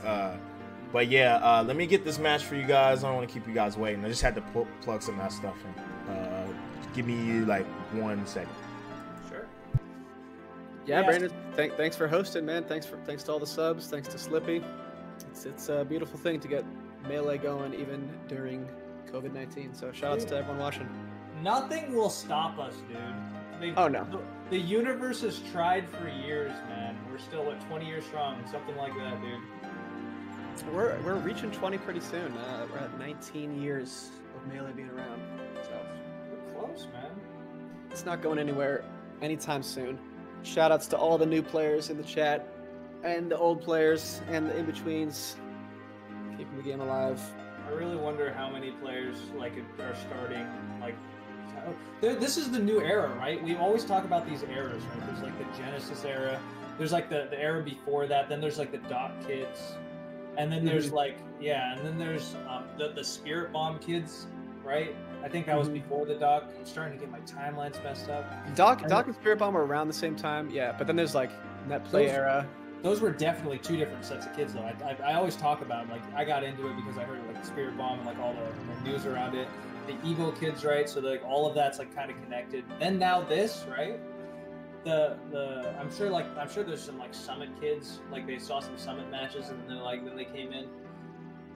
I think this era could easily be the most biggest. Important and the biggest and you know the best for Melee's growth because it's never been easier to download the game and play it and update it. I mean, yesterday an update came out. I pressed the A button on the controller. That still blows me away. I'm not gonna get over how cool that is to me. No, man. You know that's like the bane of my existence. I sit around and not play Melee again until you hit me up and you're like, all right, let me do it for you. Team viewer in. If Dunk has a computer problem, it's not getting solved until I team viewer in. It's true. So for that reason alone, Slippy is a godsend. Slippy is a godsend, dude. Just pushing A. Yeah, it's freaking awesome. I'm really happy to be still around playing Melee. Like, even though I'm getting older, right? I have like other responsibilities. Like traveling's like kind of it's been a pain in the butt, and I was wondering how much longer I could do it. Oh yeah, I was wondering how much longer I could do it, and then now, like, I don't have to, man. Right? I could still be in. Kind of seems at this point that we might just play Melee for the rest of our lives. Yeah, kinda. With how all the other games are being developed, yeah. I'm just gonna stick with Melee, man. I mean, Warzone's like 2 terabytes now, so Melee's like half a gig. I gave Valorant a chance. You gave Valorant a solid chance, dude. Solid chance. But I mean, Brandon hopped in here to thank the community and all the viewers, and yeah, dude, this is great. We're getting one of the first big Slippy online tournaments going on right now. It's Brandon and the Summit working together. Get a big host of players through qualifiers, and then by the time our Summit event rolls around, we're going to have the cream of the crop. Yeah, so go support all the people involved, right? So there's the Slippy team, there's Brandon for sure. Like even VTS, like even though they're really big, just keep them support. Like they brought us along when we were doing counterparts. Like I'm always going to be grateful for them. To drop the follows. Man, yeah, dude, man. How many times has Melee just risen from the ashes like a phoenix, dude? How many times? At least a solid 3. At least solid 3.5. But there was even before that. You're forgetting like before Genesis. We thought we were dead. Like before Genesis 1, we're like, all right, one more to go. All right, we're seeing a warm up. I'm seeing gameplay. Yep. This is definitely a warm up. Yeah. Can we know who's who? Azel is let's try to guess. Player 1. Damn it. Kobol's player 2. Also, this is another qualifier. Okay, so this is good. So winner gets in. Yeah, we had Cobalt with a crazy set versus Aklo earlier in the day where he won the first game, had really close next 2 games, and SD'd on livestock both times. And then the fourth game, Aklo ran away with 3 stocks. So curious to see how he's going to take on this matchup here. Yeah, I mean, so we know he knows how to floaty, right? So let's see the ditto. Yeah, and as far as stages, I mean, it's pretty much anything goes in a ditto. I'd be surprised if they pick FD. Most Fox players kind of like to stay on platform stages, but either way, we're gonna have a really good set ahead of us. Yeah.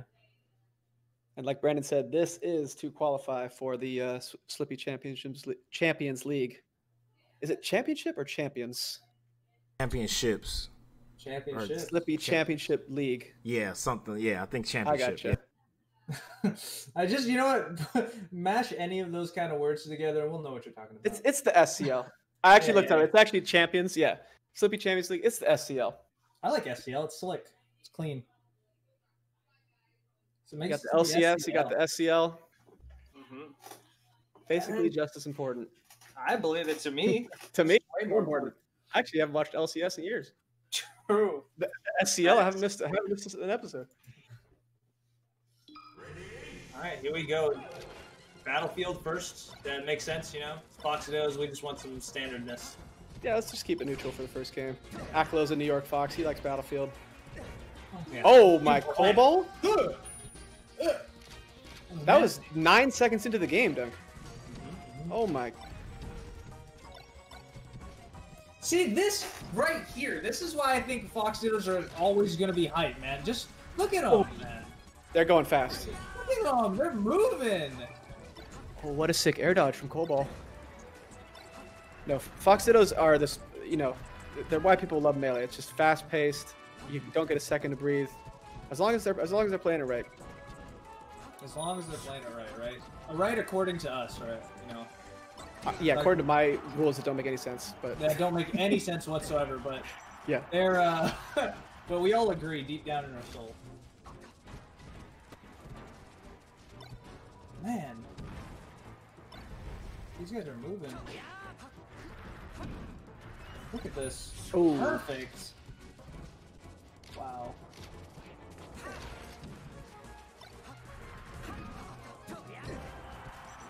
Okay, we needed that right now, right? Hazel finally closing out that stock.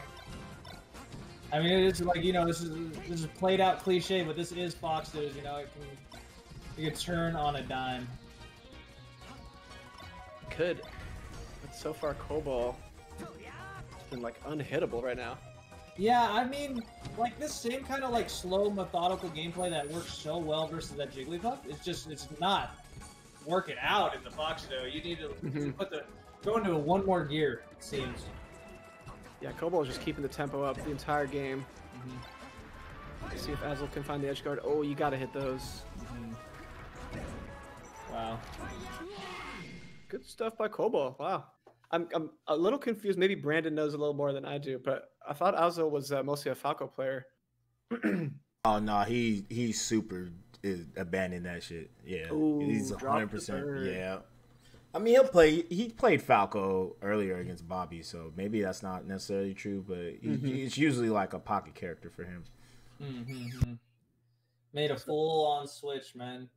No, hey, I mean, you gotta respect it. You gotta respect it, but you know, I love seeing those Falcos out in the world, in the wild. You know. I mean, and it looks like maybe pull it out right now because that was rough. You gotta change something there. That's what I'd be thinking in a match like that. But at the same time, if you're trying to learn a new character, one of the ways you do it is you gotta just you gotta get force docked a couple times. You gotta keep playing in tournament. True. I understand. I will never switch characters, so I don't truly understand. But you don't really understand because Falcon players will never switch. Never. Except Hax Money. Wait. I think Hax Money was just he was a Fox player that got conned into playing Falcon. I think that was 100%, dude. Truly, he was never actually a Falcon player, man. Nothing about Hax Money screened Falcon, his gameplay or anything like that. But then so he found his home again. He found his home now. So. It's beautiful to see. It's beautiful to see. Hopefully, we can see Hax later in this tournament. I don't know if he's entered. But yeah, man, once these qualifiers get underway and we narrow down the league, it's just going to be hit after hit. The amount of melee players that are active right now and playing at like such a high level is just super impressive. Yeah, and also Waff, after this set, if you could give us a rundown of how how the league and everything goes, or like anything that you know about this, because I don't know a whole lot about after this tournament, that'd be great. Yeah, I got you. Yeah, that'd be super. But yeah, man, it's exciting for people to get to watch because this is the first event run with the Slippy spectator client. No, it's good. So far it's been pretty good. I mean, there's been hiccups, a lot of hiccups, but it beats the way that it was done before. That's for sure. I mean, they just keep on making our lives better. Yeah, this is the Slippy team. They're the GOAT. There we go, making this all possible. And right now, Azel, Cobalt game 2. We have Cobalt and blue, Azel and red. Oh, Azel missing the up smash there. Nice crouch. You didn't get a wave dash out of that. Oh. Yeah, I think Cobalt really has a read on our boys' jumps, you know? But he's just going up there and getting it. And this is a full hoppy type fox. Well, how would Nunn say it? Oh, he's a full hopper. This person uses full hops. This person uses full hops. Interesting. Yeah, so like Cobalt's got a big read on that. So far, Azel finding his feet this game. Oh, I like that one laser. Add that little extra damage. Oh, here we go, Azel. I love that up tilt, yeah. That up tilt on the second place was really smart. Oh, Cobalt barely misses the turnaround grab. Wow, this is surprising, dude. Wow, okay, with Azel's like slower kind of like pick your spot style, I wouldn't think that Yoshi would be the place that finds his footing. Yeah, you wouldn't think, but it's just been working out. He's got a good read on Cobalt's movement right now. He's finding his way around the platforms. Uh-oh. I don't even know how that first shine hit, Dunk. Fox dittos, bro. Sometimes the shines just hit. Oh, Azel. Like you said, using full hop a lot, being pretty safe on his approaches. Ooh. This is huge from Cobalt. Ooh. Drops it, picks it back up. Right, I held my breath for a second because Cobalt just seems so solid on the ledge, man. I haven't breathed this whole combo. Yeah. That was sick from Cobalt. Nice tech chase from Azel. Ooh, nice short, man. Every Fox today has been hitting their shorts, I've noticed. Top 8 level, man. And Randall with the interference. Oh! That get-up attack hit? Yeah, he just barely misspaced that, but I think he was about to forward smash, right? Mm-hmm. Looked like it. Oh, nice read on that roll. Maybe reactions, who knows, man?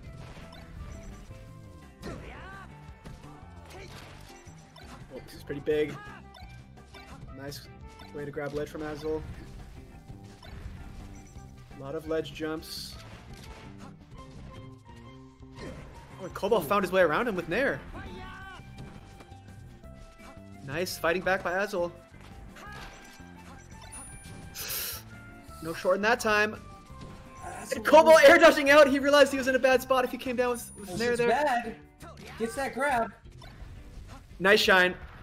Is this it? Wow. Azel played that so calm and smooth. Yeah, it was nice and simple. That was beautiful. Silky smooth, dude.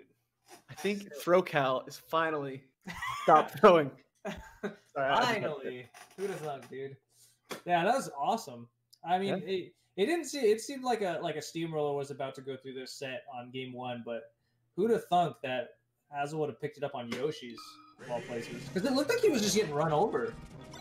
Yeah, he found a couple really good combos, really good scenarios. And he just clawed it back. But the last stock, he played really well! Cobalt. Was Cobalt trying to dash back there? Like you said, we're trying to analyze what happened, but who knows? It's just the Fox tax. The Fox tax is just Ford being off the ledge. Cobalt has his own tax. Yeah, he has like state tax, property tax, got it all. Oh. That was sick.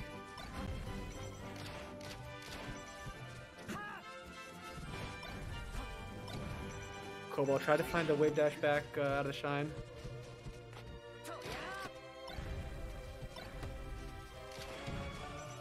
Nice there. Oof.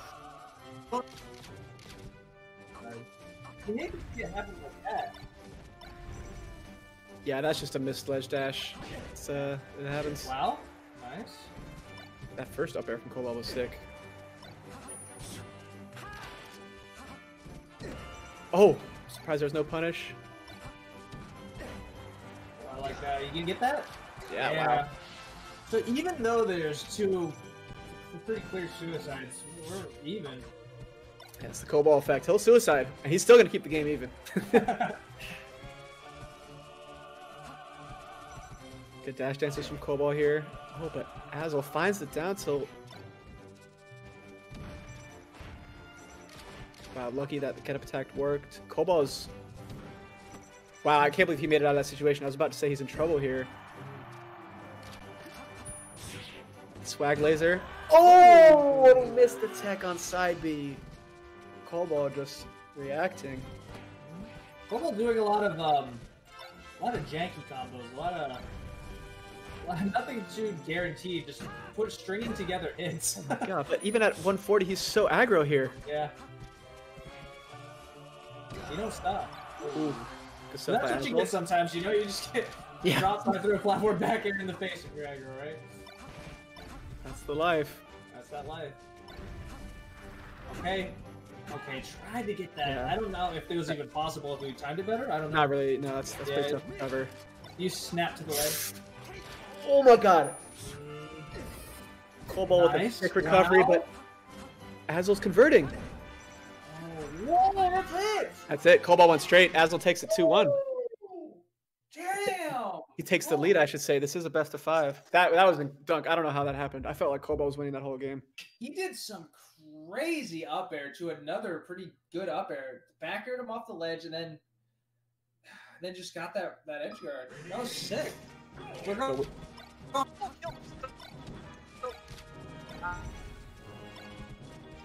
Yeah, dude, we barely have time to talk about it because they're back into stadium.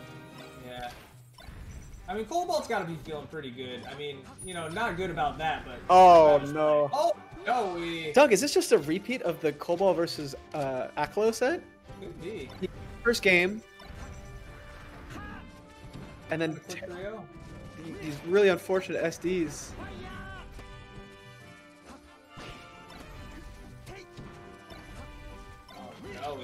Okay, Azel's moving now. He's kind of getting a sense of when Cobalt likes to counterattack in these scuffles. Yeah, man. I mean, Cobalt just can't put anything together right now.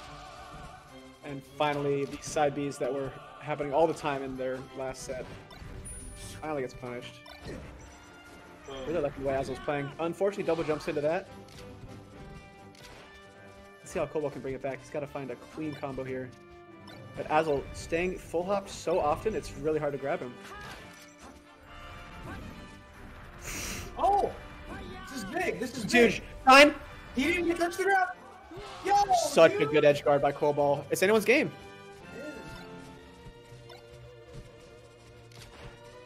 See Azel playing it patiently. Oh, you hate to see that. Cobalt shooting a couple lasers, just taking his time, getting the shorten. That was the Joey board beat. That was the Joey board beat I've ever seen. That's so 2010. I love it. Yeah.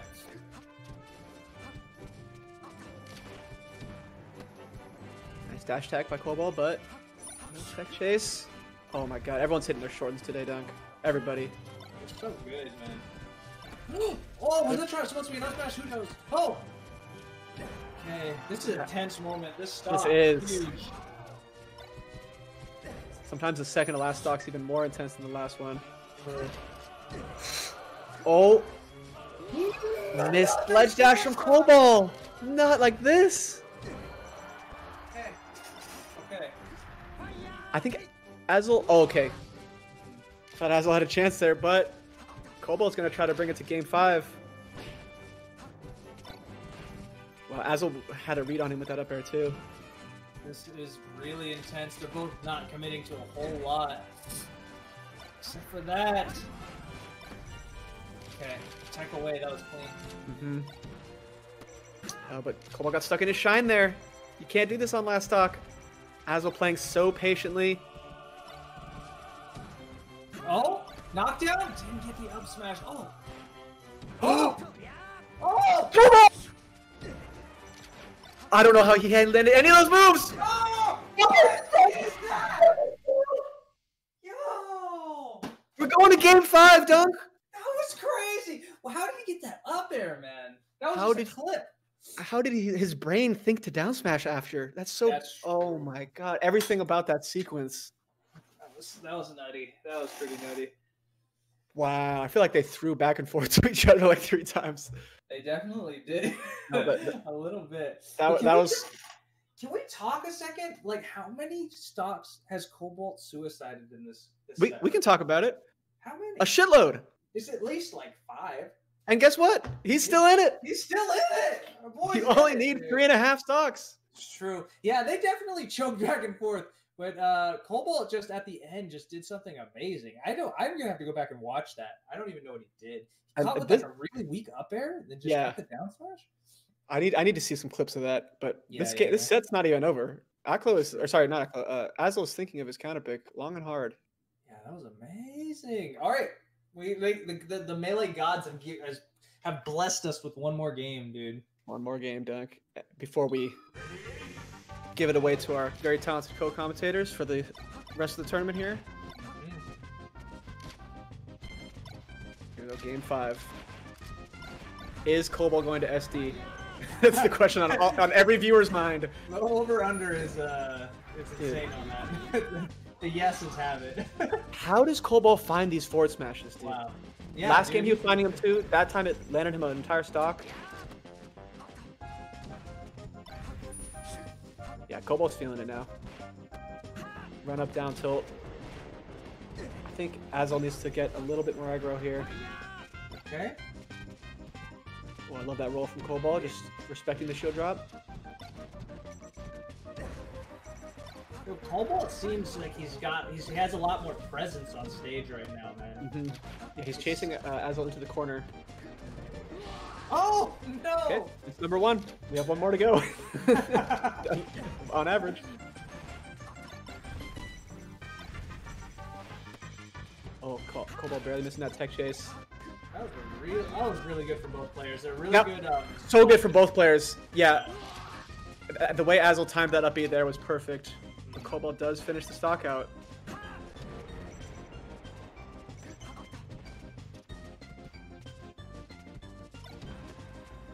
Nice nair by Azul.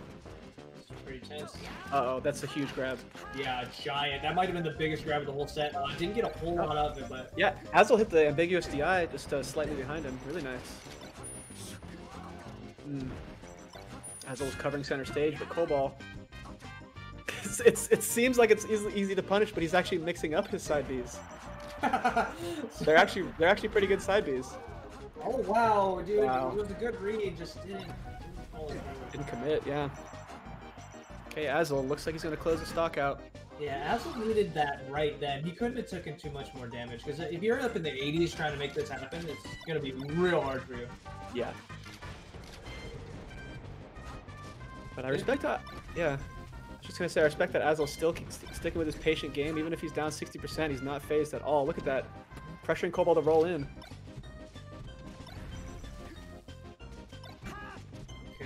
Okay, this is tense. Azul clawing back in percent, man. Oh. Once they start letting the forward smashes rip, I get nervous, Dunk. I start getting nervous when the forward smashes start flying. All do. Azul called all the way back. It's almost an even game. This is dead even, Dunk. Whoa! Is that gonna kill? It's gonna kill, yeah. Cobalt. First one to fire, man. Yeah, of course we're going to a dead even game. We have to in a set. This set couldn't go any other way. Who's gonna get the first real hit here? Nothing so far. Okay, that could be. And so far, they've all missed their Shine Tech chases. Get up attack. Azel almost found that up air. Yeah, this is a lot of spaghetti. This is a lot of Oh.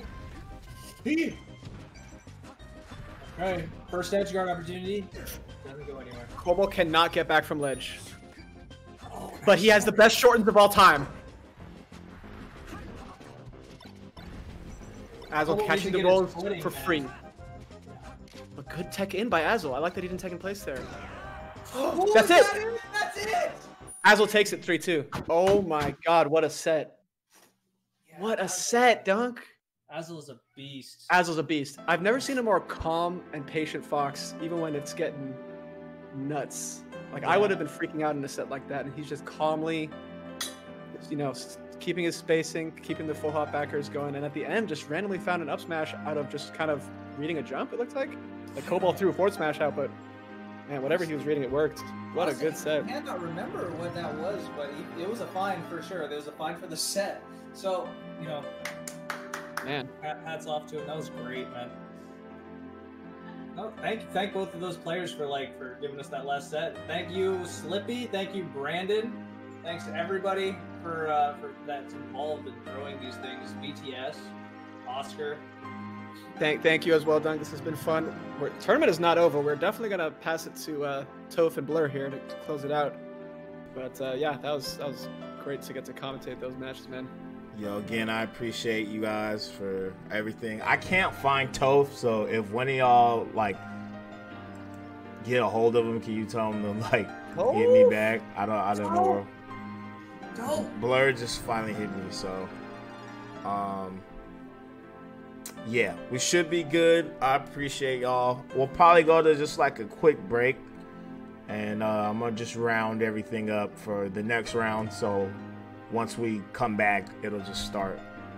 So yeah, Dunk, Oscar, y'all are fucking legends, and y'all awesome, man. I appreciate you guys. Thanks, Brandon. All right, I guess we're going to break then. See you soon.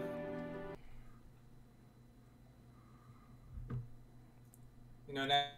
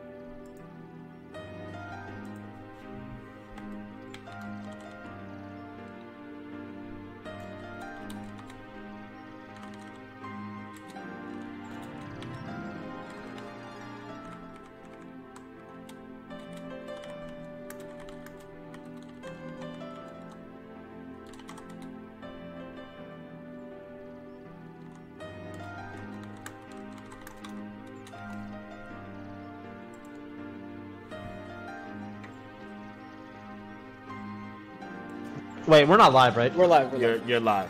All right, good luck. People can hear us? Alright, well. Yeah. I need to know afterwards, though. Okay.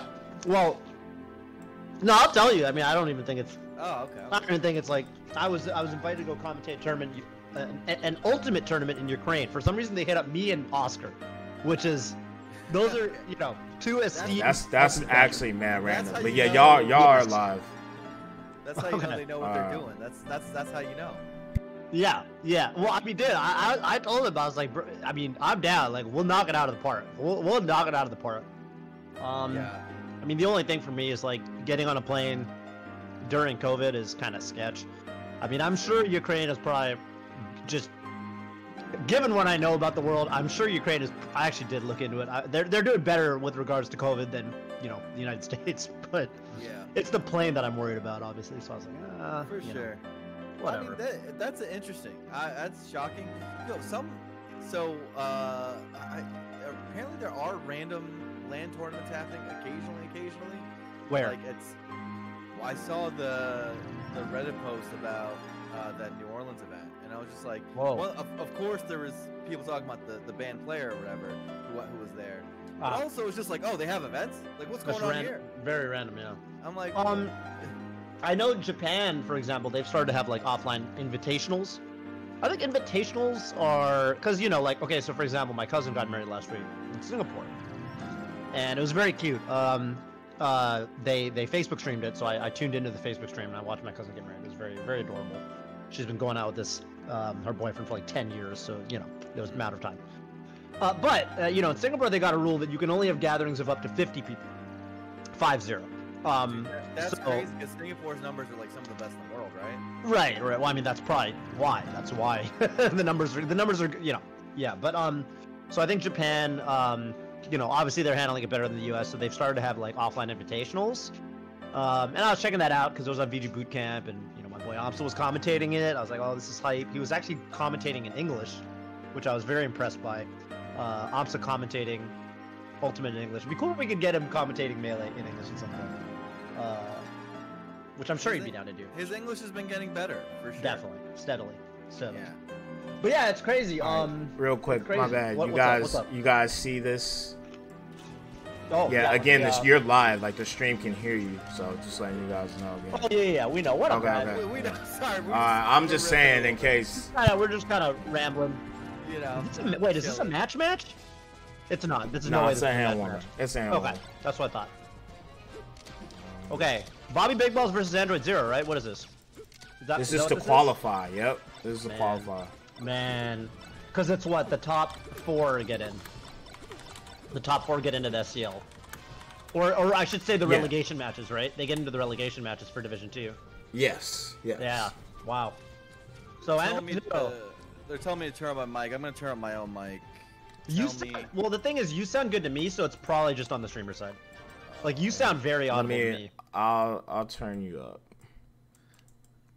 All right. Well, in that case, I put myself back down. I put myself slightly back down and just let him do it. How do I sound to you? You sound like literally the best toe mic I've ever heard. You used to sound bad. Yeah, I got it. I got a new mic set. I got a mic arm and everything. I got all set up. It's great. I got a mic arm. Mic arms are the truth. Gorgeous. Hey, we got game 1. Here we go. Android Zero. So I know he went on a tear this tournament. He went to losers pretty early because I was looking at the bracket earlier. He got into top 16 via losers, right? Dude, did you see what he did to game 2?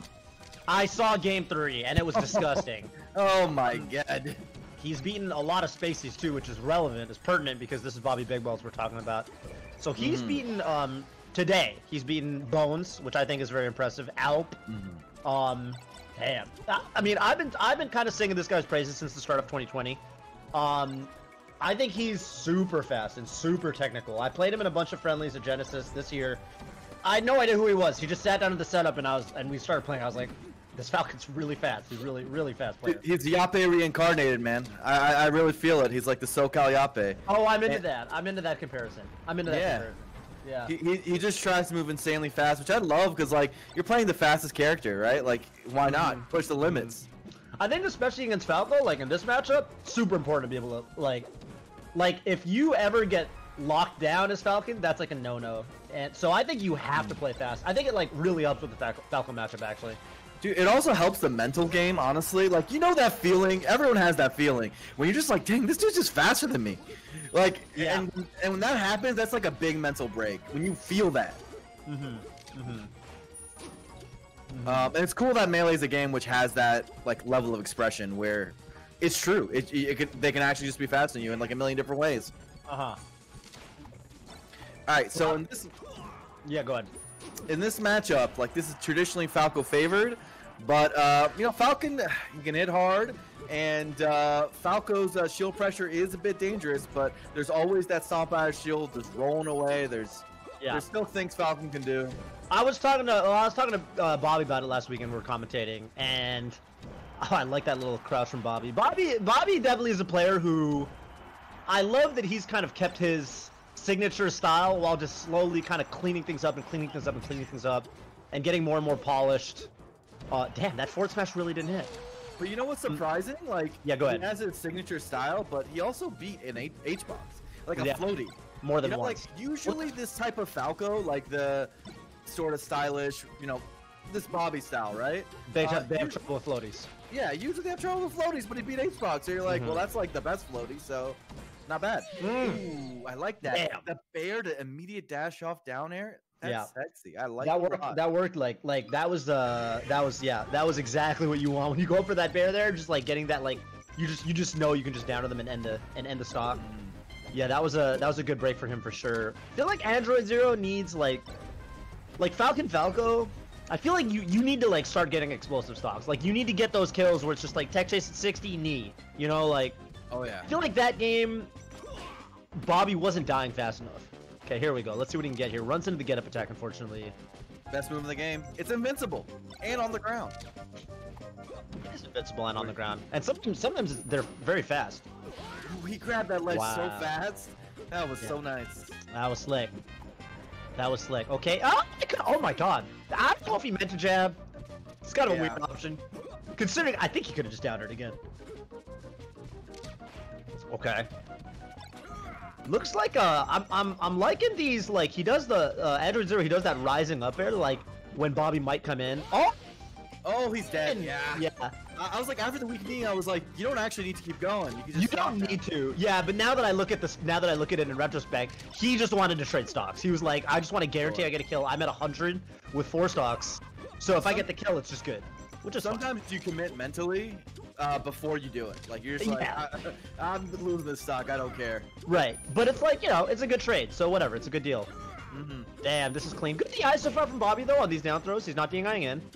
That's the number 1. That's why it was a weak knee and not a hard knee. Guarantee you if he gave Android Zero the hard knee, Android Zero would have reacted to that and not given up. And he might still be on his first stop. Okay, oh, up smash. Mango also is a Falco that really likes up smash to continue combos. It's so weird. Go ahead. Against fast followers in this matchup, up smash combos. Like you can legitimately get great follow-ups off up smash. Almost a really good decision there from Android Zero. It does feel like just having the like more room to run around. I feel like it's working out for him really well. What choice? Could have killed him off that, but.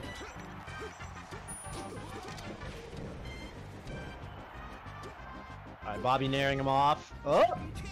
Got him with the weakest of bears. Nice. Good option. Base the up air.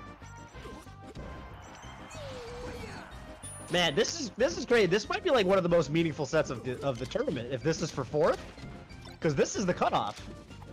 And I mean, I honestly like, okay, I think Bobby's been putting up fantastic showings. You know, obviously he's beaten Hungrybox in like something like 3 sets now, which is kind of ridiculous. But I mean, Android Zero, like before 2020, I literally didn't know who he was, and now it's just every time I watch him, it's a delight. And like, if he somehow, I mean, you know, he's looking good to take game 2 here. If he makes it to the top 4 and he actually qualifies for the SCL, that would be, I think, phenomenal for him. Like, what a meteoric rise, you know? They're both up-and-comers who I think that they can actually make waves and take tons of sets either way, which is like, so I'm down for either. Like, both sound dope. Oh, that was a shield stab. That was a shield stab. Yeah, definitely. You do it super deep. You know, used to be. Oh, he's dead. Oh. You know, I used to be a big advocate of that stomp. Actually, back in the day, I used to call that the Kage stomp because Kage went for that all the time as Ganon. It works on full shield, right? As long as they don't tilt their shield. And Martha has the same thing. It works on full shield, but both their down airs. Martha there? Yeah. Oh, could he have needed him again? Okay. Nah, he's dead anyway. We should have been. Wow. What's he doing? He tried to get so sexy, but you don't have to get that sexy. Just get the job done. Trying to milk that hit stun for all it was worth. Oh my god. It's actually super painful now because he's actually eating a ton of percent. Where that could have been a close Well, you just don't want to think about it. You know? You don't want to think about it. You don't want to think about it like that. The other way to look at it is it's still an even game and no one's lost the stock yet. True. Wow. And he beats the forest match clean out. Alright, he stopped the bleeding. So you can get a little bit of Oh, that was kind of risky. I feel like if Bobby reacted, he could have let drop Baird. Like, yeah, I can't believe that Bobby actually didn't back him. He had like probably like 40 frames to react to that. I felt. Once again, committed to the trading of stocks. Well, because once you go for the double jump up air, you have to side B, so Falco's gonna side B, reach the ledge first, and then Falcon you have to up B, right? So Falcon's gonna be able to ledge guard you anyway. So yeah, I mean, once you get the double jump away from Falcon, like. What's he gonna do? Edge guard, yeah, you're gonna up E and you're gonna just die Uh anyway. huh. Oof. Okay, this could be. Oh, I want to say he smashed that out of the first hit of. I don't know. It looked like a miss. I can't tell sometimes. Yeah. Sometimes it's just ASDI, honestly. Sometimes you don't need that much. You just need a little bit of a shift. Okay. Nice. Oh, there's a handful of times where Android Zero approaches with knee, either from full hop or short hop. And one thing I've noticed from like the best Falcons in the world is they actually just don't do that much in this matchup. Falco's back air and nair and like almost actually everything are really good against knee, except for Falco's up tilt. Sometimes after Falco up tilt, you can get a knee, right? Yeah, or you can even trade. Right. I know exactly what you're talking about. Yes. It really does depend how the Falco's playing, but yeah, so far it's been. I feel like he's almost doing it to try, like there, right? You saw that? Yeah, it's happened so many times. Where it goes for a knee and it just gets stuffed completely. Right.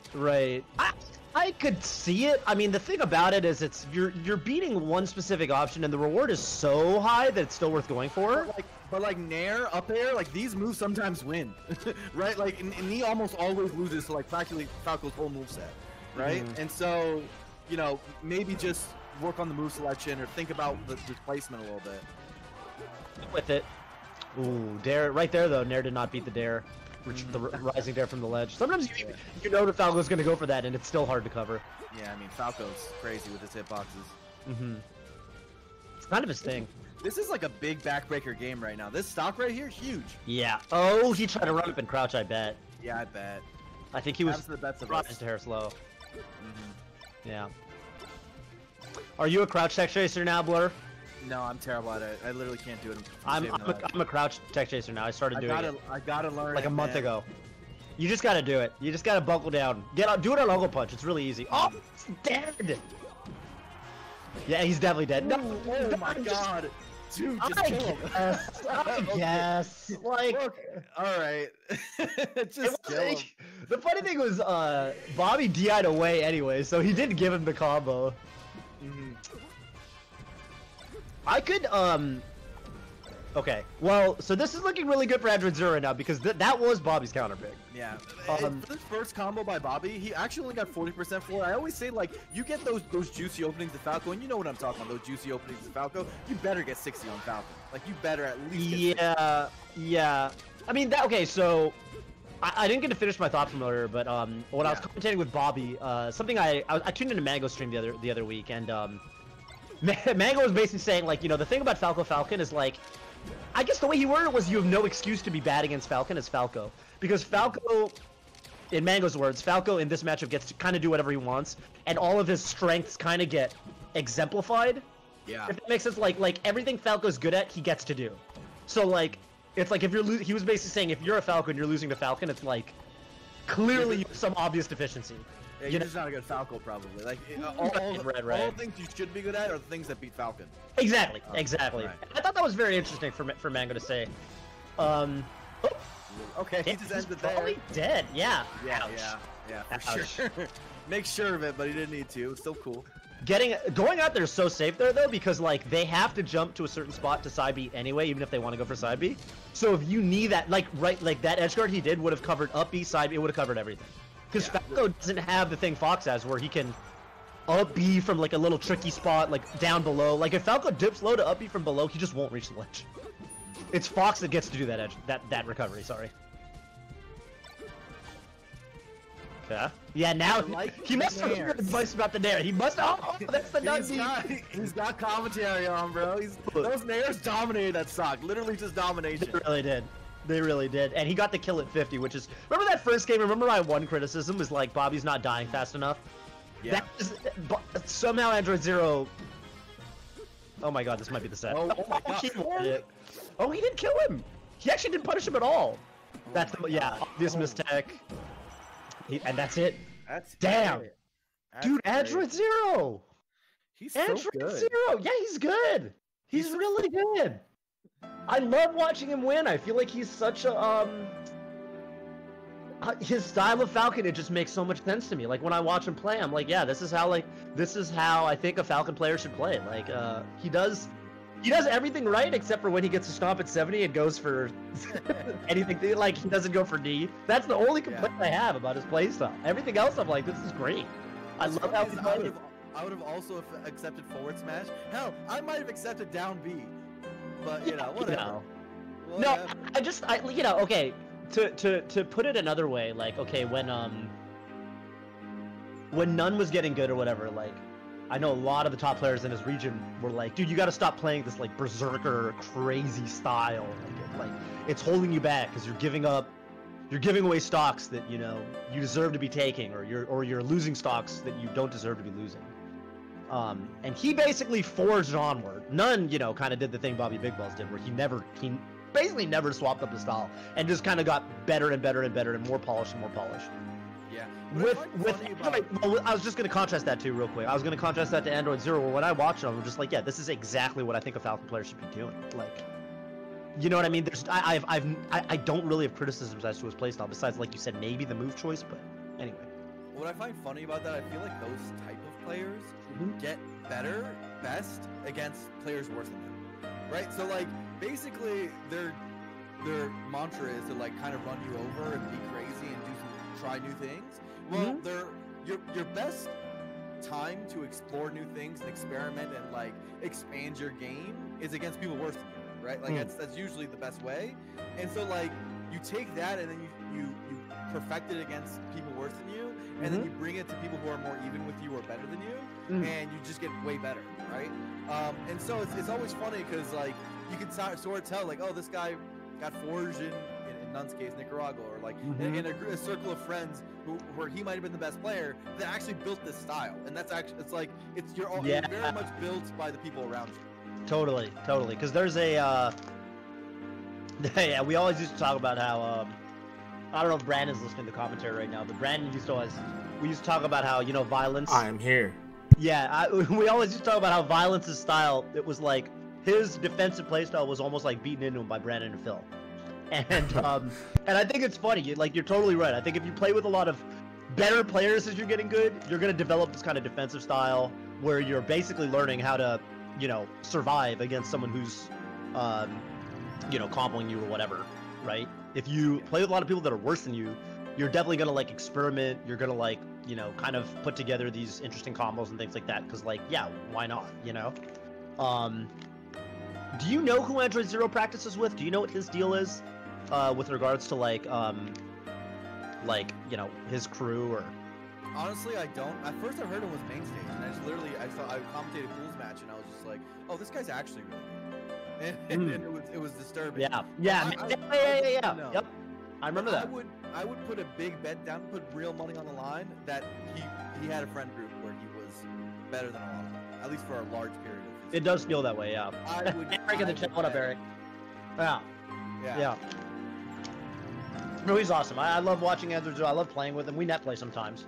Very fun player to play with. Definitely, I like playing him. I feel like I have to be playing sharp. Like, he's one of these players where, like, if I'm like, if I'm tired, he'll wake me up. You know what I'm saying? I'm like, oh, I gotta snap into it because he's moving too fast. I've got to keep up. So he's awesome. Speaking of awesome fast players, I think we got Azel coming up. One of my favorites. NorCal every couple of years, like I'll go to a NorCal local, and there's like a new like 16 or 17-year-old like quiet Asian kid who plays Spaceys, and he's fucking amazing, and I've never heard of him. So like Ralph, and then Rocky, and then Azel. Okay, first of all, Rocky and Azel. I mean, I don't know. I kind of sing these guys' praises a lot, but I think they're absolutely one of the best doubles teams to ever do it. They actually, I think they took Rocky and Azel took a set off PewFat in tournament at a major. Yeah, and I know they've top 3 to a doubles major. So I feel like Rocky and Azel, the latest in a long line of amazing NorCal doubles teams. But Azel, I got to know him as a Falco. I think he plays both Spaceys now. Who's he been playing this tournament? He's been playing Fox this tournament, right? Yeah, at this point, he's just a Fox, as far as I understand it. It seems like he's only a Fox from now on. Mm-hmm. It's been that way for like a year now, I want to say. Mm-hmm. So, yeah, drop the bird. Yeah, all right, well. I guess it works out for him in terms of doubles, because he's always been the Fox in the relationship, Because him and Rocky do Fox Falco, and I almost wonder if that's like how it started. It's like, well, I mean, I don't know the story behind it. I should just ask him one of these days, but, I think double Falco's not very good, and like maybe they want a team, and it's like, all right, well, one of us should go Fox, and he's like, cool, I'll go Fox. I don't know, and now his Fox is so good, like. So Toph, you can tell me this: for doubles, it feels like Foxes have such an advantage in like finding the perfect match, because Fox can kind of pair with everybody. Fox can pair with everybody, yeah. But like as a Marth, I'm specifically looking for a Fox partner, or maybe a couple more characters can kind of work, Peach or Peach, maybe, yeah. Yeah, me and Marth can't rock it. Like this is not gonna work, right? Fox is kind of like the glue. Yeah, Fox is definitely the glue. Fox makes everything kind of work. Like, you could put Fox on a team and then like any other character, and it sounds like a legit team. Like, check it out. Okay, Fox Ganon. Dude, right? That's scary. That's actually scary. That could be a good team. Yeah, it's like, okay, yeah, like Fox Pikachu. It's like, oh yeah, okay, I can see that. I teamed with also one time, Fox Yoshi. That sounds like it could be a good team. And it's like any Fox and any character sounds like it could be legit, basically. Yeah, yeah, it's true. I think it's because the thing about it is that when you think about what Fox brings to the table, I always say the doubles is all about time and speed. So like, a metric that doesn't matter in singles, that does matter in doubles, is damage per second. And you see what I'm saying, right? That's why team combos are so good. Versus like, okay, why can't Marth up throw chain grab you to death in doubles? Because it takes too long. By the time he's done doing it, probably one of the other people on the map is going to come over and interrupt the combo in some way. You want to do damage as quickly as possible. And the thing about Fox is Fox usually doesn't have to rely on doing long, drawn-out combos. Like, Fox can do quick 3-hit combos that do 40 damage. It's like drill, shine, up smash, whatever. They're out of there. He's very fast, so he can team combo easily if that's the style you're going for, like in the Android Armada playstyle. Like, Armada can pretty much run to anywhere to, like, cover the team combos with Android. Also, like, Fox has the whole, I'm going to kill you anywhere on the stage without edge guards with up moves, up smash or up throw, up air. So in like, general, vertical moves are highly, like, they're better in doubles. They're better in doubles. Oh, yeah, because there's no interrupting the edge guard. The edge guard process, there's no interrupting it. Anyway, enough about doubles. We got Fat Goku versus Aklo. Fat Goku, I believe, is... Oh, is it? Well, it's not Azel yet. Okay. Yeah. Fat Goku's green, and we have blue as blue Aklo. Yeah. So Aklo Cobalt, that was the set that I tuned in for a little bit earlier. Dude, yeah, I think Aklo is a menace. I remember, like, the first time I heard of him was basically watching Hax's Nightclub, and Hax just sang his praises nonstop. Hax is like, yeah, this guy Aklo, he's like top 30 in the world. You guys don't know it yet, but you'll see this. Like this boy Aklo is like, he's a monster. And yeah, here it is, winners finals. So both these guys are already guaranteed, right, for the Division 2 relegation? I believe so, but you still want to win the tournament. You know how it goes. You want to win the tournament. That's right. Yeah, this is cool though. I haven't seen a ton of Fat Goku in tournament. I know he's been more on hiatus, I guess, in terms of like, I haven't seen him enter too many net play tournaments since Slippy came out, so it's cool to see him back. Yeah, let's check it out. There's that round of crouch cancel, really strong option. Damn, good DI in the up throw air. Oh, I'm a little behind because I wasn't watching the right stream. Okay, I'm here now. I'm caught up. Oh, he baited the roll in and then shot a laser. That was weird from Fat Goku. I wonder why. So a term that I heard my boy Prince Abu, Abi. Okay, yeah. Dude, that I kind of want to bring into the vernacular. Okay. Is tracking. I feel like that's a term that we don't have right now that like so fits. That's an FPS term. Yeah, but it totally fits in Melee. Like so often matchups, especially like certain matchups, are all about tracking players' movements, like being able to follow a roll, being able to follow a tech roll, being able to follow, you know, an aerial drift, you know, like that sort of thing. And what matchup we tried to do was, yeah, it's a good term. I like it. Wow. And a lot of this matchup in particular is finding spaces where you have the advantage and you have the slight advantage, and then tracking their movement for what they try to do after that. Yeah, that makes sense.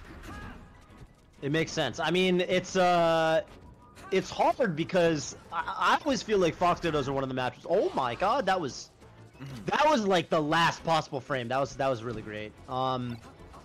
Very cheeky edge guard. But yeah, I always feel like if you're not sharp in that manner, if you're not tracking your opponent in this matchup, it's very easy to kind of start flowcharting options where you're just like, I don't know, they might run in right now, I gotta just throw moves out, and you just kind of get into this mode where you aren't being super precise in how you're playing neutral, or, you know, so yeah, I can see where you're going with that.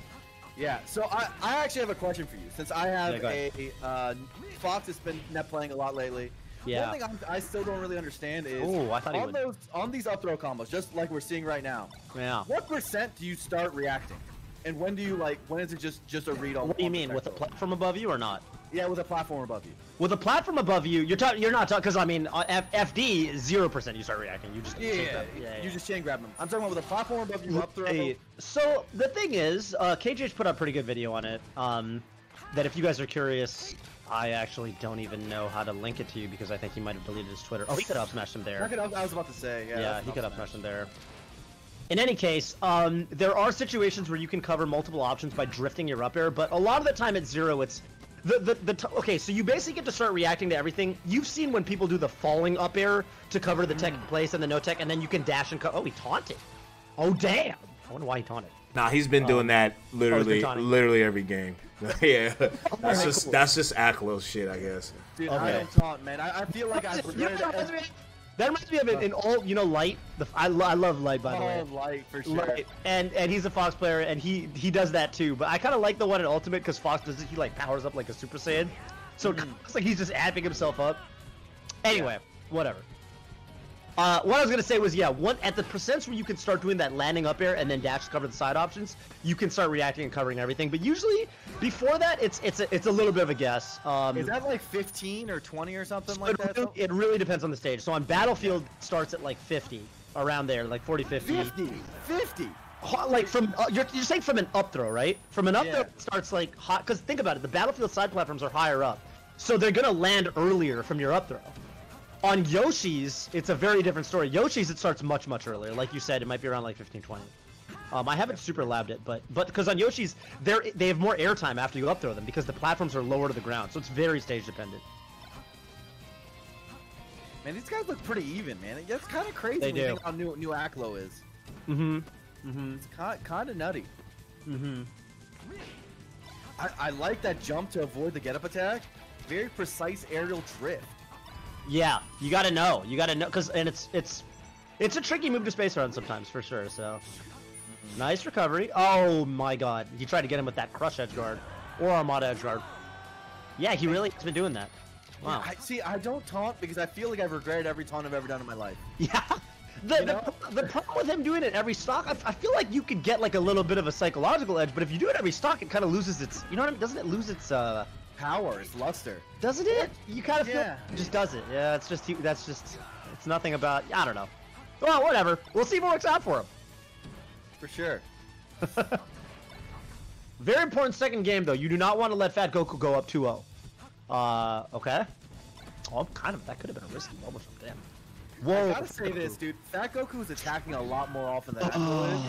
And it feels like some of them are weird. Like we just saw 2 attacks towards the center. One was a full hop drill when Aklo was like far underneath the platform, and then another one was like he's done like full hop and nairs and things like that.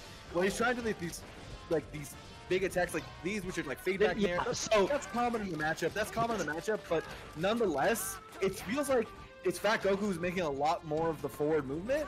And I Right. feel like if he just chilled occasionally, it'd make it a little more tricky. So you know what I think that is? I think it ties into that thing you were saying earlier, actually, about tracking. Where, like, a lot of times in this matchup, it's very easy to lose confidence over, like, the absolute... By the way, great mid short in there from Maclo. Only to miss the ledge dash. But yeah, it's easy to kind of lose how do I say this? Lose confidence that you can cover everything on a reaction, so you start throwing out those kind of big options that cover a bunch of things, right? Whereas if you're really confident in your, to borrow your word or Prince Abu's word, your tracking, you don't feel like you need to do those as often. You're just like, whatever, like, I'll catch them coming in with my dash dance and my grab or something like that. But there's no right or wrong answer. I mean, it's good. It's not like those are bad options at all. So this was Aklo's counter pick, right? This was, no, Fat Goku's counter pick, because it's 1-1 now. Okay, good. Because I was like, for a longest time, I've really liked Fat Goku's FD combos. I think he's one of the best FD comboing foxes. Like, I watch his matches and I'm like, wow, this was like 4-0 deaths. It's actually quite good. Which is how it should be, honestly. Yeah. Yeah, I gotta say this as a newer Fox player, like, it's not that hard. I thought it was harder before. It's one of the easier ones, I'd say. Yeah, no, I agree. I think it is one of the easier ones. I've learned how to do the Marth one recently. Obviously, I have a little bias because I've been playing Fox for 50 times as long as I've been playing Marth. So obviously, I can do the Fox one better. But no, I do think that it's not terribly hard. And I guess the hard part is once you start accounting for things like slight DI off of the up throw at like around the 50% range. But it's labbable, you know, with Uncle Punch these days, it's not too hard to kind of grind it out. And the thing about it is, if you can just, I mean, a lot of the Foxes, like even Leffen, like, at like 70, 80, a lot of them will just opt to get you off the stage and get an edge guard, mix-up, like a 50-50 edge guard mix-up, because it's like, that's fine. You often can't perfectly guarantee a kill. Like, the most you can ask for is an edge guard, and that's totally, like, right here, that could have been a death, so. No harm, no foul. For sure. Ooh, okay, one of those nairs gets punished. Up smash. He could have killed him with up smash, I think. Nice. Okay, got that. That's Yeah. the KGH, and here we get the taunt again. Yeah, he's back. Forgot about it for a second, but he's back to doing it. Oh, I like that anti-approach nair that Fat Goku just did. A lot of lasers back and forth. Actually disadvantageous for Fat Goku because he's the one who's a stock down. Oh, okay. He didn't do the perfect one like Aklo did. Yeah, but it doesn't you went matter. a little too far. That's the reason people do the shield stop, by the way, is because you stop in place as soon as you do it. So it's very easy to position it. With that one, because he didn't shield stop, obviously it's fine, but you're still moving forward. You've got momentum. Okay, this could be death. Let's see if he can do. I mean, it's Fat Goku. I'm telling you, it usually is. See, he gets him off stage and edge guard mix up. Nice. Back air shine, and he gets it. There it is. Perfect. Very nice. I like it. Clean. All right, so we got 2-1 Fat Goku. 2-1 Fat Goku. Representing for the Pacific Northwest. Yep. Steven Calliope, something like that. Yep. Call him Steven. I actually call him Fat Goku a lot. I think it's just a funny name. Okay. So right there, yeah, he was trying to just do rising up air. So the thing about the Dreamland platforms, kind of like the Battlefield platforms, they're higher up. So a lot of the time you'll just you'll just immediately do a rising up air to cover like the no tech, because people miss the tech a lot of low percents on this stage, because you kind of have to react pretty quickly if you're getting up thrown. Because it's almost like a no impact line. You kind of just pop up there and you're knocked down. So a lot of time people do miss the tech. Yeah, I feel like I gotta like watch Armada Leffen a little bit more closely, like all those old sets, because it really felt like even at low percent they were getting 0 deaths. You know, like how are they doing it? What are they doing? Are they just godlike reactions? A lot of them are baits. A lot of the options you do with the very low percents are baits. Like if you want to think about how a guy like Nunn guesses a lot on his tech chases, but he kind of makes it look like he's gonna cover one option and then he'll cover the other option, for example. I think a lot of it is that you'll do a little dash dance or a little wave dash, because it's very likely that they'll roll a certain direction. So one thing I remember that Armada Leffen didn't do very much is up throw at early percents and just get one singular back air, which we've already seen a bunch in this. And that's usually escapable. They usually would they want more. Right? You're not supposed to be bearing there. I almost wonder if they're accidents, because I know Fat Goku's punish game is, you know, in theory, it's very, very solid. So Yeah. You know, I almost wonder if he's even doing them on purpose because I would go or I mean could be turning nerves or something like that, right?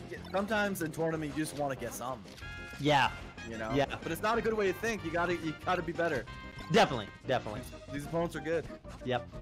Yeah, you wanna. I mean, especially in a matchup like Fox. I mean, I always say that in Fox Dittos, like especially in Fox Dittos where, and this happens up until, basically like up until the top 15 level. I always say whichever Fox kind of comes alive in terms of their combo game in a set like this will just win the set. Like, you'll watch a lot of these, like, I don't know, like, guys like S-Fat Lucky or something. And Fat Goku right now, I mean, he's not even perfectly comboing him, but he's just doing enough. And, yeah, I mean, that's fine. That's totally fine right now. All he has to do is close this last set out, or this last game out. So can I say something? And this is a terrible thing to say.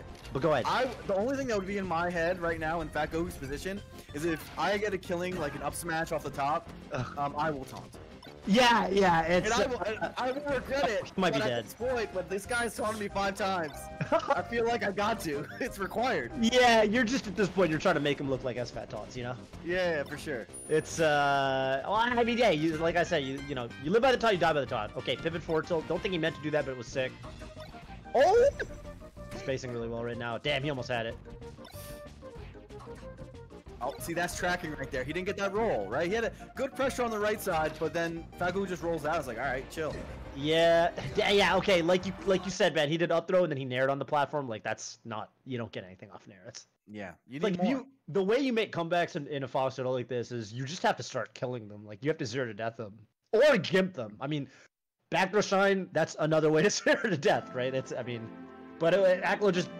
I mean, I don't know. I felt like he totally could have won the set, but Fat Goku was just hitting a little bit harder. Good sure. stuff, though. I mean, it did feel like there was a punish game difference. I will say that Fat Goku, for the most part, spent most of that set approaching, which is funny because like the old adage, like I remember J-Man used to say, it was like, oh, whoever goes in second is the one who wins that matchup. That's not what we saw, actually. I think Fat Goku was overall the more aggressive player almost throughout the whole set, and he still got it. So a lot of ways to win. It's really funny because I've talked to Aziz a lot about that, and you know, for a long time, obviously, Hax was the Melee's Flaw Dissected guy, where he was like, yeah, you know, Melee, you gotta camp. But lately, I think Aziz's the tune he's been singing lately, and when I say lately, I mean the past couple years. Aziz's thing now is just you actually, as Fox is like, I don't know if he thinks this is specifically a Fox thing, but you actually want to go in first. That's kind of his MO these days. So yeah, it's funny how that works out. I mean, you can kind of see it with Axe's style, like, and that's the thing, right? Like, there's so many ways to kind of mask your approach with Fox. Like, you can run in and running shine, and it's a lot of the time, you know, it feels like you have to just kind of predict it, right? Based on obviously how unpredictable they're keeping it, where they're approaching from, like their spacing, things like that. Well, it feels like top-level Melee these days. This might be the most aggressive meta that we've ever had. Like the defensive walls in Armada and another one in Mucha King are now basically retired, right? Like they're not playing as anymore. And then H-Box is performing worse for sure. And like the guys on top, like, okay, you could argue that Zane tilts defensive, but it's not like by a lot, right? There's like Mango, there's a ton of players who are doing very well, and largely you'd be like, okay, these are more aggressive in your face players. So it's an interesting time, right? Like supposedly the theory behind that hack smash board both that you reference is as the game goes on, it's gonna tilt defensive, but it hasn't. And the current meta has been a lot of aggressive players. Definitely, I don't think it's been yeah, I don't really think it's come true necessarily. I mean, yeah, you don't really expect to see. I mean, obviously there's players at like the top, you know, 50 level that are notoriously, you know, defensive, but for whatever reason, the people at the tippity top right now are really not that campy. Maybe with the exception of Hungrybox, but even with Hungrybox, I mean, with Hungrybox it depends kind of on the day almost, you know. Yeah, sometimes he camps the ledge a lot, but sometimes he plays. Yeah, and the matchup, correct. He'll do it to ICs, for example, but he can't really do it to like Marth, Fox, Falcon. Like you can't do that much, right? Nah. Yeah, one's got lasers, the other one's fast, the other one's got swords, so it's like a lot of the characters he's playing against and stuff. Okay. Anyways, what do we got? We got Azel versus Android Zero. Yeah, that's coming up, right? No. Yeah, you're right. This is Android Zero. All right. For a chance to fight Aklo. I mean, hey, case in point, right? I think this tournament between Fat Goku, Aklo, especially Android Zero, and also Azel, we've basically got 4 very kind of hyper aggressive players left in the tournament. Honestly, even down to the 5th place tie with Bobby Big Balls and Callball, edging out Amida and Kalamazoo, who got 7th. It almost kind of feels like looking at this top 8. It feels like all the aggressive players just did the best. That's what I'm saying, man. Obviously your character kind of unlocks the playstyles you can go for. It's hard for a guy like Kalamazoo, obviously, to be as aggressive as a guy like Peach can't really go in the same way, obviously, because she just doesn't run as fast. Right, and like counterintuitively, it should be said that net play kind of buffs aggression a little bit. Definitely. Yeah. Because in general, if you have less time to react to an approach, the defensive player harder to deal with. Yeah. Harder to deal with, and it's more oppressive the aggressive game. So. That's just generally a truism. It's the only times. I mean, it depends on the game. So I think that like with Melee, because there isn't really a strong projectile. There aren't like strong projectile zoners the way like so like you look at a game like Ultimate, right? Like I think in Ultimate, I think defensive playstyles get buffed on online because there are a lot of characters like you look at like Samus or whatever. Like, you can literally just hang back and spam projectiles and you're kind of putting the onus on the opponent to like. You can run your game plan without. It's always like I just think about it in terms of reactions are nerfed essentially. So yeah, it's harder to react to a Fox running up at you or a Falcon running up at you. I mean, especially playing East Coast West Coast rollback, like who knows if they're experiencing mild teleports or something like that, or the first couple frames get shaved off of your dash dance or something, so you don't quite know when someone's coming in the same way. Yeah, because Melee doesn't have that projectile spam where it puts the onus on the opponent who's approaching to do the reacting, I fully agree with you, and I think aggressive styles get buffed online in Melee. Yeah, 100%. So, I mean, I guess it's not that surprising that HBox is doing worse. I don't think that's necessarily completely related, because it just feels like just practicing less, right? But if you want to push the theory to its fullest, that could be a theory of why, HBox might be nerfed naturally, or some other player who might be more defensive leaning on net play. Right. Well, the thing is, yeah, I could see that. I could definitely see that. I've always said I've thought that, I've always been very comfortable fighting Puff as Fox online. Yeah. And I've always said that it's, I feel like it's actually a matchup where, for some reason, I feel like it gets easier for Fox on. I've always kind of felt that way, and maybe that's exactly what's going on. Maybe that's exactly what's going on. It could be. I mean, the aerial drifts. I mean, you gotta be able to at the last second when you think they're gonna go in, drift away, and that's a big deal. Yeah. That's not easy. All right, game 1. Azel versus. By the way, a lot of A names. Aklo, Azel, Android Zero. Yeah. Okay. Azel Fox, and I've seen a lot of him kind of at locals and stuff like that. I honestly haven't seen him play against a ton of out of region players, so I'm very curious how he'll do here. I definitely think he has what it takes. Yeah, he's so good. He's very good. He's got all the chops. Oh, he could have killed him for that. That might have been a role that he was trying to buff for. Who knows? Could have been a lot of things, yeah.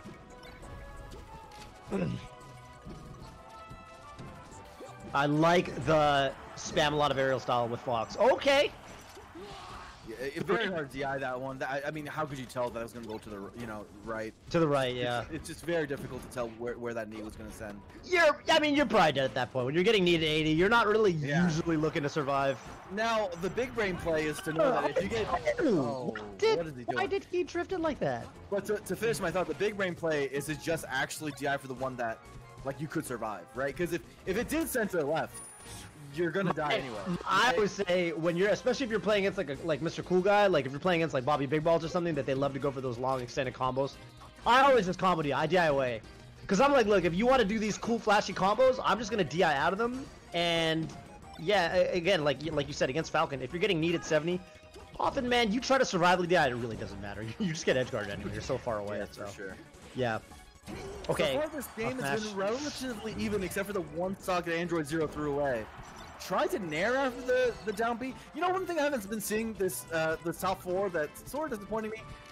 This Android Zero has been down Bing, and people aren't just going out there and killing him.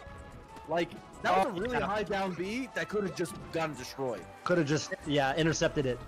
Yeah, you should be able to, every time you see a Falcon down B or Ganon, just on reaction, get out there. You know? That's all you got to do. Agreed. Pretty much every good character can just on reaction destroy them for that. And you got to get that in your toolbox. You can't let them get away with it. I agree. Yeah, I mean, that time, you know, I think Android Zero even, because like you said, he nared, right? So there was a world where he did, like, double jump air dodge, and he could have, like, eked back on stage. So it's, like, a little bit of a... Yeah, in theory, you can stay near the ledge and still kind of cover everything, but... There's so much lag after the down B. Like, he should have already been full hopping and back airing him before the nair even started. You know, right. Yeah, you so can kind of react to it. All right, Azel, pretty clean game 1 besides Android Zero's weird... I mean, that was, like, basically a one-stock swing, so it is a little unfortunate, but... One or the other gets cleaned up.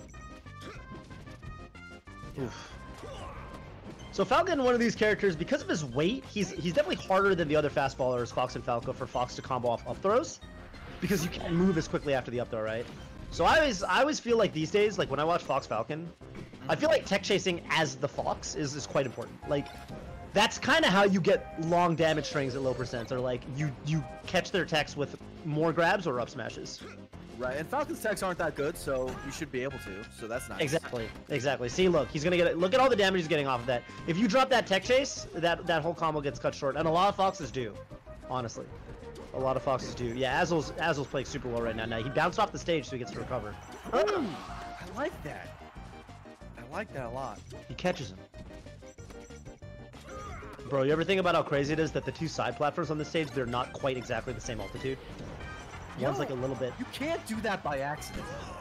You know what I'm saying? Like, this is the thing that gets. Imagine it was like OBS, and like the developer who made the stage, they clicked on it by accident. They pressed like the up on their keyboard that one time, and shifted up a little bit, like 1 pixel. You know? You're right. It could be they were like making the model and they accidentally like pressed up.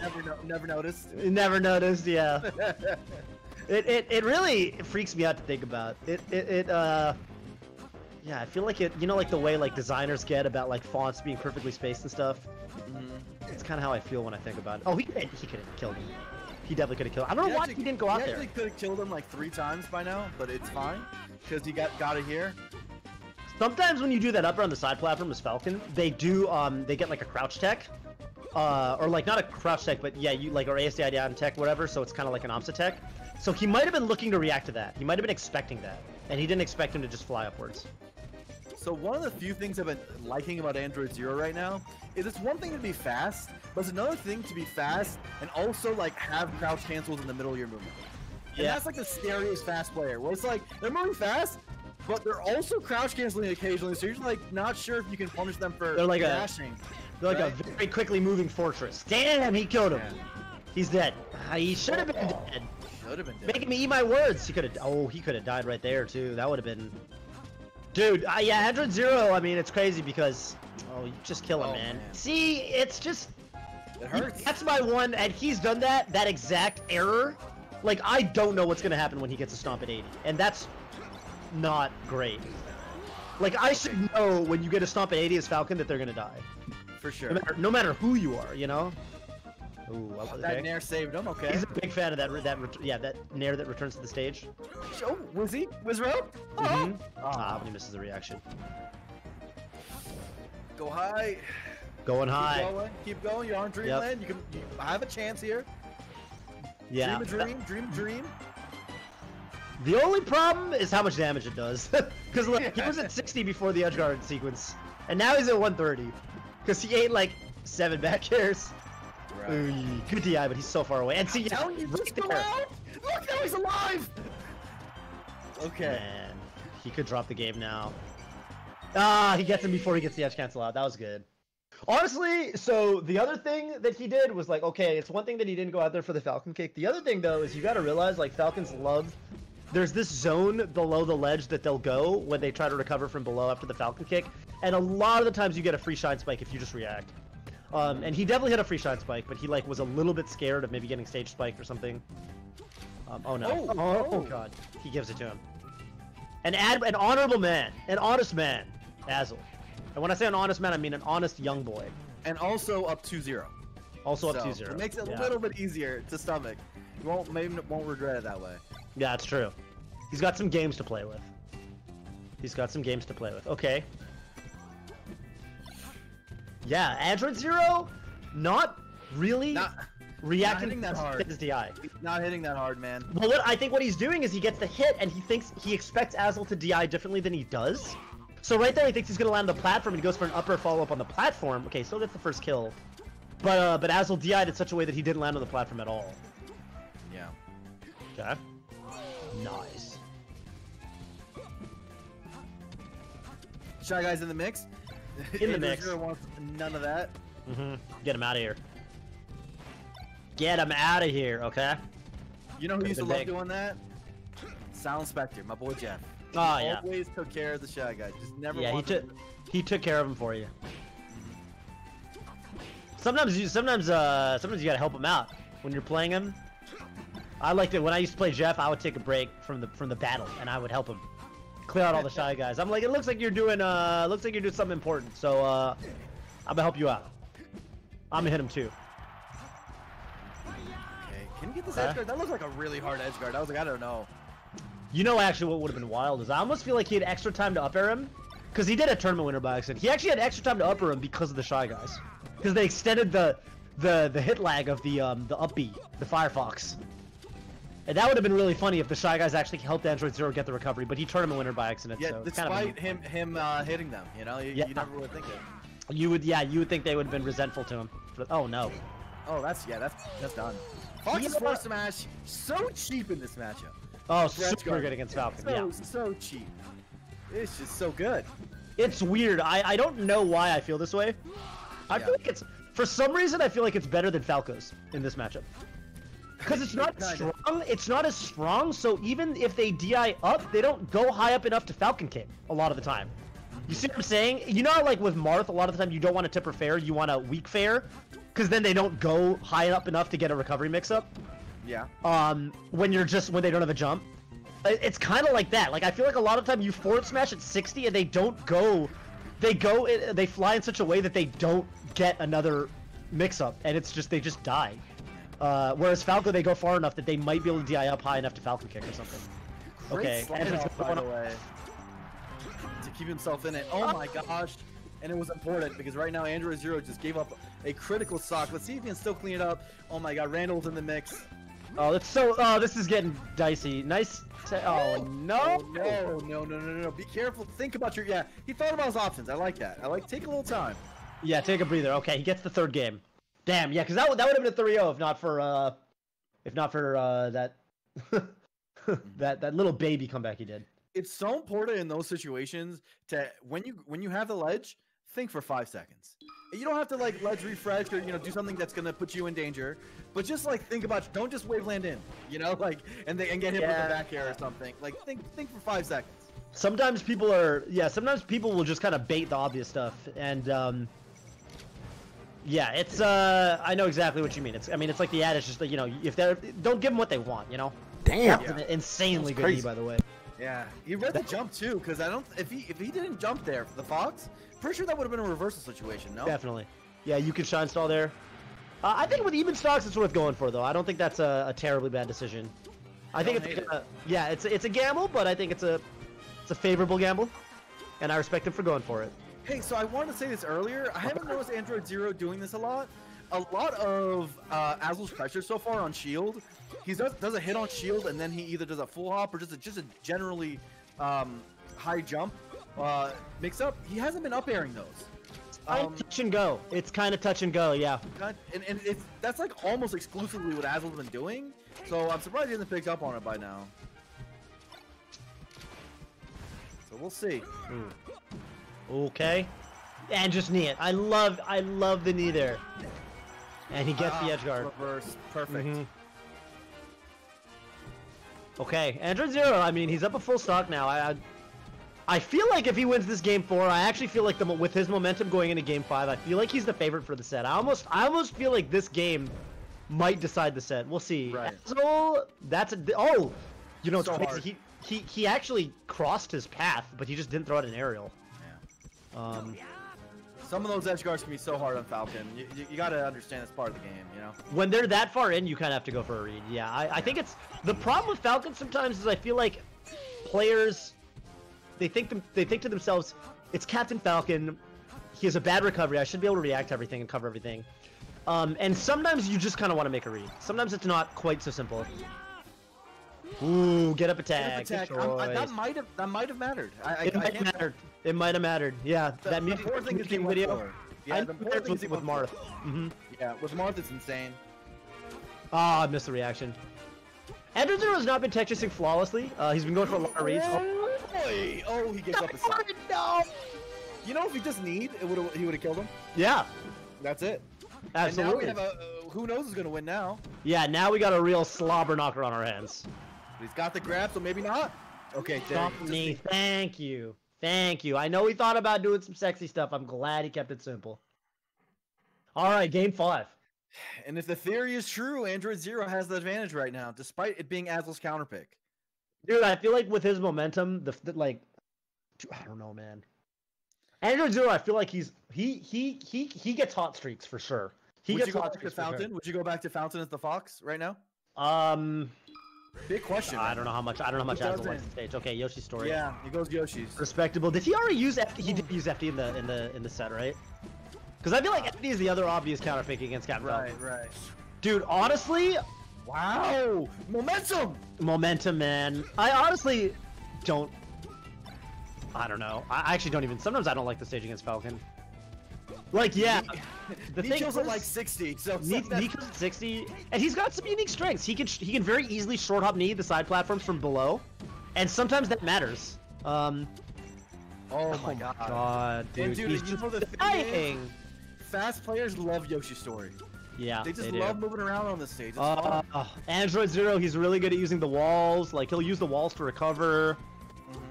I actually, dude, sometimes I take Falcon to fucking Battlefield.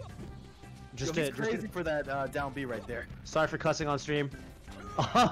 Yeah, it's cool, Toph. You're good. Oh, stop. Oh stop. That was crazy. How did he do it? Thank you, Brandon.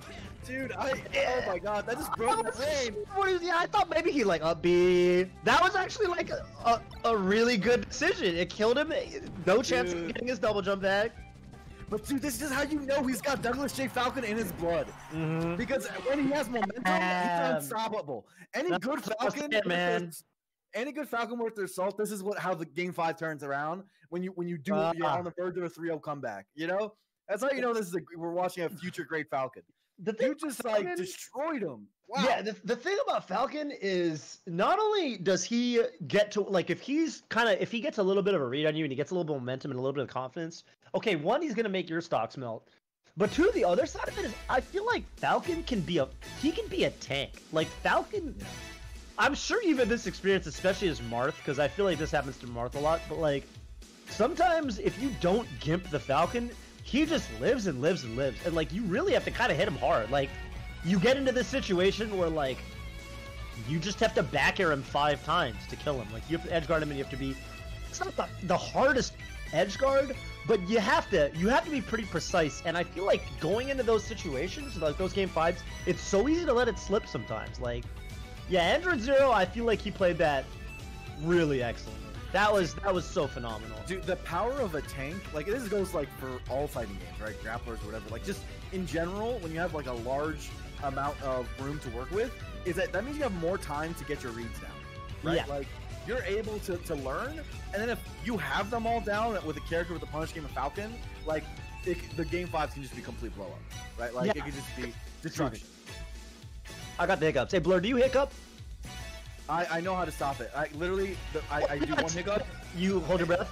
No. I mentally I take it away. And I promise you, it sounds weird. Mentally take it away? All right, I'm gonna mentally take it away. It's possible. 100% success rate. I can mentally ask the people in my direct family. I literally No, counter. You know, if you get hiccups. scared, you know, if someone scares you, your hiccups will go away immediately. You know about that one? That's what they say. But I'm telling you, all of that alone, all you need to do Is mentally just be a Zen legend like the Crimson Blur. just focus on it for like 30 seconds and it's gone. And you'll never know. I think I did it. Look, listen to me. It doesn't surprise me, dude. You're I mentally deleted it. Yeah, Dude, I think I anytime- mentally deleted my hiccups. So I was playing this game. It's a really hard platform game, PvP. Wait, hold on. Okay, but before tell the story, but real quick, press 1 in the chat if you just don't get hiccups at all. I want to see if anyone, you just never even get them. You never get hiccups, literally ever. You don't even know what your hiccups sound like. Everyone's pressing 2 because they get hiccups. Okay, we got 1-1 so far. Okay, tell your VVV story. Okay, so what I was saying is I was on this really hard part, right? Yeah. And you know what gave me confidence, though? We'll give you confidence. I was like, wait a second. All right, this is just a normal game. I play Melee. And then, I literally, just because of the confidence of being like, I'm a Melee player, Yeah. that alone was like, I can't let this game beat me, right? I can't let this moment beat me. It got me through Celeste, a lot of single player, like, relatively hard games. Yeah. But I'm just like, dude, I literally cannot, like, for the culture, I can't let this defeat me. Because we I have a understand that. reputation to uphold, even to ourselves. Even to And ourselves. so, I always say this, like, whenever a Melee player plays another game, I'm like, you're a Melee player, you should be fine. You're gonna be better than all of us. You start at the finish line. They're learning the game. You start at the finish line. You gotta be better than them. Yeah, especially platformers and like platformers for sure. I think that's so much carryover between Smash players and speedrunners. Yeah. Right? I mean, look at Armada picking up Super Mario 64. He's already He's sick at it. He's incredible. What's his PP? He's down to like 52 for what is it? He does what does he do? What category does he do? He does 70. 70, right? And he's down to like 52 or so, right? I think so. That's the last I saw. I watch his stream sometimes, man. It's fun. Down to like low 52, says Fast Eric 7 in the chat. That's pretty good. Pretty good. Yeah, that's pretty good. Gosh darn good. Is the record like high 40s now or something? Probably, I don't know. Point is, he's not that far away. He's not that far away. Yeah. Who's got the world record in 70 star right now? I'm actually asking chat. I'm actually asking. Yeah, ask chat. Ask chat. They would know better. They would know. That's CLT guy, right? I think it's cheese. I think it's cheese. Cheese. If it's cheesy, cheese. I know cheese. Oh no! It's do whatever now. Yeah, do whatever. It changed. That's like how you say whatever in French. You know, like do whatever. Like imagine an apostrophe next to the D. Yeah. I think do whatever actually has like 16. That guy just and simply has 120. That's right. Yeah, you guys got it. Simply has 120. Who is any percent or whatever? I guess they don't say any percent though, right? They say 16 star. They say, well, you can do a 0 star. Oh yeah, I guess that's right. Okay. Which is some shenanigans now. But yeah, 0 star, I don't know. That stuff sort of whatever, you know. I like 120. I'm a big 120 fan. You're a 120 fan. Yeah. I'll sell for 70. 70's it's a nice category because of the fact of, you know, there's like a little bit of, okay, I don't know much about Super Mario 64 speedrunning, like in terms of like kind of the history of how some of these runs have been developed, but I feel like the cool thing about a category like 70 star is that there must have been some really interesting routing developments, right? Because there's always you have that choice of like which star do you even want to go for. So you're kind of like I wonder how many times in history has it been discovered that, oh, going for this star over this star is actually gonna shave some time off the run. Yeah. And I always feel like for me, like in terms of when I kind of follow a speedrunning scene or whatever, I think routing and learning and seeing how routers kind of do their thing, I always feel like it's really interesting. So yeah, I will say this, that you know, after I'm done finishing a single player game or whatever, I do 2 things. Number 1, I go like on Wikipedia and forums just to make sure like I get the story or whatever. Yeah. 2 is I look at the speedrun for the game, and I think that's so cool, right? Like I think it's just cool. Like you finish a game and you're like, okay, I can't be spoiled anymore. I want to see. Yeah, now I got to see what the good players are doing. Yeah. Yeah. And it's always so fun. Definitely. I was really happy with, you know, I'm actually right now, like not right now I'm commentating Melee, but lately I've been playing through Mario Odyssey again with my girlfriend. Yeah. She's never really played the 3D Mario games before. And, you know, I'm just kind of delighted, you know, and I remember feeling this when I was playing through the game, too. I thought it was so cool. Like, they clearly made it, you know, there's little kind of design decisions and stuff with the engine and things like that, and even, like, the level design, where they clearly kind of made it a little bit speedrun friendly. You know, because there's, and I thought that was sort of neat, with Mario Odyssey. Like, there's all kinds of, like, trick jump compilations and stuff like that if you go on YouTube. And I think those are kind of fun. There's, like, you know, like impossible jumps that you have to do certain things. You know, it's weird because I think you're right, but it's just such an un-Nintendo thing to do. You know, like it probably depends on the studio, or not the studio, but you know, whoever's working on it. You know what I mean? Yeah, I don't know. They've got more than one. Yeah, for sure. Like, you know, Nintendo's got a lot of employees. I'm sure they've got different teams. Kind of have a little bit of a different MO. Yeah. All right, so we got losers. This is finals. Android Zero and Aklo. Yeah, Android Zero on the run of his life right now. How are you guys? How are you guys like? This is This is history in the making, right? This is the first tournament that's using the new broadcast mode, right? From Fizzy. Yeah. Feels like I gotta say I got another. I'm watching the Discord stream. Obviously, the brand is putting out to me and you. But I've got a tap. Thank you for the donation. I appreciate that. Someone just donated. Who we got? Thank you for the donation. $25, man. I appreciate that. Thank you. They said, let's fucking go Android Zero. Android Zero, yeah. LFG. Thank you guys for helping your boy out. I apprate it. My bad to cut you guys off. Yeah, everyone, if you can spare the, you know, every little bit helps. You know, please subscribe to the Waffle 77. Yeah, let's go, Toph.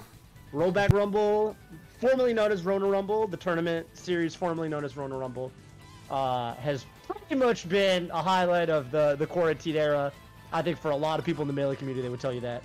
And I was just to finish my thought. I mean, I've got a tab open with the stream right now, and it looks just crispy. It looks good, like with the broadcast mode, not having to shift around between people streaming it. Like even the overlays look really nice. Whoever did the logo, I like the back-to-back, the RR on the bottom left in the main overlay. That's kind of a cool touch. Shouts to my boy Shiggles. He's Shiggles, a legend. Yeah. It's clean. Yeah, everything about this broadcast, I just feel like it's been clean. Like I just love it. I love it. It's great. I'm having a great time. Support WAF, support Slippy, support everything. Mm-hmm. It's a fun time. You know, here's what I say. Like I heard Oscar and Dunk talk about how the sky is the limit now that we have Slippy, now that we have all this stuff. A lot of like big developments are happening in the scene, frankly. You know? But I want to make a small correction.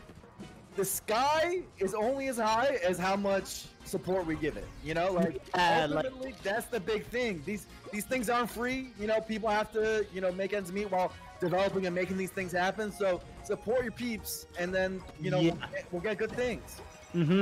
Ouch! That's how you want to open up a set as Captain Falcon. Yeah, that hurts. Yeah, you said it, man. I mean, it's just like same story with TOing. You know, someone's got to do it. Someone's got to. Yeah, like with a lot of the TOs. I mean, the big TOs used to be in the red. And it's sometimes it's a thankless job. So it's really cool when you know the community kind of comes together to make it worth it for these people. So with that said, you know, definitely check out the you know Slippy's Patreon as well, Fizzy's Patreon, I should say. Slippy.tg. Okay, Wave Shadow Smash and the Aklo Taunt. I'm trying to see some show me moves though. I wonder if Android Zero's the kind of guy. I know he's kind of a soft-spoken dude. He's really kind of unassuming, like as a person. I mean, I just don't know him that well, obviously, but I wonder if he would taunt him back. I kind of want to see it because I do like a good show me your moves. You know, I would say Falcon's taunt is the most iconic taunt in Smash. I wish Mars taunt was faster. I wish it was faster. You wish it was faster? Bro, have you seen it? You can't do it. Young Link, okay, you know Young Link's got the longest taunt in Melee, right? He takes forever to drink that milk. Have you seen how fast he chugs that milk down in Ultimate? No. They sped the shit out of that taunt. He downs that bottle. It's like it was like when I saw Armada chug the beer. Remember at Air? Yeah, he was so fast. Yeah, Young Link, he takes like 3 good swigs of that milk in Ultimate, and it's down. He gets that. He puts that milk down so fast. I'm like, damn, what a champ. So I'm with you, man. Yeah, it's a shame when you got the long taunt and you can't rip it, you know? Can't do it at all. Even game. Dead even Steven. Which is good for Aklo because he started off really poorly. So good for him for bringing it back. Yeah. Oh. He tried to shot him in the air and grab him. So important to be able to do that. You get an up tilt on shield as Falcon to immediately be able to nair it. Oh, what a kill! Up tilt? So you say Falcon's up tilt? No. When the Fox up tilts your shield and be able to nair out like just perfectly and just get it every time, like that changes things, right? Like, and it sounds small, but like if you can play low mid level Falcons, they'll just let them up tilt them. Right, that's not good. That's no good. By the way, you see there? Yeah, no, it's the up tilt spam is definitely one of the first things you got to learn how to beat as Falcon, whether it's Fox or Falco that you're going up against. Yeah. By the way, that stock you saw when Android Zero had him off the right side of the stage, he jumped out after him, and then Aklo responded to that by falling really low and upping from below the stage. That is what I was talking about earlier. Remember how I was saying Falco cannot do that? Because at that length, at that distance, Falco does not get to drop low and recover. If he drops low, the uppy will not reach. So with Falco, you 100% of the time, Falcon can kind of cover with that jump out knee. With Fox, you got to be a little bit more careful. And it was good stuff to Aklo for kind of recognizing that and putting his good recovery to good use. Okay, we see an up smash. Nice air dodge to get out of all of it. And then SCI into a grab, but then he matches out. Mm-hmm. I like seeing a good mash out every once in a while. It shows people are paying attention. Yeah. Usually you have to pre-mash nowadays, you know, to be able to get away with it. So that means you knew a grab was coming and you responded accordingly. Oof. Oh, the DI wasn't quite there. He could die for that. Okay, and he just lets him land. Waits to cover everything. Oh, okay. Nothing, though. Nothing. So far, Andrew Zero has had opportunities in this last stock. Yeah. Another opportunity there. Oh, we could kill him for this! He misses his knee.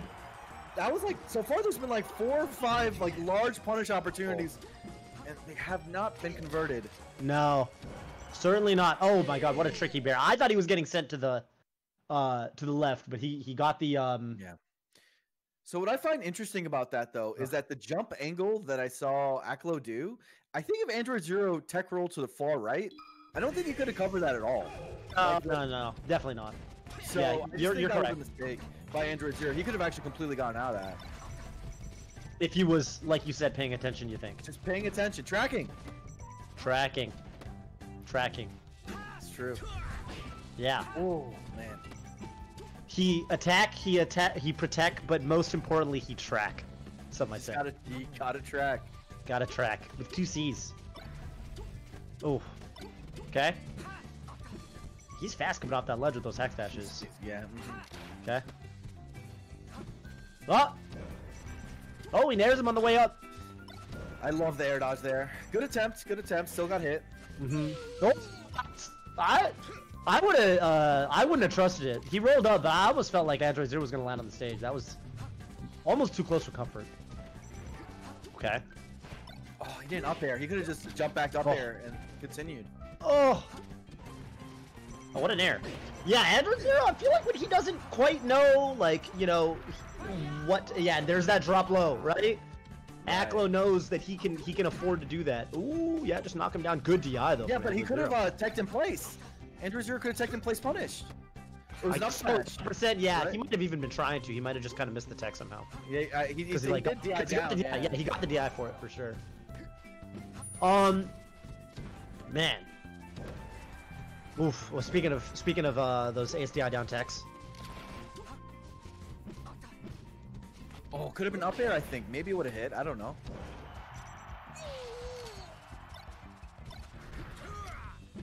Oh, that's... Oh, my God. That clanked. That was dicey. You kidding me? Fox is getting that clanked with Falcon's down smash? Yeah, I honestly don't see get up attacks clank very often. I feel like a lot of time get up attack just outright beats the move. That just shouldn't happen. I just think that's ridiculous. That is actually very odd. I will say. It even made the clank no. Sometimes you see the little circle, like you see the visual effect, but it doesn't make the noise. Yeah. Aklo, I gotta say, playing Yoshi's very well. He's just kind of putting hitboxes on and not letting Android Zero start running around on him. Oh, he could knee that. I think knee might have even been better there than up air. because he wanted a longer combo, but but Aklo, damn. Okay, he didn't need to give up the stock for it. He definitely could have recovered, but it's all right. It's fine. And he's even playing to win right there. You saw him wait on the Angel platform when they both had invincibility. Yeah. I like it. Small little stuff. I feel like that's how he feels about the taunt. I feel like he's like, if they give me any little bit of kind of edge in terms of the psychological battle or whatever, then I'll take it. He'll take it. You know what? It might be optimal. It might. You know, he let him back. If there are people who let it get to their head, then he's getting the percentage edge against those people. He gets an automatic little baby advantage against them. Yeah. I guess you can't knock it. If it's a tournament... Randall was there for him too. Randall was right there. Just a goodness. Was he holding down, or maybe he just was a little bit mistimed? I don't know. Felt like it was right there for him. Crikey. All right, so we have another game 3, but if Aklo paid attention to Android Zero's last set, that does not mean he's safe. He is not safe right now. Most certainly not. Uh-oh, it could have crashed. Oh. He's streaming though, so let me try pulling up his worst case scenario. Yeah. Always have that to fall back on. That's good. That's good. It was going for a while. We had like a streak. It still crashes every now and then. Yeah, he could have been like, because I try to tell them to like not like spam Alt Tab because stuff like that happens. And he could have been just like that makes sense. So he said he has one monitor, so that makes sense. That's rough. Yeah, could use your phone, I guess. Can't imagine only having one monitor. Yeah, it's tough for net play for sure, or just gaming in general. It's tough for life. Honestly, yeah. Yeah. Streaming it's impossible for streaming. I'm not a big spender, but the things I'll spend money on is my computer and my bed. Gotta have a good night's sleep. Bed, yeah. A computer. I do everything on my computer. What am I gonna do? Not have a I'm good with computer. that. I got to, you know. You gotta at a certain point. At a certain point, you gotta, you know. Hold on. Just kind of is what it is. Just kind of is what it is. Okay. Looks like we're back. Yeah. Aklo, yeah, leading this game. I mean, Android Zero's got to put some stuff together. He did go down 2-0, 0-2 against Azel as well. So I mean, you know, there's a world, but he's got to start up one of his hot streaks again. Love this sub goal. What's the sub goal? I'm not. Where is it? Oh, it says at the top of the screen. Yeah. I see. I love it. I love it. I love it. Okay. Yeah, good DI from Aklo. Yeah, he knows. Oh, but Android Zero, he's going to cover that low recovery for the first time. He's winning. Oh, if he wall jumped, off of the getting burned by the fire, he could have DI'd more left and wall jump. Yeah, and then he would have lived for free. He could have lived that. But I love the dash attack. It should still be said that dash attack was genius. You know what honestly saved Aklo there was DIing. His DI has been so good. He's DIing away on the down throws. Oh. You got to check that. I wasn't sure. Were you sure? Because I don't know, man. No, that was potentially like a little bit of a throw. And it would have been bad. Like, you know, being down. Okay, what a match! Damn, that was fast. I feel like C-stick buffer down throw is the way to go. If you're Falcon, like. Okay, I don't get to do it because I play Fox. I have to up throw. That's at least two grab conversions that have been gone because of mashes. Yeah, it's big. That's huge, right? Oscar would yell at you to buffer your down throws. That's what Oscar would say. Just use C-stick. Oh, gets the knee. Okay, maybe we got something here. Maybe this is the start of an Android Zero comeback. I think that might have been a Tekken play slide off attempt. It might have been. Yeah. So good knee because Aklo's gone for that for a few times. So if you're thinking like, okay, my down throw is close to sliding off on this guy, then he's probably just gonna go for it. So you might as well, if you're gonna make a hard read, go for it in that exact spacing. Yeah, I agree. That's like it's Melee's so beautiful. Like whenever there's an advanced option, there's always a hard read for it because nothing is good if it's predictable in this game. Literally, even the strongest things in this game. Mars down tilt, you know, Mars forward air, Fox shine, whatever. If they know it's coming, yeah, like, this is bad. Yep, absolutely.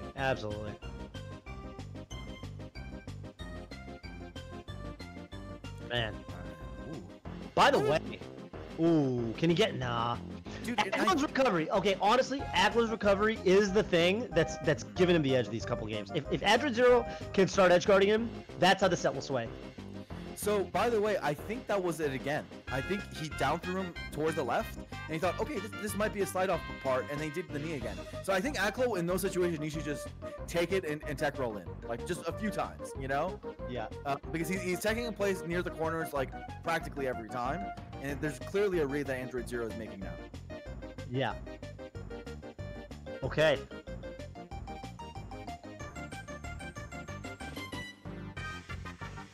Yeah, he likes that, huh? The Android Zero, that double jump nair.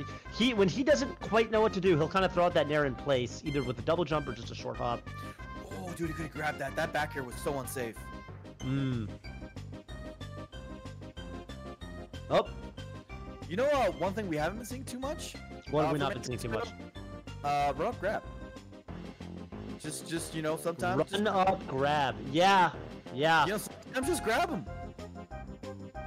Nice roll. Wow. A lot of like hitboxes and stuff, which is good, but like the other thing you got to do is grab sometimes, and not tons of it.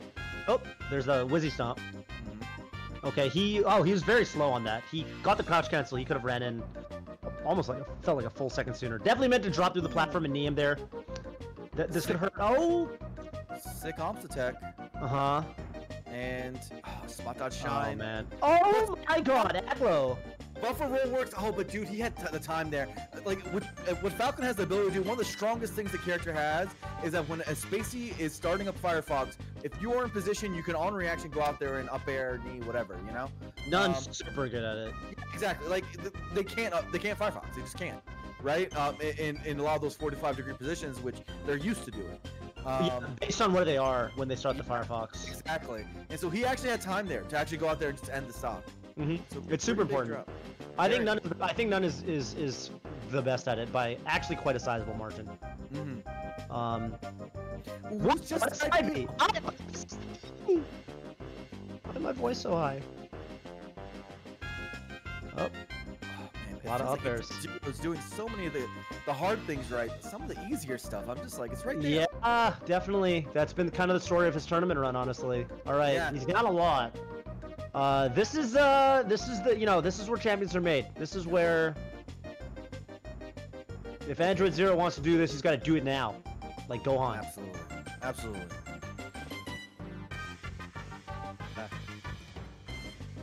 Stomps forward. He has center right now. He does. What an up tilt. Wow. Just cleanly beating out the stomp. Yeah, his up tilts have been dominant. Honestly, dude, putting your back to Captain Falcon as a space animal is just one of the best things you can do in the matchup. Wow. Yeah. And he just closes it out. Very simple play at the end there. Yeah, I think when you're when you know, there was a really really funny incident that happened at Twitch one time. Incident's the wrong word, but basically Ben SW was playing Bobby. Cobos there. I think Brandon was there. But for some reason, I don't know if we were betting on the matches or what the hell was going on, but we were cheering for Ben SW. Obviously, he's not the favorite, right? Bobby's better than Ben. And at one point, it's like last stock or whatever. Like Ben finally gets him down to last stock, and it's like we're like, damn, watch, Bobby's gonna clutch it. And then Phil yelled, "Ben, just turn your back to him. Just turn your back to him." And Ben turned his back to Bobby and only started doing up tilt and bear. And like watching, it was like, damn, the matchup just got. It looks so much harder. Like when you look at a Falcon, when you were just looking at a Falcon, staring down a Falco, and the Falco's back is turned to the Falcon, it looks so hard. Compared to a Falco that's facing forward, it's actually night and day. Sometimes all you got to do is just turn your back to Captain Falcon, and it makes it so much harder for the Falcon. They have to start baiting. They have to start doing all this smart stuff, and obviously, you know, you can stop at any given moment, and go in with Nair, running shine, or whatever you want, or you could just keep chilling with bear and up tilt, and it's very, very oppressive for Falcon to deal with. So a simple version of what you're talking about, but with a low tier character, is Leffen once said this thing about Mewtwo that sort of blew my mind, just because I guess I haven't thought about Mewtwo a lot. Yeah, like you know, you always think about Mewtwo, you're like, oh, his dash speed is kind of okay, his dash dance is all right, but Leffen's like, actually no, Mewtwo's dash dance is not good at all. is his wave dash, which is good. And I was like, Yeah. oh, okay, but why? And then he's like, well, when you're dash chasing, half the time you're facing backwards. And look at Mewtwo's back air. And like, look at his backward hitboxes. They're terrible, right? They're terrible. The good ones are like the down tilt, you know, like the base of the forward ones are really good. F tilt, whatever. Mm-hmm. And so you want to stay facing forward. So when you dash chance, you turn yourself around half the time. I would wager that Mewtwo and DK have if you look at that statistic, like time spent facing forwards versus time spent facing backwards, they might be on the opposite ends of the spectrum. Mewtwo is always facing forward, and DK usually is facing backwards. He just kind of wants to bear. Sometimes he can dash dance. But, exactly. They might be polar opposites. Those characters are not alike at all. Yeah, it's kind of funny to think about. Yeah. Marth's another character that wants to face forward more than backwards, I would say, right? Yeah. Marth's usually fair, down tilt, and those are all kind of more, you know. Like the best things in the game, all back to Yeah. back to back. Right. Yeah, so facing forward is better with Marth, but the difference is that Marth can kind of kick it backwards. Like, it's not, like, miserable. Right, like, right. For Mewtwo, it's like, no, dude, you're backwards. Like, you nothing wins now. Everything. The only time you're ever really facing backwards is like, okay, cool. Like, I can maybe dash dance grab them, but, you know. Yeah. Every character. That's all you got. That's all you got. And that's rough, right? Like, when your dash dance is literally just dash dance grab, you know, like, one of the things that makes Marth's dash dance strong is that he can protect his dash dance with hitboxes. Like, he still has like, he can turn around and pivot in air. He can do fair. He has like tons of things he can do. He can dash all the way across and forward smash it. You know, like, there's tons of ways he can protect his dash dance. Up tilt's a great one too. Like, a lot of these things are like good at like punishing people who go for dash back reads. But like, if you have nothing but grab, then you're just gonna get overshot like to the end of time. And that you can't do much with that dash dance. You need to make a good dash dance. You not only need to have a good dash dance grab game, but you also need good hitboxes to protect that dash dance. Yeah. Good moves. Moves are good. Dash tech, another great example, by the way, from Marth. Right, you can just rip a dash tech, and he gets that lunge forward. Like, Mewtwo doesn't really have a dash tech that he can just rip like that, like as an approach. It's not the same. It's not the same, dude. It's just not the same. Yeah. But anyway, we got a Fox Ditto for Grand Finals. How hype is that? We got a Fox Ditto for Grand Finals. Yeah, this was also Winners Finals. Fat Goku versus Aklo, right? Yeah, and one of the bigger differences was Fat Goku's punish game, which is a little bit better. But I think it was night and day. I mean, I definitely think that okay, honestly, like objectively speaking, if you look at the settle, they were both dropping a lot of they were definitely a lot of punishes. Yeah. A lot of the critical ones went Fat Goku's way, and maybe this set will go the other way. Like, definitely, like, Fat Goku's, like, last stock FD was, like, perfect, for example. So a lot of the critical ones went one way, but I think Aklo can definitely pick it up. The neutral looked even-ish, where it was, like, Fat Goku was coming in, but sometimes it was working, sometimes it wasn't. Right. And so, like, the thing I'd be looking at primarily is, like, okay, is the punish game differential still going to be Fat Goku favored? Because if it stays that way, it's going to be hard for Aklo. GG's to Android Zero. No, it's true. Appreciate the dono, guys. Thank you. My bad. Do you think? Oh, no. Who was that? Fierce Alchemist. How much you donate? I can't see it because it ran off the side. $4, I think. Yeah, nice. I kind of had it hidden. $4. I love that. Yo, let's go. Love that. The most amount of money you could have before there's another bill, which is 5. And they have a bill for that. Yeah. Imagine if there was a $4 bill. That'd be weird. No, I mean, technically, isn't it 1? Because What do there's you a $2 bill. $2 bill. Oh, yeah. I always forget about the $2 bill. Yeah, well, it's not. It's not in circulation. Yeah. So, true. Yeah, I should say commonly. Like, usually $4, you're usually you're usually looking at for singles. Usually. Dude, I can't believe the penny still exists. Why does a penny exist? A lot of countries they're phasing it out. Singapore doesn't have the penny anymore. It's crazy. They got cents, but you don't. And if you have them, you could use them, but stores won't give them to you. And I honestly don't even really know how it works. It's kind of weird to think about. But yeah, it's just whatever. Is it bad to say I just throw away pennies? If I get a penny, I don't care. I don't care. I throw it away. It seems so like it sounds so wasteful, but it's just like, what am I gonna do with it, man? No, I'm with that. I'm with that. I mean, I don't know. I usually just put them in tip jars. Like if I get or coins in general, because I try not to carry too many coins with me. Honestly, these days I usually just use credit card for stuff. I feel like I don't spend cash that often. I don't carry cash. So, no. Anyway. That's we live in a society. Who said? Chat says we live in a society. Yeah. Yeah. So. Ooh. Oh, the double taunt. Wow. Wow. Finally, someone taunts back. Finally. All right. Well, Fat Goku and winners. Goku of the fat variety. That's what we're looking at right now. Wonder if he's wearing that shirt. I hope he is. I was so relieved when he told me he's got like a couple, like his mom got him like 3 of those. So he's got 3 of those shirts. It's not just one that he doesn't wash. I'm sure. Yeah, come on. You gotta. It's like an esports jersey for him, you know? Yeah, but it also is something someone would say who only has one of them. Okay, that's true. Yeah, I never really thought about it that way, actually. I feel like I still, unless that, I would say that. Unless I'm in the closet, I don't really know, you know? I feel like I still don't really know. You don't really know. I trust Steven, though. He's a trustworthy guy. Yeah, I'm with that. Oh, he could have just jump shined him. He didn't have to shine back here. All right, and the taunts right back. Ever since Ken was on Survivor, I've always been watching Survivor, me and my family. And I think one of the most OP things you can have in Survivor is just a trustworthy face. Like, people have literally won from just, like, their face looking like someone you can trust. And I'll tell you this, Steven has a trustworthy face. Let me tell you, dude, same for presidential elections, I feel like, man, and stuff like that. Yeah. You could get so much, yeah. It's kind of effed when you think about it, because it doesn't mean anything. Doesn't mean anything. Doesn't mean anything. We tried to... you know that, okay, can I explain that to you? So, Goku, if he realized that if he didn't shorten his side B, he actually would have gotten battlefielded.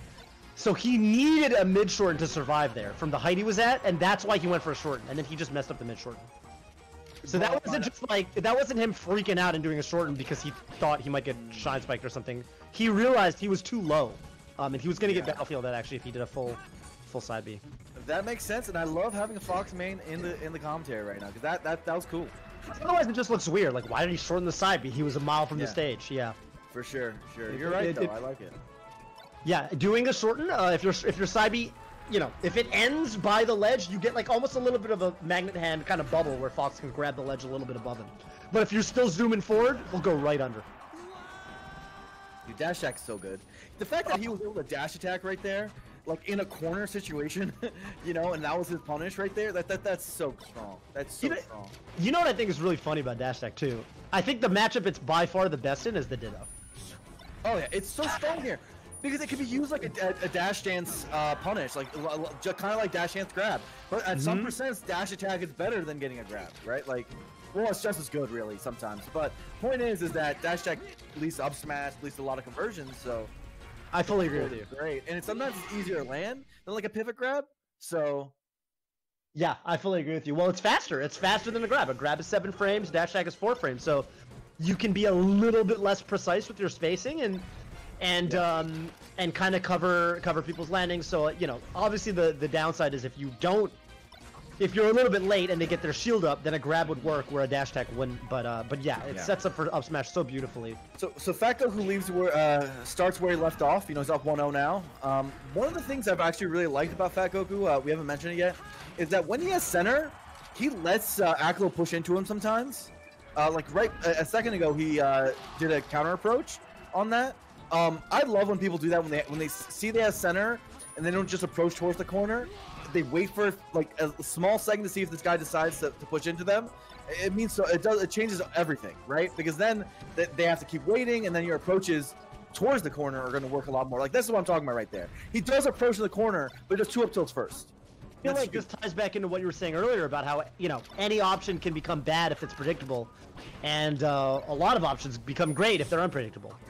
Right, Absolutely. It's the exact same concept, I think. Just throwing your timing, your timing off. A lot of people want to be aggressive players, and they get frustrated when their like approaches don't work. And like one of the keys to being an aggressive player is like being unpredictable. And that means you don't just always press forward and like do your move. Right? Like that just means you're brain dead. That doesn't mean you're aggressive. That just means you're brain dead. So you gotta think a little bit. And wow, that was actually really bonkers. I think the only reason Fat Goku's bear hit is because Aklo went for a mid shorten. He would have actually been a little bit late. Okay, nice. And there Aklo kind of covers everything because Fat Goku, Firefox so close to the stage. Okay, everyone misses the tech there. It's so hard. Well, the thing is, people input the tech because they want to tech the up throw in case, because it's kind of hard to hit up throw up smash at 0. It's tight timing. So a lot of people try to tech the up throw. And so if you hit the up smash, it turns into a tech trap where they will miss the tech. That happens in a lot of like the short up throws, if you know what I'm talking about. Like up throws. That happens like with Marth, for example, on like a ton of things. Yeah. Oh yeah. Oh yeah. Oh yeah. And one of the things you see better players do is in those situations they hard to read no tech, because they're like it's very hard to do it, and it's also a tech trap. So or bait out because if you know your opponent's on that level, for example. But it's oh wow, what a way to cover the. I mean, I got to say grab is strange there because usually if you can grab, you can up smash. So you kind of want to just kill them, but that worked perfectly anyway, so it was fine. Mm-hmm. Oh, he wanted an edge cancel there off that drill. Dude, that's what I'm talking about. You know why that nair worked? Because he up tilted first. It's like it's such a good, like smart, patient approach game that Fat Goku's doing, and right now Aklo can't get him off him. You know, get him off him. Yeah. Just can't get him off. I worry about that situation for Aklo. That might be a little bit tilting almost because he definitely, based on where he was when he started the side B, I think he tried to shorten, and I think he just missed the timing. And if he hits the shorten there, the shines will both whiff, and he grabs the ledge for free. So it can be kind of disappointing when you're like, I had the right idea, but I just missed my execution, and that's why I got edge guarded there. Yeah. Fat Goku though, I gotta say, I think both these guys are actually playing a little bit better than they did in Winners Finals. All things considered. Okay. Ooh! Oh, he thought he was going to go a little higher than that. Yeah, he didn't go very high. He bounced on the platform. Look at that dash attack. So strong. So good. So key. Back here. Oh, I love it. I love it. Mm-hmm. And I believe that was on reaction. He saw the Firefox and he was just like, all right, that's too high. Yeah. Yeah. I think so too. Okay. And that's a funny percent because I feel like if you DI properly there's a world where you live. And he definitely DI'd in. Oh, yeah, forward air. That's going to get crouch cancel punished. Here we go. So he's just shielding the corner. This is where you see these things. People shield often, like when it's for an extended period of time, when they don't know if you're going in, right? As an aggressive player, you know that. And so you know that when Akim's in the corner, he is naturally uncomfortable based on how these games have gone. Yeah, yeah. Over shielding is a thing that a lot of players do too much of. No. And it often happens at the lowest levels because you simply don't know what's going on, so you overshield, right? Yeah. Because if you feel safer in your bubble, right? But another way it can happen at the higher levels is when you just don't know what to do to stop them from approaching you, or like from getting on you. Totally. I mean, it's challenging because once you start shielding, you can't. It's not like you can dash out of it. Mm-hmm. You have to do, a roll. You could wave dash, but wave dash incurs a lot of lag. So does rolling. So once you start shielding, you're kind of thinking, well, gee, when do I come out of this now? Oh my goodness. And Aklo, that's the second stock he's kind of given away. I mean, he was at 90 and he was at 100 the last time too with the side BSD, but it's still a bad look where he's kind of just SDing these stocks away to Fat Goku. That's going to be it. That should have been it. That should have been the set. Yeah, he was too early. You could also just grab the ledge there, and do the very easy shine spike with ledge involved. Part of me feels like there's a subset of shine spikes where I feel like Armada got everyone thinking they had to Armada shine every time. Dude, grabbing the ledge is totally fine. You just grab the ledge, you're invincible. You don't even have to time it. I am such a Fat Goku fan right now. Like, look at his approaches, man. He's so smart. He's just so smart. Yeah, the timing. Oh, okay, he should be dead. You gotta go. Oh no, let him get back. Up tilt. Aklo's last chance, it feels like. What does he do here? Still alive. Very critically. Oh, he won the edge catch. We missed it. He already got caught. What it mattered the most after the 3-0 and Aklo, he says to Aklo, you come on, sir. Because this tournament is going to me. Dang, Fat Goku, pretty dominant, I gotta say. 1 through winners, 3-0 grand finals. Fat Goku just looked like a cut above. So he deserves the dub. I always feel like Fat Goku's. I mean, I don't know. I feel like in that particular pairing of players, I feel like Akla's. He's definitely the young whippersnapper. I feel like Fat Goku. You know, I remember when he was up and coming. Now I feel like he's kind of solidified his spot as kind of a pretty solid like top whatever he is. For sure. 30, 25 player or whatever. And I kind of feel like he's going into that set with the experience. He's going in feeling like, okay, this is my set to lose. And his tournament takes the whole thing. Yeah. And I think even though of course it was like probably like 90, 100 ping, East Coast, West Coast, Fox Dittos, I think there's actually an insane amount that Aklo could learn from rewatching that. There's so much about like how Fat Goku like picked him apart from both just approaching and defensive. Like 3-0s don't just happen. Like you guys are playing on the same ping. There's clearly a lot that Fat Goku saw, and I think Aklo can learn from it. So hopefully everyone just keeps competing and the next tournament come back stronger. That's the beauty of the month of October. I feel like October 2020 is gonna have a lot of melee. So even from this tournament, at the end of the day, they all got fourth. Or I should say not all got fourth. They all got top 4. So, Android Zero, Aklo, Azel, and Fat Goku are all going to be they're all going to have shot to get into the Slippy Championship League, Champions League Division 2 because they are going to play relegation matches with the people from Division 2 that get knocked out. So that's going to start next weekend, and that's going to be really cool. I'm really excited for the SCL running back-to-back weekends for 4 weekends in a row. It's going to basically just be top-level melee between all of the players that you kind of love to watch. Super excited to see some sweaty, intense, high-level melee from people who are just kind of the best of the best. And it'll be exciting to see players like Fat Goku, Aklo kind of compete with them, because I think they're definitely on that level where they could take some sets off of the players that are certainly in Division 2, let alone even Division 1. And that's starting up next weekend. There's going to be a lot of Rollback Rumble coming up too. That's going to be I think Rollback Rumble is the open bracket that will lead into the Division 2 relegation matches every week. So there's going to be basically a week hiatus where it's going to be October 10th is going to be just Division 1, Division 2.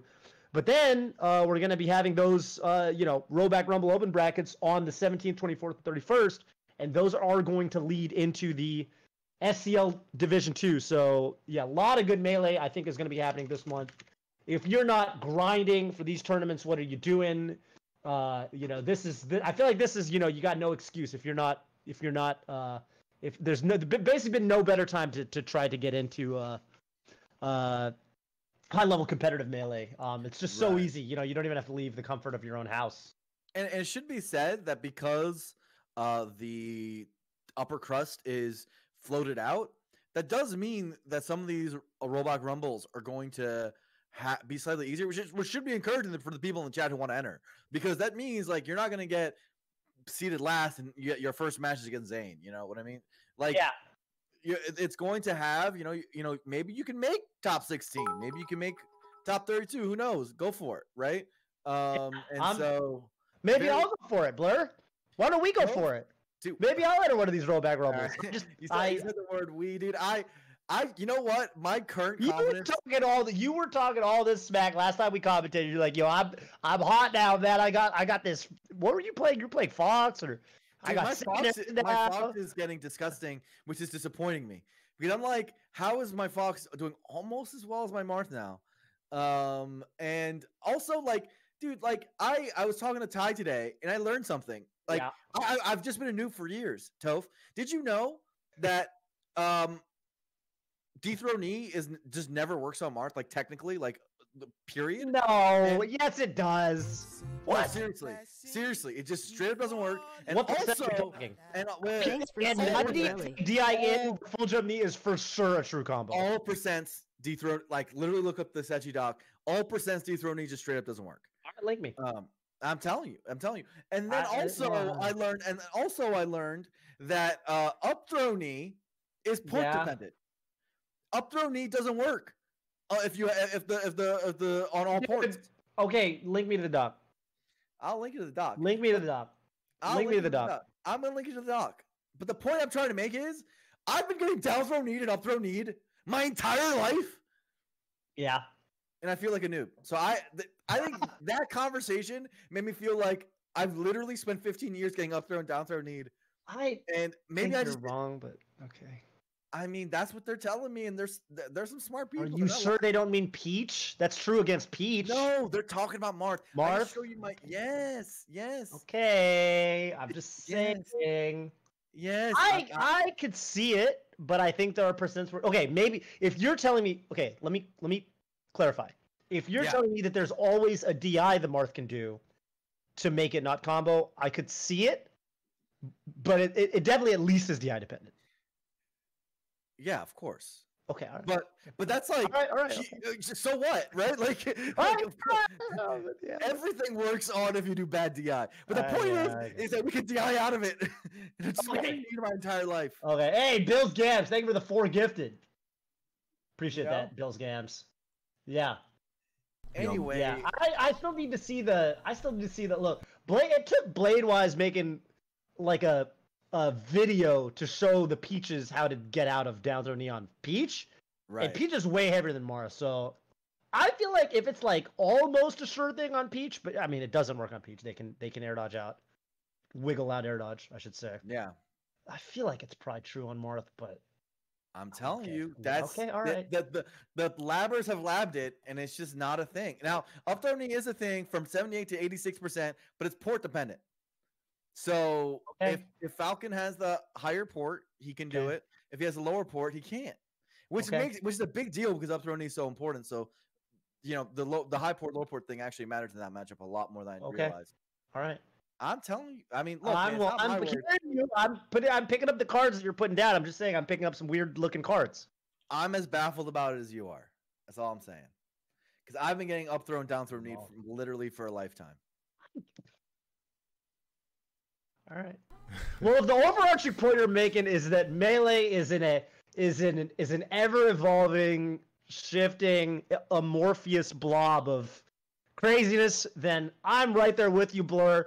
And with that, I think that is a wonderful thought to end this fantastic tournament. Thank you, first and foremost, to Brandon. If you're not subscribed to Brandon, seriously consider dropping a subscription on this channel that you're hearing my voice on, The Waffle 77, because this is going to be the home of Rollback Rumble moving forward. Brandon kind of carrying us, honestly, through the quarantine era. When I say us, I mean kind of the Melee community with Rona Rumble, now rebranded as Rollback Rumble with a very spicy looking logo. I love the back-to-back R's from Shiggles. Sound like the name was Shiggles? Yeah. Shiggles, good work, man. I like the logo a lot. I feel like it's just clean. I love the overlay. I'm so like, oh, this is great.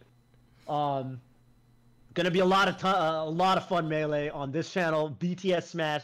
Basically, the channels you want to follow if you want to watch more exciting Melee action like this for the weekends to come. You want to be following the Waffle 77, and you want to be following BTS Smash. One word, no underscore. If you're not following BTS Smash, that is another channel. You definitely want to just open that up and drop a follow right now, because that is going to be where you're going to see sets like, players like Mango, Zane, Axe, S2J, None. Players like that are going to be playing back-to-back weekends, high stakes, high level tournament sets.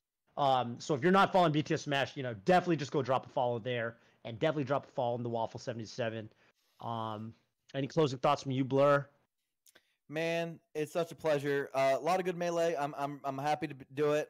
Brandon, thank you for putting the team on the back. Toph, always a pleasure to talk to you guys. I like commentating more now than ever, just because I feel like it lets me talk to my friends. So, and that includes Twitch chat. Awesome. We're all part of the Melee community. It's the greatest game of all time. Much love, everybody.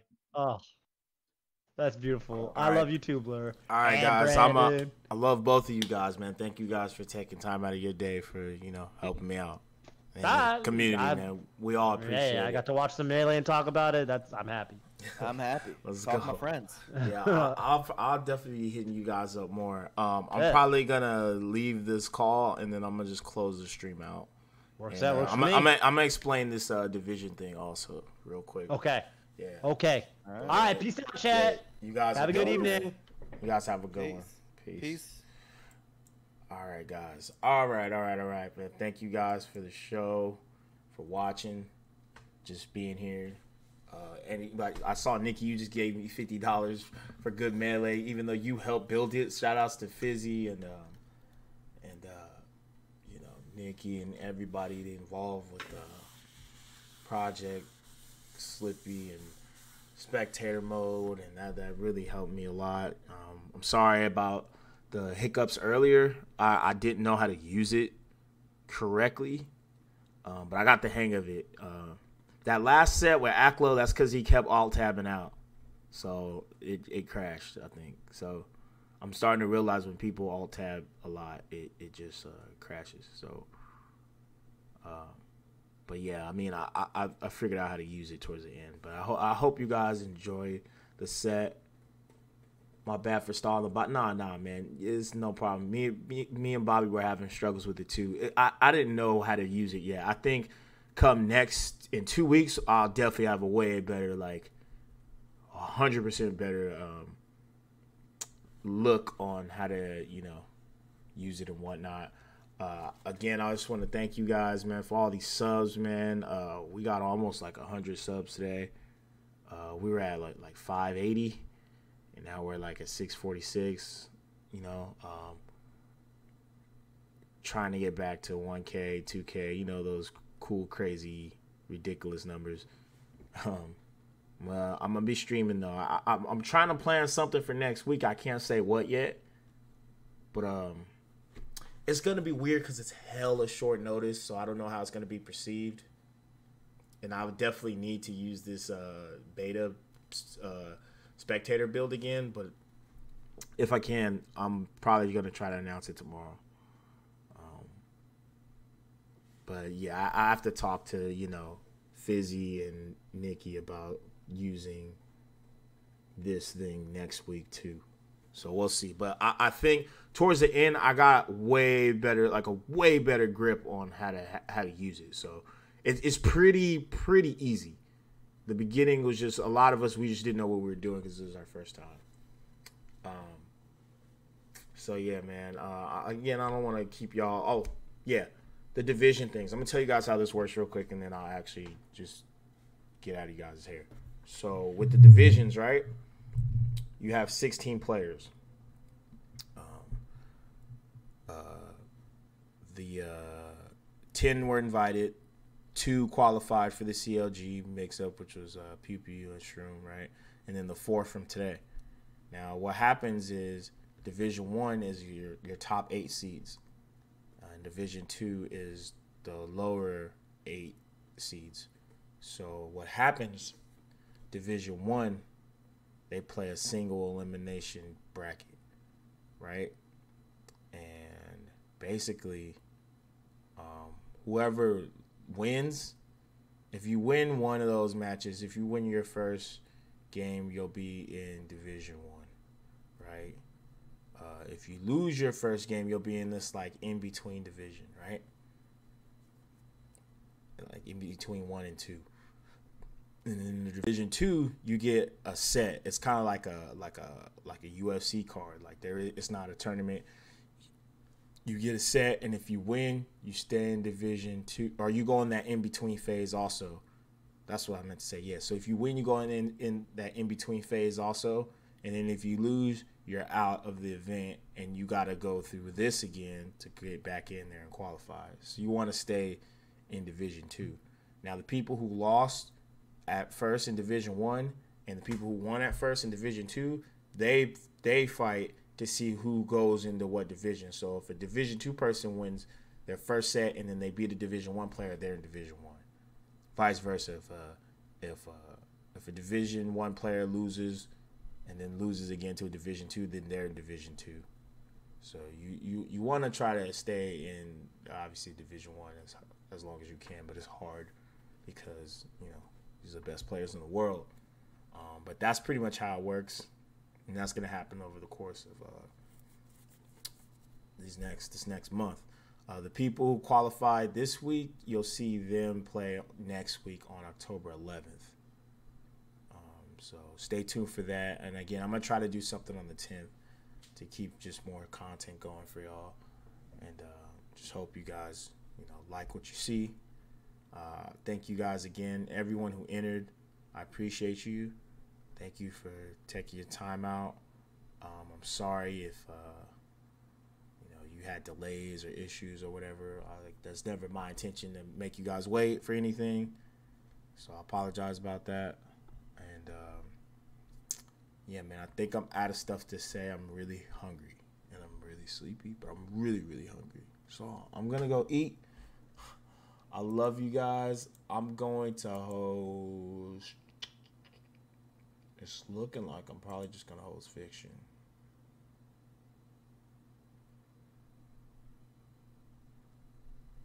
Yeah, I'm gonna do that.